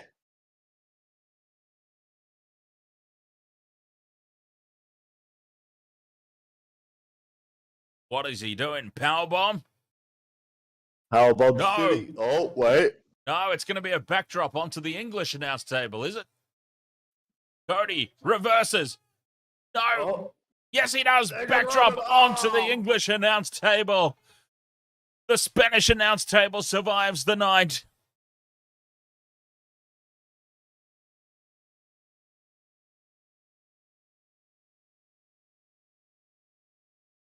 Paul Heyman's looking very concerned. Cody resets the count again. He knows he can't win on a count out. Well, he can win, but not the title. He's smarter than Lex Luger.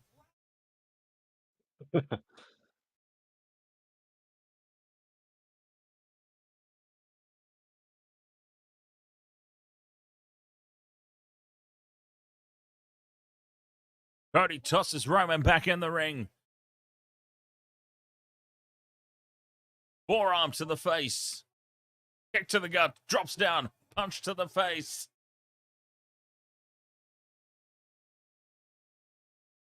Scoop slam. Oh, Cody's firing up. He's still selling the ribs. Fantastic ring psychology there. Well, he forgot. Look at that, Cody. Oh! Cutter. 1, 2. Kick out by Roman. False finish number 1. Yep. Of what I dare say will be probably at least 10 or so. Yeah. That was beautifully executed Cody cutter, though.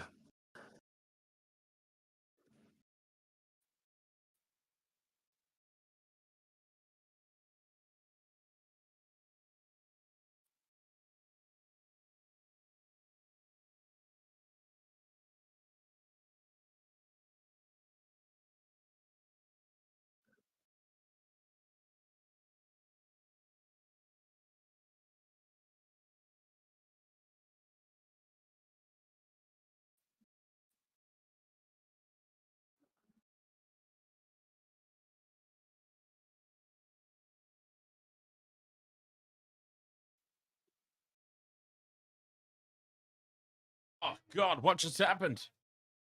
It was Cody Rhodes with a suicide dive to Roman Reigns at ringside.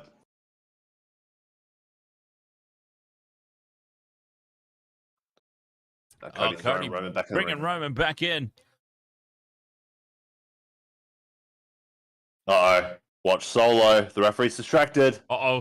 Oh, Solo with a strap. The weight belt. He had the weight belt.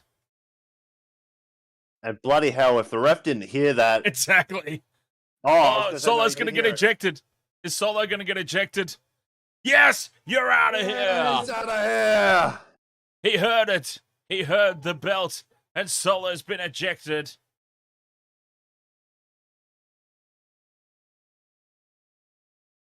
No, he's still got Paul. Yeah, Paul Heyman's still there. Solo ejected from WrestleMania.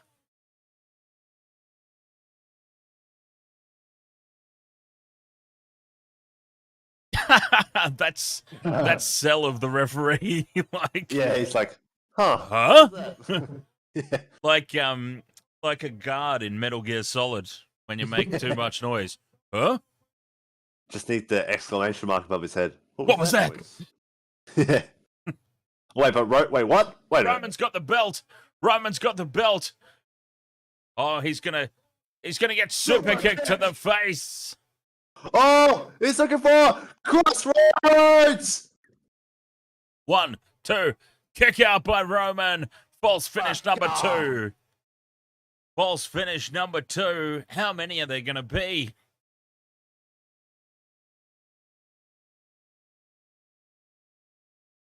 The crowd can't believe it. They know what's coming. They know that it's going to be a Cody victory at some point. But when? When? That is the question.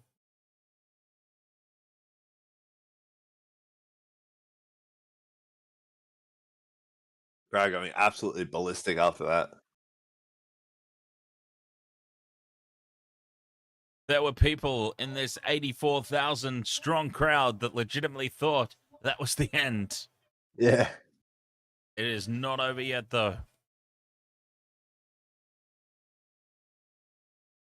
Cody trying to lift Roman. Oh, but jawbreaker. Roman with the jawbreaker, countering Cody, and then a headbutt.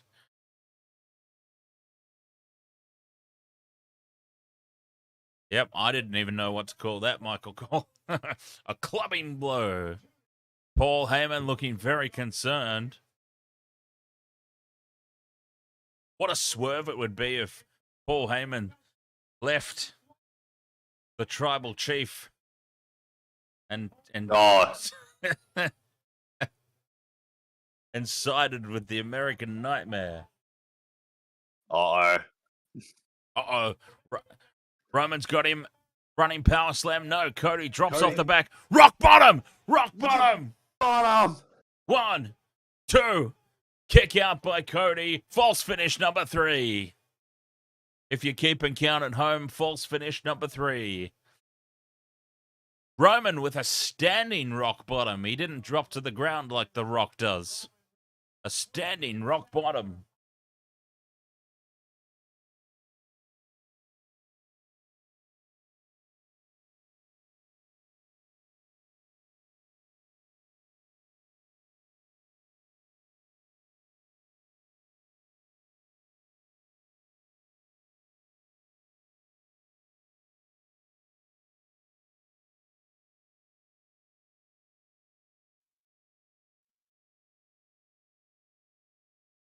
Three. What did I say? 3?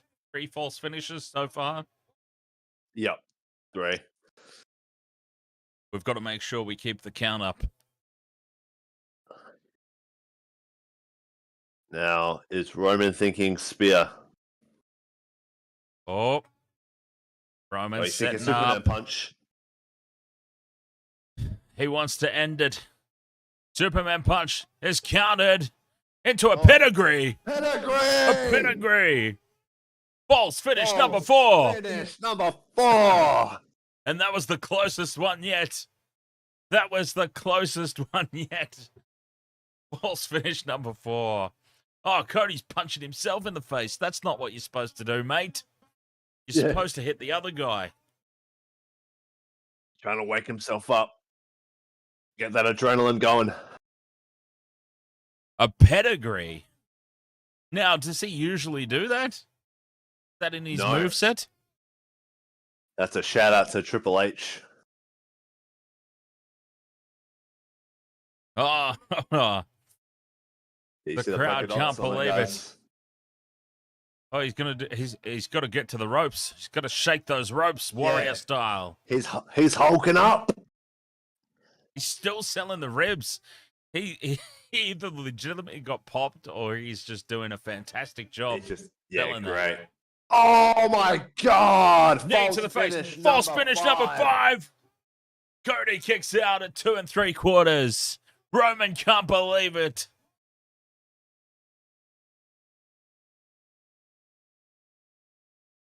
A Superman punch for false finish number 5. That was really well done too. Yeah, super well executed. Actually, it looked like it landed on the jaw. That was great. Paul Heyman. Paul Heyman counted along. He counted the 3. He couldn't believe that he didn't hear it. Oh, I didn't hear the 3. I look foolish now. Roman shaking his head in disbelief. that wasn't enough to end it.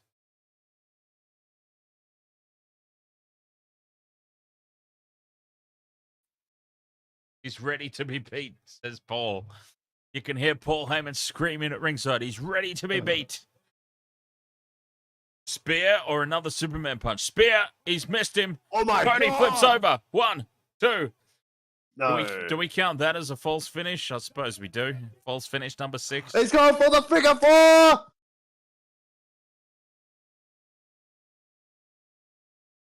Why would this be appropriate at WrestleMania? Wait, I just realized I know exactly how they're going to end it, Dan. Uh-oh. Cody's got to do the classic Dusty punches and elbow, right?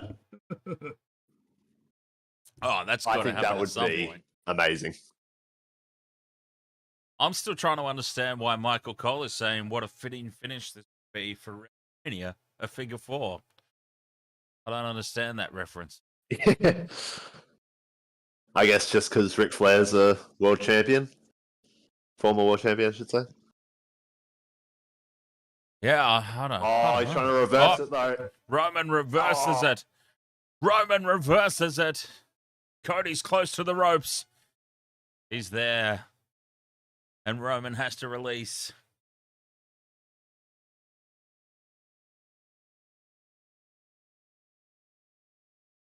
What did he just Cody, say? Come on. He said, fight, Cody. Oh, I thought he said something else that started with F. Okay. Fight, Cody, fight. Trying to work his way back up now. He's on the outside. He's on the apron on the outside of the ring. Is he going up top? Are we pulling out the high-risk maneuvers? No, he's just trying to get himself up to his feet.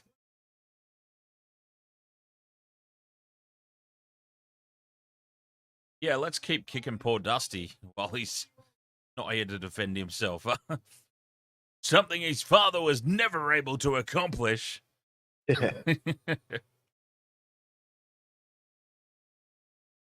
That's nice. That is. The punches back and forth. It's a war. Who will win the war of attrition? Watch out for Roman. Cody drops. And Roman. He is going to the top. He is going to the top. Yes, high risk city. Jumps over the top of Roman. Spear! Yeah. A spear. False finish number 6 incoming. 1, 2.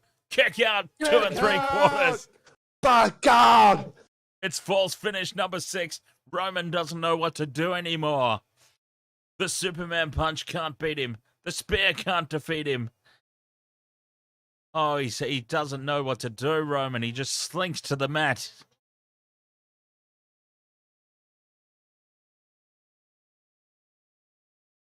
How do I win this match?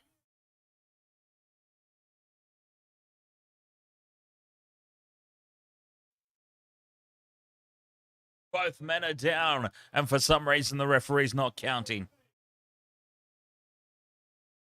Yeah.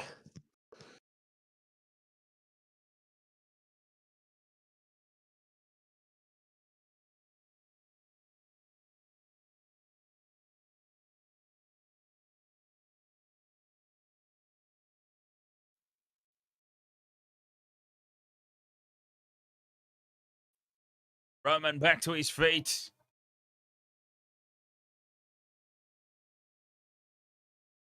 Oh. Shots right to the face of a prone Cody on the mat. On the elbows. Forearm strikes to the face.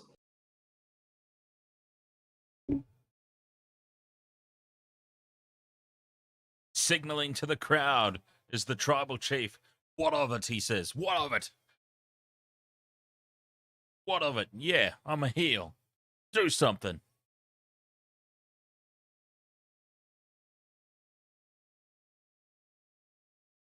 Calling it. Roman's calling it. This is it, he says. This will be false finish number, what are we up to? 7? 6? 7? 6, I believe. Oh, he's gone for the guillotine.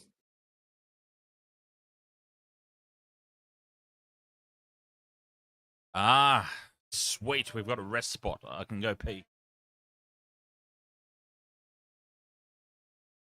Roman trying to get this guillotine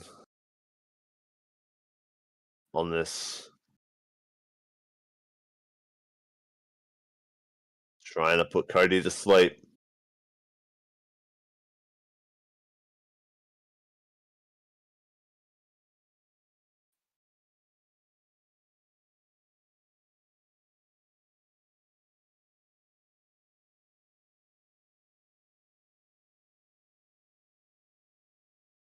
Oh, and Roman dropping. Oh, he's got him. He's got him hooked in.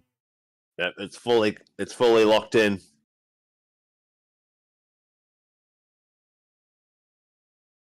Roman's got it hooked in. Cody is fading. Cody Rhodes is fading here before our eyes. The crowd chanting, trying to give him that extra little bit of strength. Oh, he's shaking. He's twitching. He's out. He's up. He's firing shots at Roman. He's back. Here's Cody. Rhodes. He's back. Oh, I can't believe it. Oh, and a kick to the nuts of the Rhodes referee. blocked. No. Referee's down. Superman punch. Doesn't quite connect. Cody with the clothesline. And then just... If you smell... And then Cody just randomly sells the Superman punch after the fact. Yeah, that was a bit awkward. But the referee's down. That's the important thing here. Oh, Solo's going to come back, isn't he? Nah, you'd have to run down the entire ramp. Yeah, true. That's a long way to go. Solo appears on one of those old WrestleMania 3 little ring carts and is driven to the ring. Yeah, that's the thing. Hey, that's a long way to go. It's a long way to go for a run-in. Yeah. But yeah, there's the ref bump. The ref bump happened. You knew it would. But Where's I thought The Rock? But I thought the ref bump would lead to Cody's got him pinned and clearly beaten, which would be another false finish, essentially. But it was actually Roman who was on top in that scenario when the bump happened. Okay. Oh! The Usos! It's the Usos! A super kick. Double super kick to Cody. It really did take them a goddamn eternity to get down to the ring, didn't it? That was a long way to run down. 3D! 1D. 3D! 3D. Yeah, the 1D by bloody the Usos. Oh, who's coming out? The crowd's cheering. Who is it? It's Owens and Zayn. Sami Zayn and KO.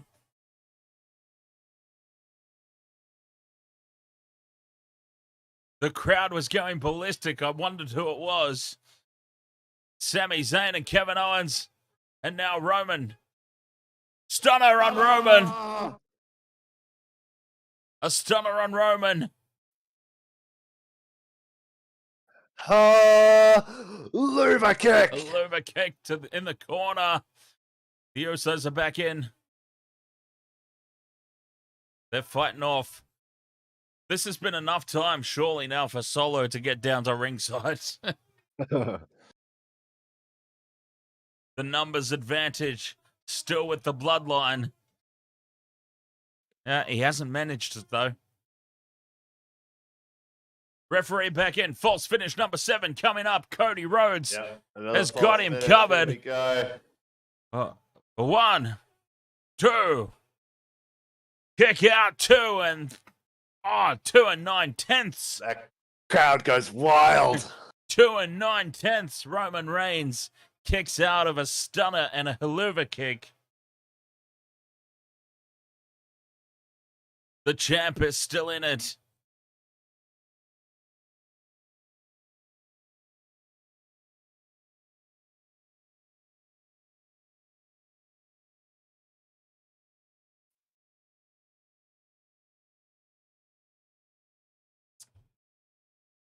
Falls finish number 7, I believe we're up to.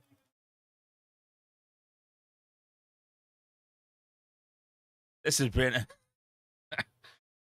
been a great WrestleMania main event so far. Yeah. Yeah, one of the better main events at WrestleMania in the past few years. Living up to every expectation.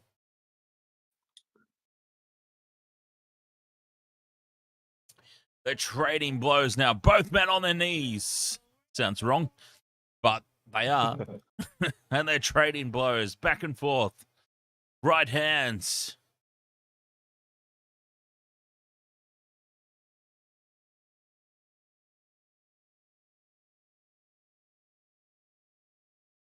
Trading kicks now. Trading punches. Come on, Cody, you got to do the classic Dusty punches and elbow. You got to do it. This is the spot. This is the spot for it. Yeah, do it for your dad.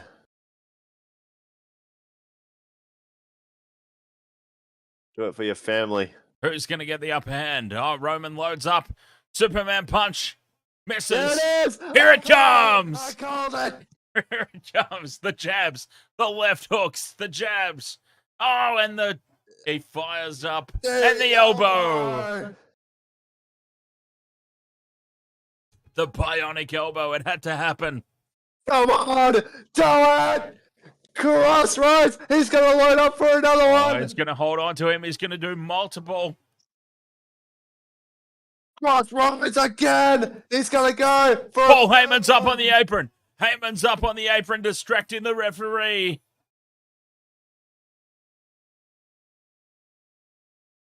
Who's this? Solo's back. It's Solo. It took him. Be kidding me. It took him that long. It took him that long. And a spear to Cody. You can't. 1, 2, 3. Oh, Roman retains. Roman Reigns retains. Swerve City. You gotta be kidding me. There are people leaving in disgust. Solo took so long to get back out there. Do you reckon he was supposed to take that long to get back out there? Yeah, I don't know. Surely they have someone come out and say, we're restarting this, right? It seems to me like that spot would have... No, we're going to get an advertisement. Replay. It seems to me that spot would have made a lot more sense straight off the back of the Usos' interference. Reinforcing the numbers game. If that makes sense. Because the Usos came out, Sami and Kevin Owens came out and took the Usos out. But to reinforce the Bloodline's numbers advantage, Solo should have been right there. Yeah. Just reinforcing that numbers advantage. Okay, KO and Sami Zayn were here, took the Usos out, but they're still me. It just felt like that was a very delayed interference by Solo. Yeah, I don't like this at all, man. So what, he holds it for another year? Yeah, no, that's He's throwing the belts down. No, something's coming. Something's got to be coming here. Oh, no, he's leaving. The Bloodline's leaving.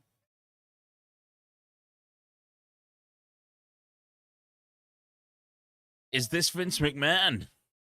Is this Vince McMahon going, an AEW guy is not winning the big prize at my show?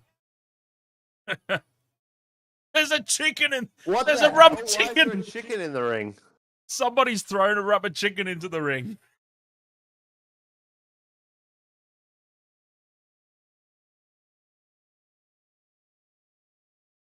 Wow. Roman's leaving the ring. Yeah, I don't agree with that. Like, as far like I love a good swerve, but that's just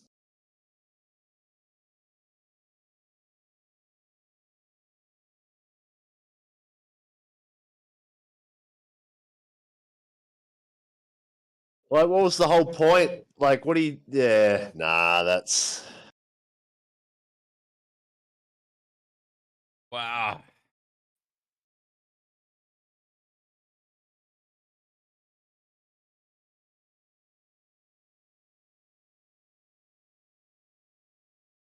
They haven't left yet.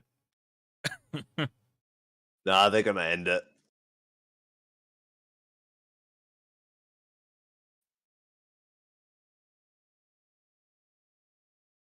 Roman holds the belts aloft.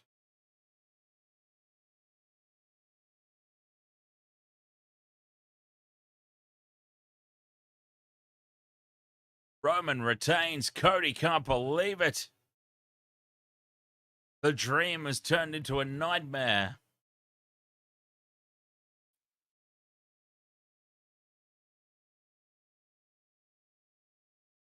You are WrestleMania, says Paul Heyman.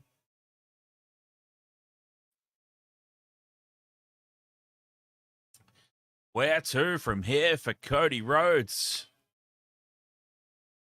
Oh, yeah, it was his moment. All the momentum's lost. You don't go anywhere higher with Roman. Like, even if you are trying to set up Rock, it doesn't even... Yeah.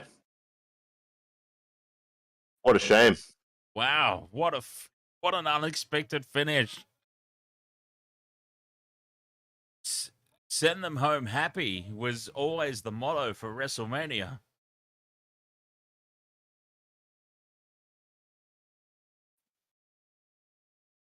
When does the heel ever leave WrestleMania with the belt? Not very often. Oh, it happened... Not very often. Oh, it's happened for the past 2 years with Roman. Well, yeah, with Roman it has. There's Brock's random Chinese family again. Jeez. Wow. Okay, so we're into the recap now. They have legitimately kept Roman's reign alive. Where do you go now with Cody Rhodes? Exactly. It was perfect to end it. And the reason why he holds it for another year is because you can't take it off him unless it's WrestleMania. No, not a chance. They've built Roman up so big. You can't lose it outside WrestleMania.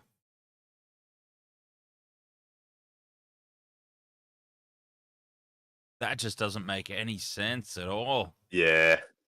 Wow. I love a good swerve, but that's just, yeah, not it. No, the swerve for me was Cody gets the win, but and look, it's not. I'll admit it's not the greatest idea in the world, but at least it's something. When I say Cody gets the win, but then Paul Heyman comes out on Raw and says, "Hey, look, doofus, this is only for one belt, so give that other one back." Not the greatest idea in the world, but at least it's something. You're still swerving the crowd. Cody gets his moment. And Roman wins. He doesn't win clean, but I'm sorry. That is, to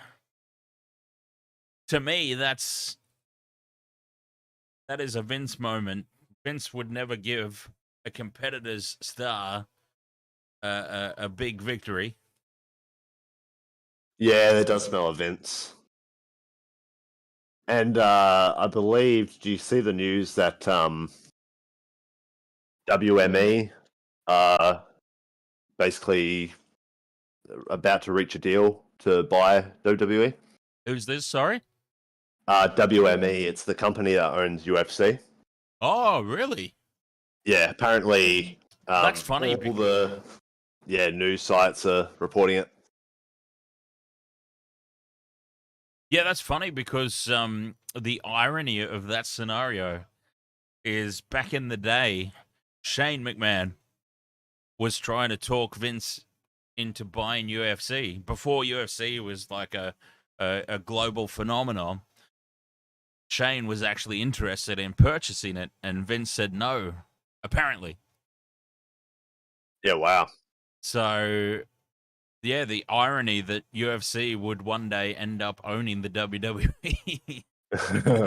That's quite hilarious. But yeah, that's apparently like a really well known backstage story. Is Shane was interested in purchasing UFC before it was a really big thing, and that's part of the reason why Shane was heavily pushing that Raw Underground kind of Yeah, that's right. thing, because it was always his dream. Like, he always wanted the UFC before it became a huge thing. Shane wanted it, but Daddy wouldn't buy it. So Yeah, what a huge circle of life moment it would be if UFC ends up owning WWE. That'd be hilarious. Wow, we have gone off the air, and wow, Roman retains. Wow. Kevin Abru, I can see Mr. McMahon booking night 2. That's the only thing I can think is Vince is well and truly back, and he's gone as if some other company's star is going to come in. I mean, Roman is WWE's star. Vince is very well known for not letting other company stars have the big moments. Wow. Where to now for Cody? Bobsy says, Dan, what team should I use for a rugby league live or career mode? The South Queensland Crushers. South Queensland Crush. Oh, you know what's the one thing that I would love to see in any future rugby league games, Bobsy, is the ability to create a totally custom career mode. And I would have all these expansion clubs in it. Yeah, the good old South Queensland Crushers. That'd be my tip. But anyways, if we're staying in the realm of reality, well, you would play as the Roosters, surely. I'll tell you what I would like to do. What I would be fascinated to do is a historic, maybe like a historic sort of thing where so my team, the Sharks, for example, maybe I do like a complete and total club rebuild. Doesn't necessarily have to be the Sharks. Maybe, for example, you do it with the Roosters, but a total club rebuild. But the rules that I would enforce on myself are things like every player has to be under a certain rating, that sort of thing. Okay, so I can't go and sign James Tedesco to a contract. I've got to take everyone from the juniors, that sort of thing. I think that I've been considering doing something like that for the Wasted Water Sports channel. I think that would be fun. But anyways, I've gone off on a bit of a tangent here. Because I don't really know what to say about what we witnessed. Yeah, very deflating ending, to be honest. Now, if that were night 1, I would have understood. Send them home pissed on night 1, have the happy ending on night 2. But the fact that we got the feel-good story on night 1. Yeah. Also, taking the titles, the tag titles off the Usos, but not taking the titles off Roman. Now you've only got, no. Dumb. That 100% Vince. 100%. Yeah, I don't know what the hell just happened. Where do you go with Cody now? Another 12-month build to end the fairy tale? Who cares? You failed, mate. Yeah. They've lost all the momentum that they had with Cody winning the Rumble. Cody Rhodes goes to WrestleMania 40 for redemption. Who cares? You lost. It'd be 1-1. You haven't proved. Yeah, I was going to say this was the redemption arc. Yeah. You know? leaving WWE and coming back to win the ultimate prize. Yeah, no. Wow. That ending, so bad. Wow. Oh. Oh, I can't wait to hear all the reports that will come in for this.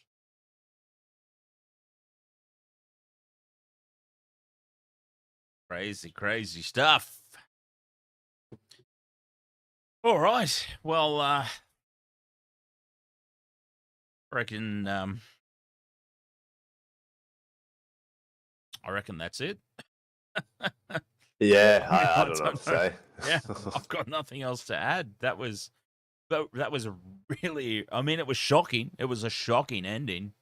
Yeah, but it's shocking for all the wrong reasons, I feel. Wrong reasons. Yeah. Like, you had the perfect story, and now you've just ruined it. The absolute only thing that would have made sense to me was if they were, like we were talking about earlier, the Bruno Sammartino record. I can seriously imagine the WWE wanting to, like, they would have wanted to, okay, we've got to kill off the summer of Punk. Okay, we want nothing to do with CM Punk anymore. Let's make sure that record gets broken. Yeah. CM Punk's married to AJ Lee. Let's make sure AJ Lee's women's record gets broken. Like, I can see them doing things like that, but now that you've pointed out just how long Bruno Sammartino's reign was, I'm not convinced that that's the reasoning anymore. Yeah, and the Rock thing doesn't work because it's not going to be Hollywood. Yes, it'll be WrestleMania 40, but yeah, it's not the Hollywood version. It means that we're going to have tons of pay-per-views with no championship match because Roman is a part-timer, essentially. Yeah. I just... Wow. Yeah, and even if they come out on Raw now and do a one-belt deal, who cares? Who cares? You've lost it. Yeah. You've lost all the momentum. Who cares? You failed. Yes, okay, you were cheated out of it. But who cares? You lost, mate. Like, you lost. Who cares if you win one of the belts now on Raw? Doesn't matter anymore. And more important to that, like, forget about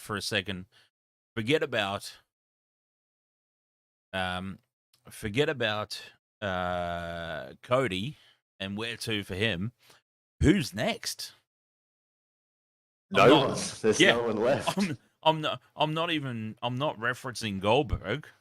I'm already done that. I'm legitimately asking, like, who is next in line to step up to that main event level and challenge Roman? Bobby Lashley. This was the moment. This was the moment. I feel like they have just destroyed their entire list of options. I don't understand where the whole product goes from here on the back of that. Yeah. It's not even about Cody or Rhodes at this point. It's just where does the next challenger come from? Because nothing even happened in the lead up to that main event for somebody to stand out and go, oh, that's the next in line. Edge, because he won the Hell in a Cell. Wait, they've already done that. Where do we go? Maybe. I mean, the only like clear-cut argument for who would be next is Seth Rollins, because Roman has never actually pinned Seth Rollins. When they wrestled at Royal Rumble, remember, Roman got DQ'd. Seth has only beaten Roman. Roman's never beaten Seth. So they could do that, but... Well, I'm sorry, but that does not excite me in the slightest. Yeah, and it doesn't excite me only because it would usually, because they're both great performers and all that, but Seth just came off a win off of Logan Paul, right? Mm-hmm. So it has no merit towards a title shot. Yeah, honestly, so disappointing. I'm just confused. I wouldn't even say I'm disappointed because I'm a heel Roman. I'm a very, very big fan of. And I was even talking about it earlier, how I wouldn't necessarily be disappointed if they swerved us and kept the belt on him. But now that it's actually happened, I'm like, I don't see what's left. Yeah, they have I don't not get it. they have not left anything open for, like, if you're writing a movie, for example, you're creating a movie or a TV series, you haven't left anything open for a sequel.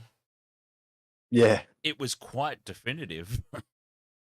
Yes, Cody got cheated out of the victory, but it was in a way where we haven't been left open for a sequel to happen. Who cares?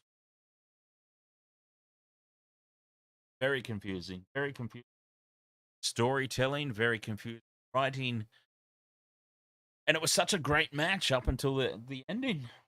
yeah, and even the ending was like super weak. Like the Samoan Spike barely landed clean, and then yeah. And what? Sorry, you're telling me that when someone gets ejected from ringside, all of a sudden there's no security in the back, right? Remember the security that runs out when two wrestlers are fighting in the ring when they're not scheduled for a match. Security runs out. So you're telling me that the security doesn't exist at WrestleMania?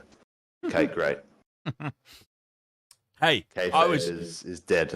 I was more than happy for Solo to come back. I just thought the time for Solo to come back would have been immediately after the Semi Owens Kevin Semi Owens. Who's Semi? Who's Semi Owens? I guess. The timing for me would have been immediately after the Sami Zayn Kevin Owens square up on the Usos. Just as I said, was Solo appearing immediately after KO and Semi have cleaned house of the Usos and they're fighting off into the crowd. They're gone. They've evened things up. But it's just a reinforcement. This is the bloodline. We've got the numbers advantage. Solo appears immediately after that, and it's a false finish. It's not the finish. It doesn't end the match. All it is to establish that reinforcement that Cody is fighting against all the odds. No matter how many friends he has, Cody's fighting against all the odds. That's when Solo should have appeared. It definitely shouldn't have been the finish. Yeah, definitely not. Like, I thought they were going to do a false finish there, but I really thought it was too. Yep, I thought another false finish, but no. 1, 2, 3. Did Cody just forget to kick out? So they've gone, oh, bollocks it. There's nothing we can do now. Crazy. I can't make heads or tails out of that. I thought Roman was leaving. I thought Roman wanted to go part-time. Yeah. Because he got that role in the Fast and Furious with The Rock. I just don't understand. I don't get it. I don't understand where this is headed. He's not going to be back until SummerSlam, apparently, Steel Fries. So, I mean, what? We've got no champion till August? Yeah. We've done that before. We've done that before. Yeah, with Brock. Yeah, Brock used to just go away with the title. No one would. I mean, unless they want to... Oh, and you know what? This would be very bloody convenient that UFC are buying WWE or WME are purchasing it. Because UFC do interim titles when the champion isn't around and can't defend the title. So they do an interim title. So the champion... They have, like, the real champion is away. You reckon they'll do something like that?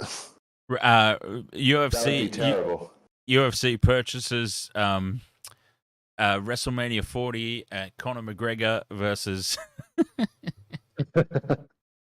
I don't even know what the time for Conor McGregor's come and gone as well.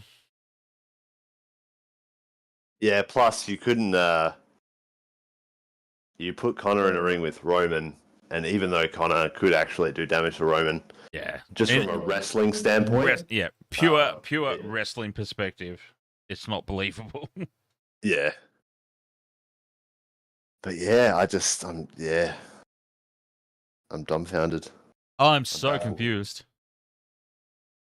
I'm getting a phone call right now from an unknown number, and I've put the number into Google, and it says it's the United States Environmental Protection Agency.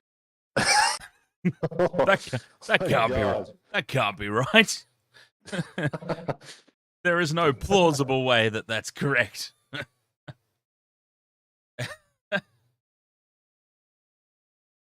Oh, well, crazy stuff.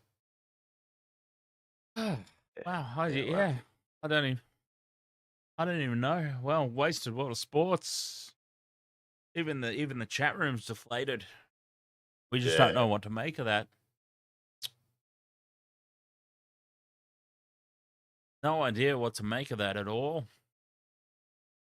I mean, geez, I've been saying in the whole lead up to WrestleMania, I've been saying there's no way Cody doesn't win because there's nowhere to go with him. I mean, at this point, he can't even rebound in the mid card on the back of that. It's Lex Luger all over again. It might not be the same. Celebrating a count out victory where I don't win the championship. It's almost worse in a way. It's like, okay, I failed on the biggest stage of all. I failed. Well, no. Oh wait, I just put two and two together because you know how you mentioned earlier that you said they might do a redemption arc, even though it would be stupid. Yes. Next year's WrestleMania is in Philadelphia, which is the hometown of Rocky. So are they going to do a Rocky storyline where Cody Rhodes comes back? Because he lost to Apollo Creed in the first match. Oh, God. And then he beats him in the second.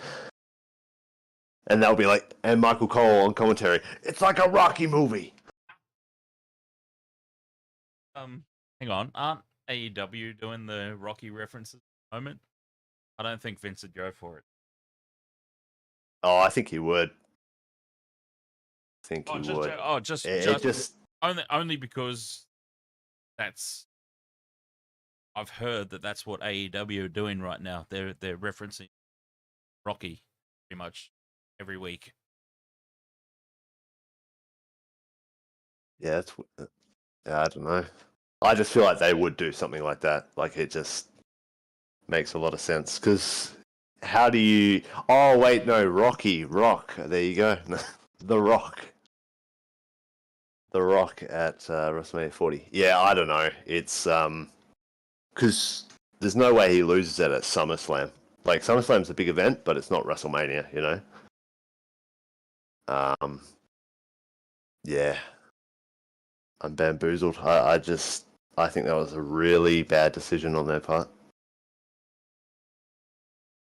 I do know that there's a free agent, a former New Japan wrestler who could come to WWE, but... Who's that? Great Muda? No, Jay White. Oh, yeah, okay. Yeah, I've heard that name before. Yeah, he's honestly one of the best in the world. He's so good. Heel character, brilliant. In-ring work, amazing. He's got the look. He's got everything. They could do that, but I just feel like the story was perfect here. Yeah. It all made sense. And if it was a scenario of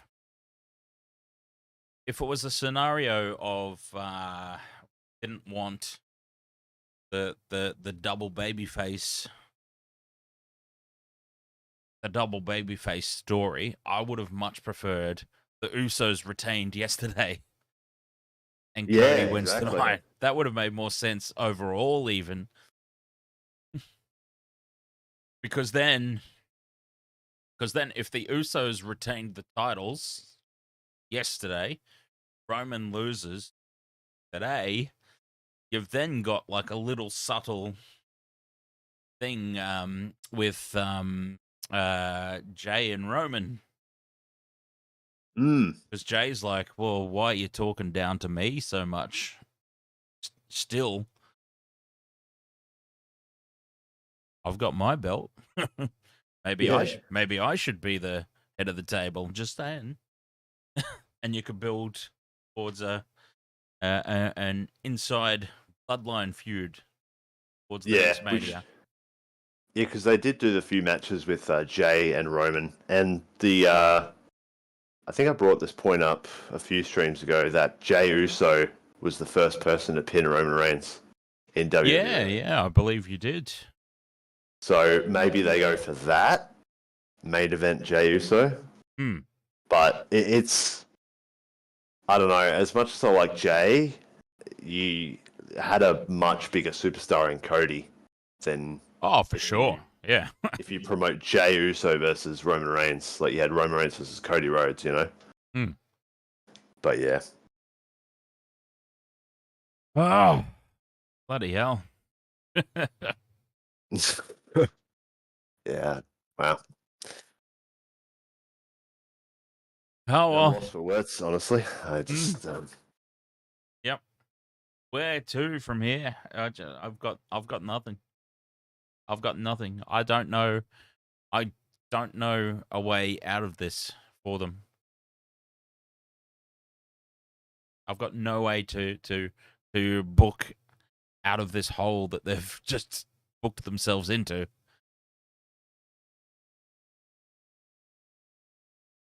Oh well. Yeah. I don't know. Wasted World of Sports. Thank you so much for joining us here for WrestleMania. This might be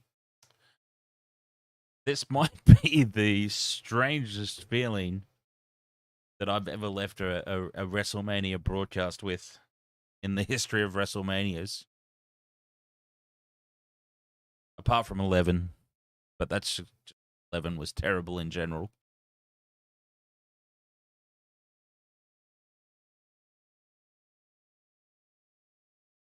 Wow. All right. Wasted World of Sports. Thank you so much. We're out, I suppose. I'll be back on Thursday night, I believe. If I'm not mistaken, it is the Melbourne Storm versus the Sydney Roosters. And that's going to be a fabulous match, that one. So, yeah, we'll be back to regular programming. And yeah, Rick and I are going to have to seriously think about where we sit moving forward with current pay-per-views anyway. Or forbidden word. Premium live events. Premium live event. We might have to, on the back of what we just witnessed, we may have to transform into a retro reaction thing. Go back to the better days. Back when. But we'll see. We'll see. We'll sit on it. We'll think about it. We'll sleep on it. We'll see. I'm willing to give them a chance to see where they go. I just don't see where they possibly go from here. Certainly not with Cody, which for me personally doesn't bother me all that much because I was never particularly a fan of Cody per se. I still think, having said that though, I mean, don't get me wrong, I still think what just happened, what just transpired, was the absolute wrong decision. Don't get me wrong when I say I've never been particularly sold on Cody. I still think the wrong call was made though. Like that was well and truly the moment to pull the trigger on that whole thing, and a new star would have been created, as opposed to now sitting here and questioning where we go for the next 12 months. But anyways, it is what it is. We're pretty much just going around in circles at this point. Yeah. I'm starving. I'm going to have some food. What about you, Rick? What's on the cards for the rest of the day for you? Yeah, just going to grab something to eat. Grab some food, for sure. Yeah, possibly. I mean, I don't know. I'm just try and still just in awe. Yeah, just try and process what the hell just happened. I'll definitely be checking out. I'll tell you what. Do a bit of research into people's reactions, stuff like that. Yeah, I was gonna say I'll do some shout outs. So some podcasts that I listen to. Wrestling Soup, the great one. I really enjoy their insights. The Don Tony Show, another one. So yeah, those are a couple in particular that I'll be very interested in sussing out. And of course, it won't happen tonight. It'll still be a few days away. But keeping it 100 with Conan and Disco Inferno, love that. And as always, I mean the pinnacle of podcasts, the Jim Cornette Experience. I can't wait to I can't wait to hear what they say about that, because Jim was basically saying everything that I'd been saying in the lead up to, that like it would essentially be a Lex Luger moment if Cody doesn't win. So I'm so keen to see what Jim Cornette's got to say about that finish.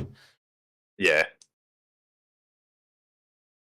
All right, Wasted World of Sports. Rick, thank you so much for your company, backing it up second day in a row. It was it was spectacular up until the end there, and that's got nothing to do with you or I. It's just the way that it all transpired, isn't it?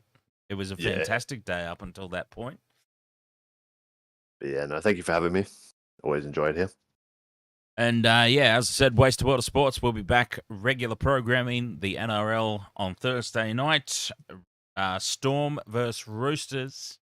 I am leaning towards the Roosters as well at the moment, Vobsy. I might go back and forth a little bit throughout the course of the week. I might change my mind a couple of times, but certainly at the moment I'm on board with the Roosters. And don't forget, Vobsy, it's the last week of, what would you call it, round one. It's the last week of the first quarterly competition of Wasted World of Sports, which, of course, you are well and truly atop the leaderboard for at the moment. Excuse me, slight burp as I was talking there. You're well and truly entrenched at the top of the table there, so you've only got one more round of footy games to get through to confirm your place at the top there. The first, a $100 winner of 2023. So, all right, we're going to bounce out. Thank you so much, Wasted World of Sports. It's been a pleasure bringing you the action. And we shall catch you next time. Until then, my friends, cheers. And thank you, Rick. I'll probably see you on Intoxigamer before there's any other wrestling streams. Yeah, sounds good. Alrighty. Cheers, everyone.